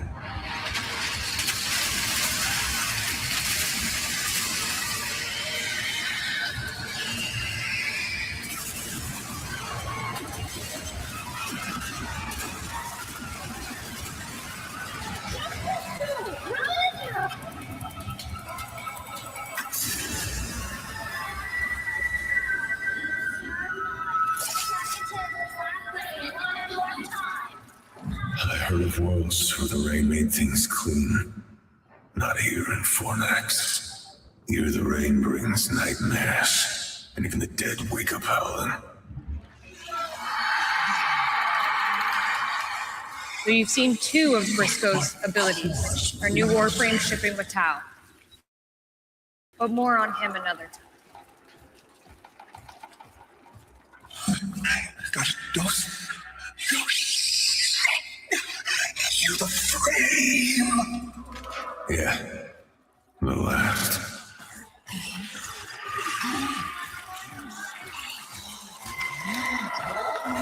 The boss man's looking for you, Briscoe.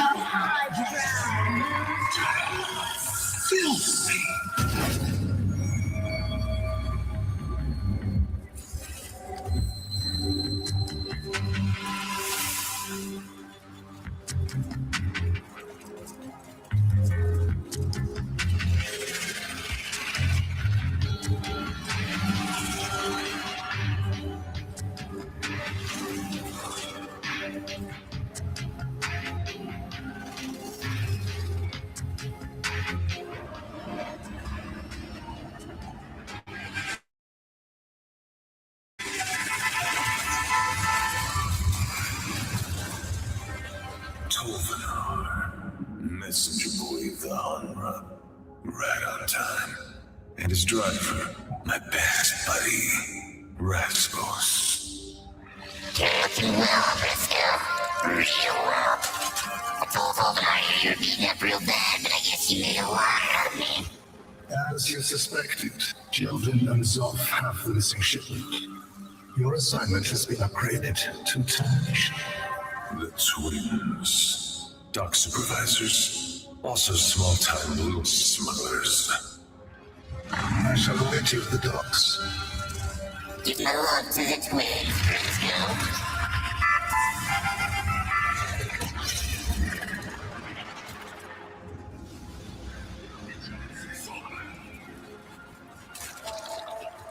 Come on, cookie going somewhere, Briscoe.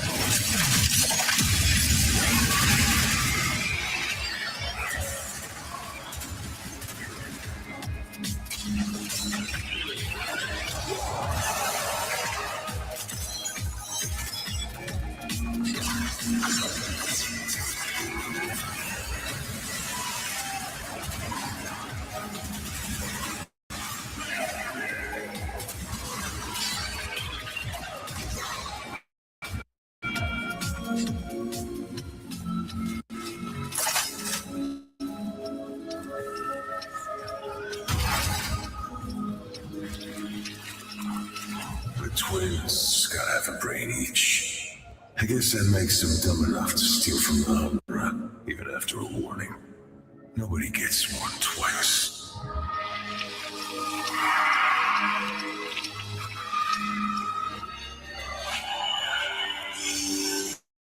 I can barely feel it.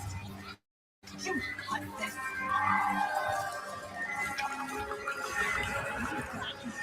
Hey there, big guy.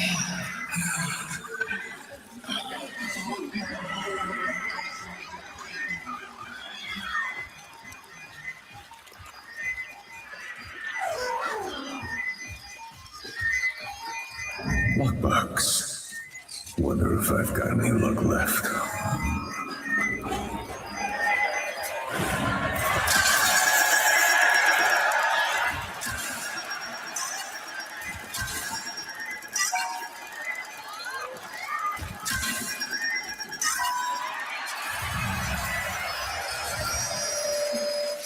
Jackpot.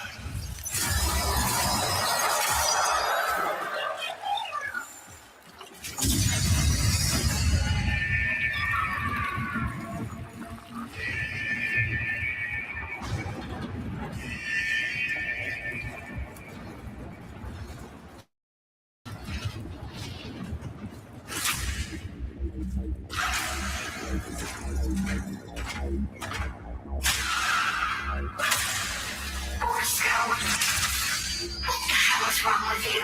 Do you think we like beating the shit out of you every time? You know the homeless laptop doesn't do my children. I'll bet we can make you winner.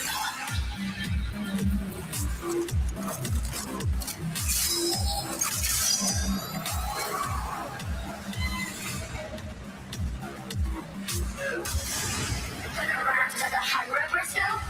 Take him and take you in. Find no shelter for the storm that's coming soon. Seriously, you really think the Hunter wants a Warframer in his inner circle? Or are you that deluded? It's your God in Briscoe. Worse than you hate yourself.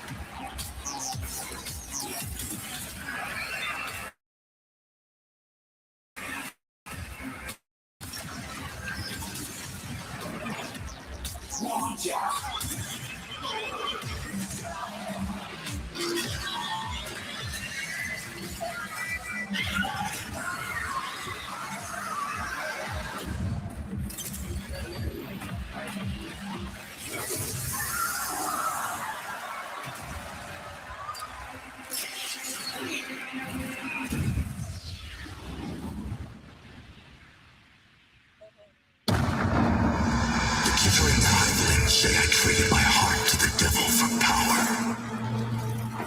No, there was no trade. I tore it out and burned it. That is what I do to liars.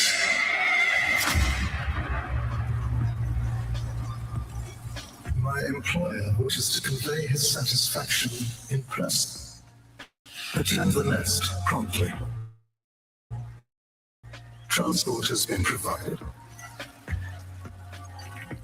This is it. This is what Albrecht wanted. A place at the Hunter's table.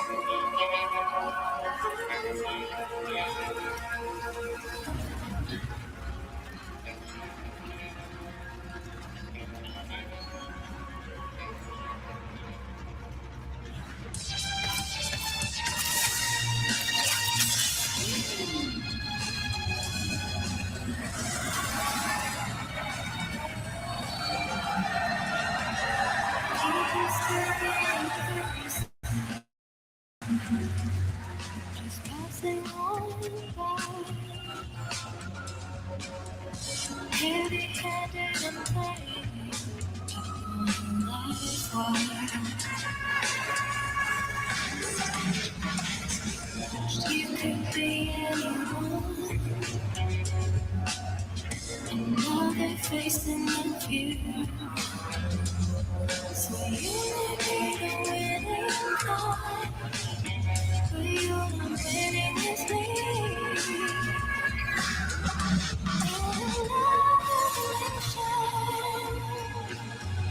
I could be with you.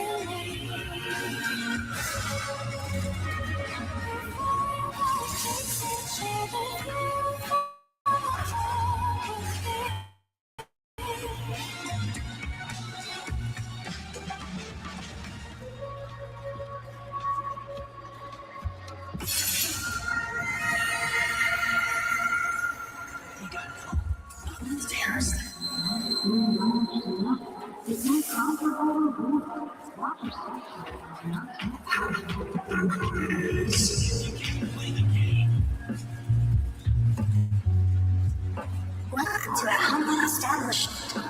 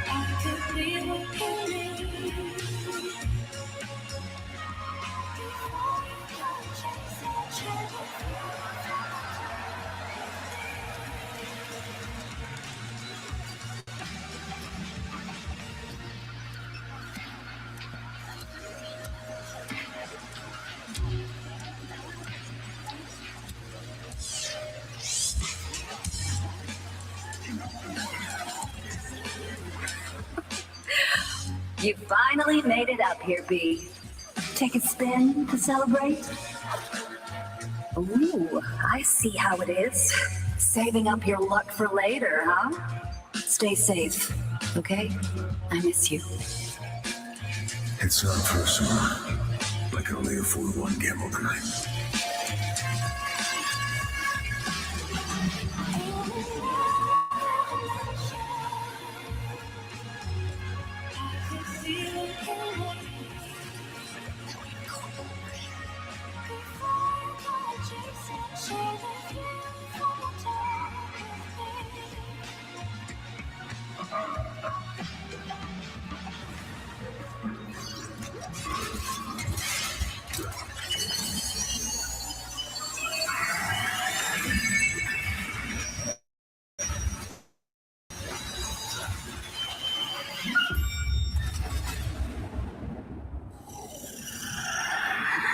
Is that how you remember it? Let me feel the sunlight. Atis, I'm sorry, but you're dying. Tenno? My light. You're taking it all. You're right.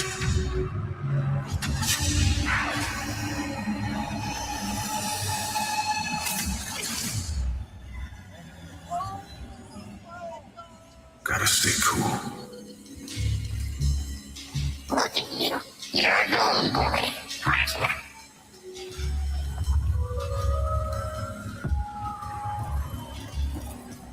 The Warframe. In less civilized times, we tortured your kind.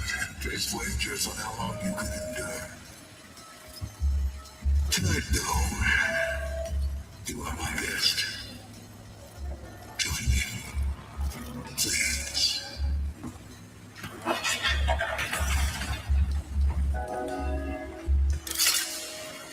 Again, winner takes all. Let's raise the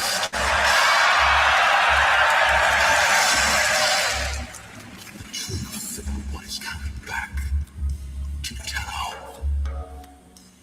About the Warframe's first official card game, or Tau. Let the games begin.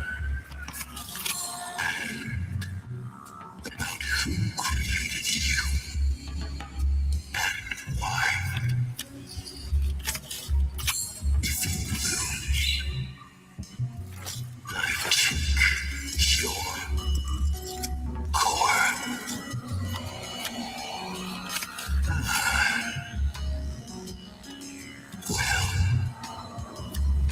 If he has an 8, he wins.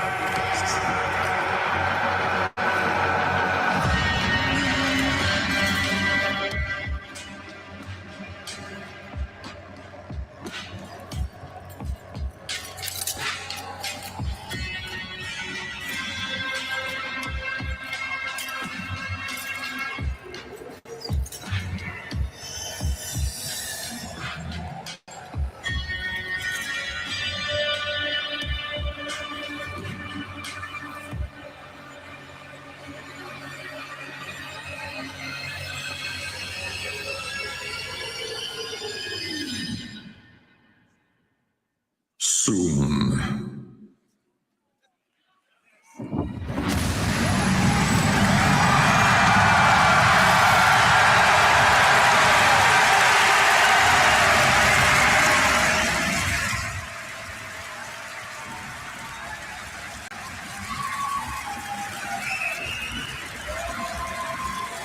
You did it! You did it, Megan!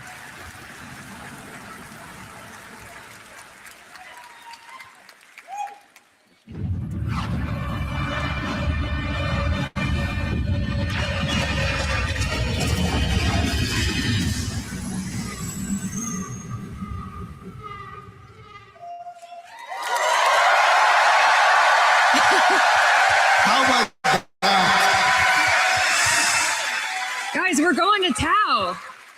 We're going to Tau, finally. 13 years later, we're going to Tau. How does it feel? I'm ready. Are you ready? This week, Rebecca sent me a message from 2024 when we chose the name of Briscoe. And we've been thinking about how this was going to work and how this was going to be part of the story since then. And it's just amazing. The team did amazing in helping us bring this to life. And I hope you're as excited as we are. Yeah. It's hype.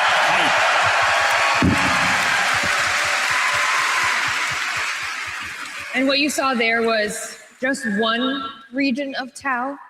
That was Fornax. Our goal is to launch with 2 regions. Is that correct? And we have many, many plans for more after that. It is a brand new space for us to play with. We have lots of ideas for all of the different planets and all the crazy things we want to do in Tau. Because Steel Path can't exist there. Okay. Maybe something called Tau Path? Perhaps. I don't know what the name. Maybe. Yeah, our goals are new missions with some twists on them. Like this is a whole new solar system. Tau is its entire new system. Yeah, this particular Fortnax is structured in a very different way we've never done before. Has tons of different new mission types and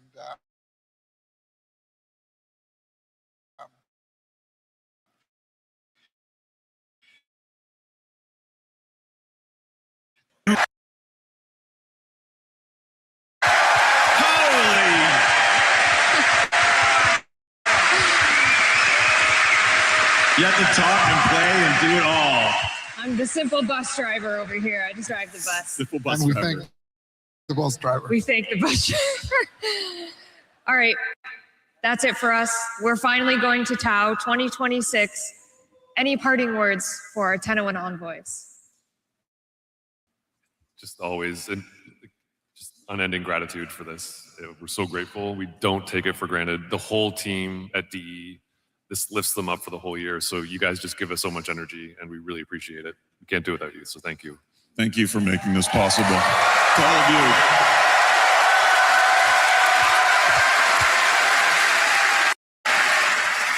Thanks, everyone. It is an amazing thing to have you all here.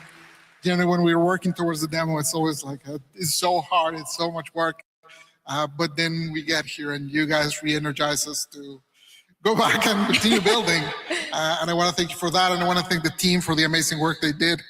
We're here presenting their work, but it takes a village to make. So thank you, everyone. Thank you, the team. And thank you, Tenno. We love you. Have a good night. Thank you. Thank you.